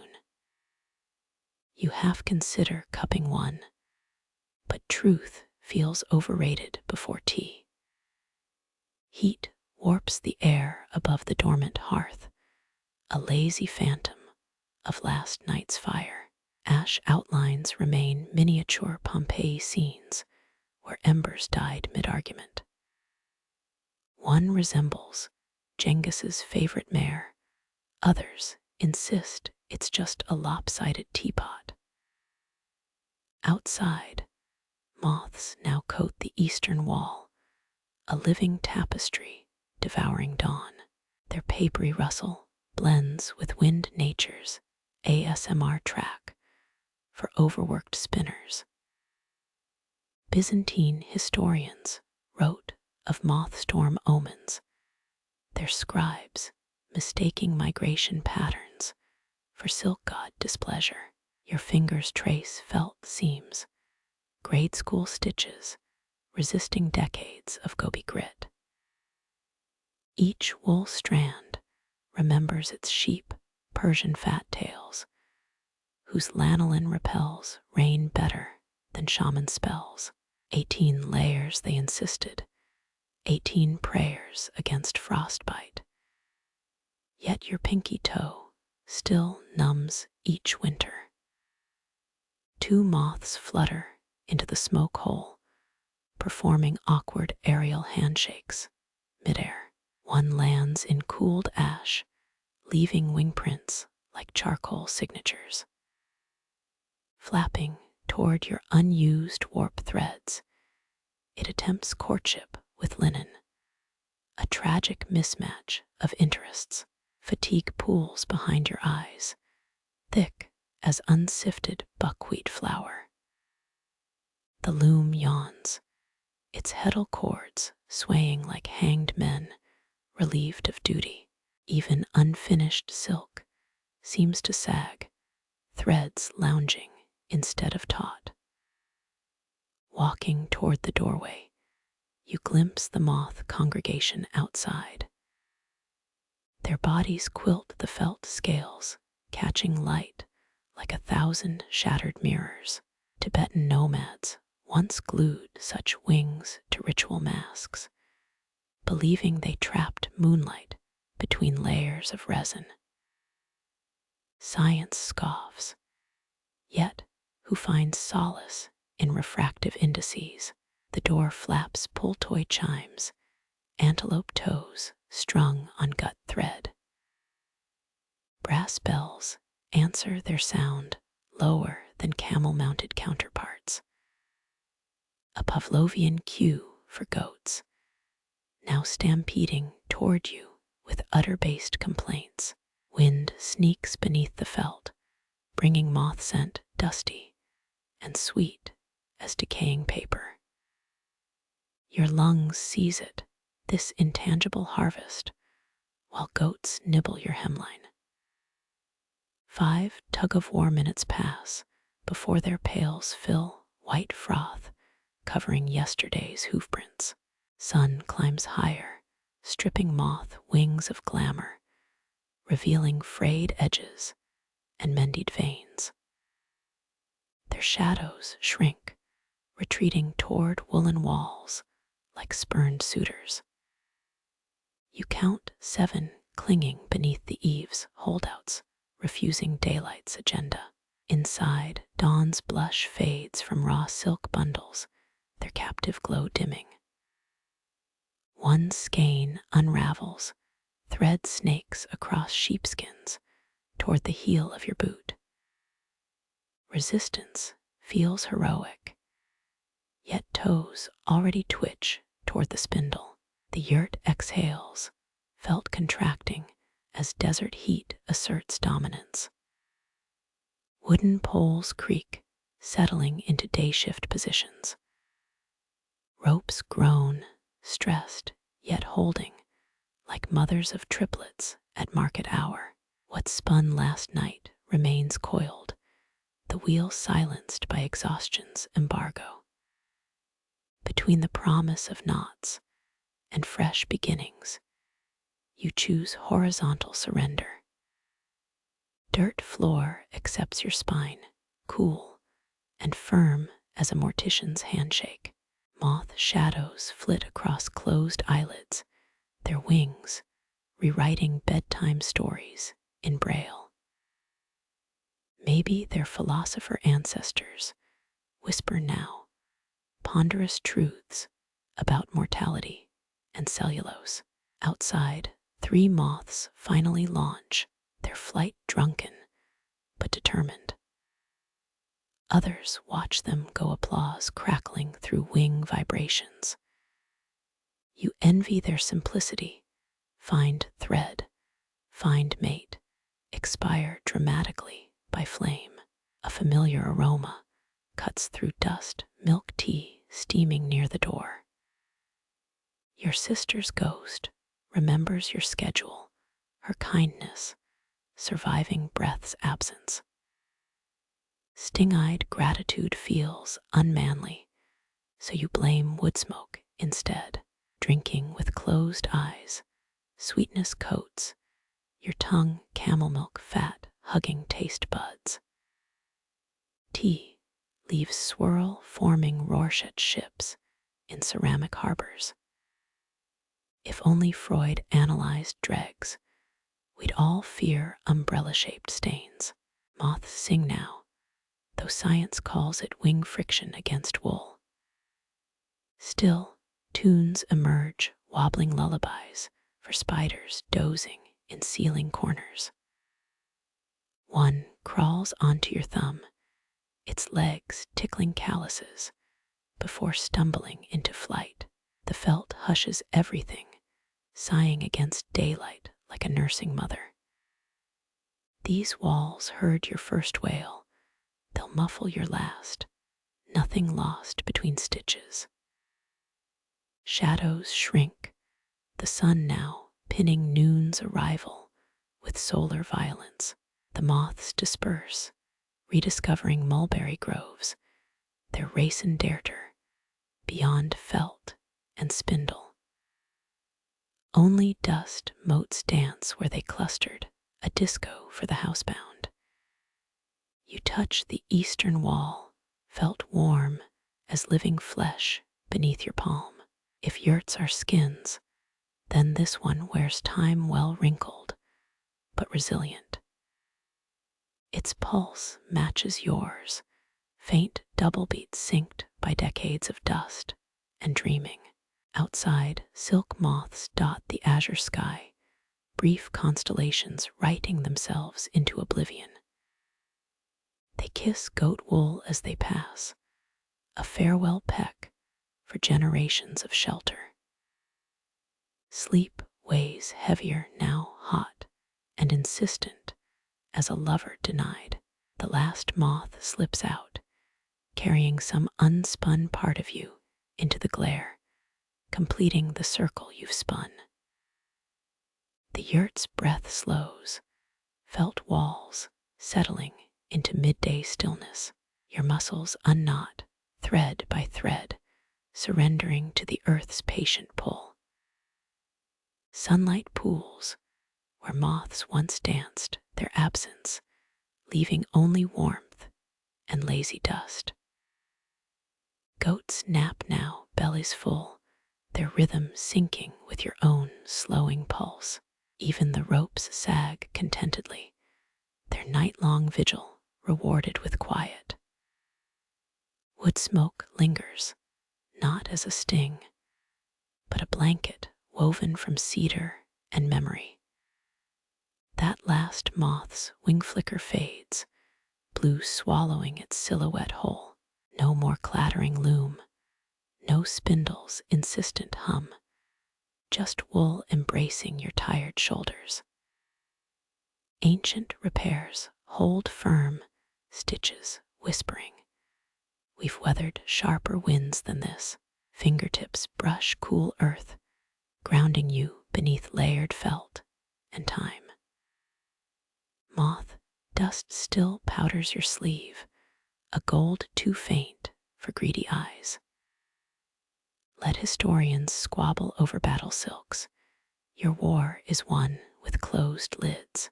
Camel tea's sweetness lingers, a phantom sip on your lower lip. Your sister's ghost hums through the smoke hole, a tune without notes or edges. Smile, it costs nothing, the softest victory. Poles creak approval as you sink deeper, felt molding to your shape like a well-loved glove. Listen, the wind combs the steppe outside, gathering stray wool, tucking daylight beneath the horizon. Breath evens slow as raw silk, unspooling onto shadowed stone. Let tomorrow's knots wait, their cunning undone by this single choice rest. Darkness arrives not as thief, but dire steeping cloth in indigo dreams.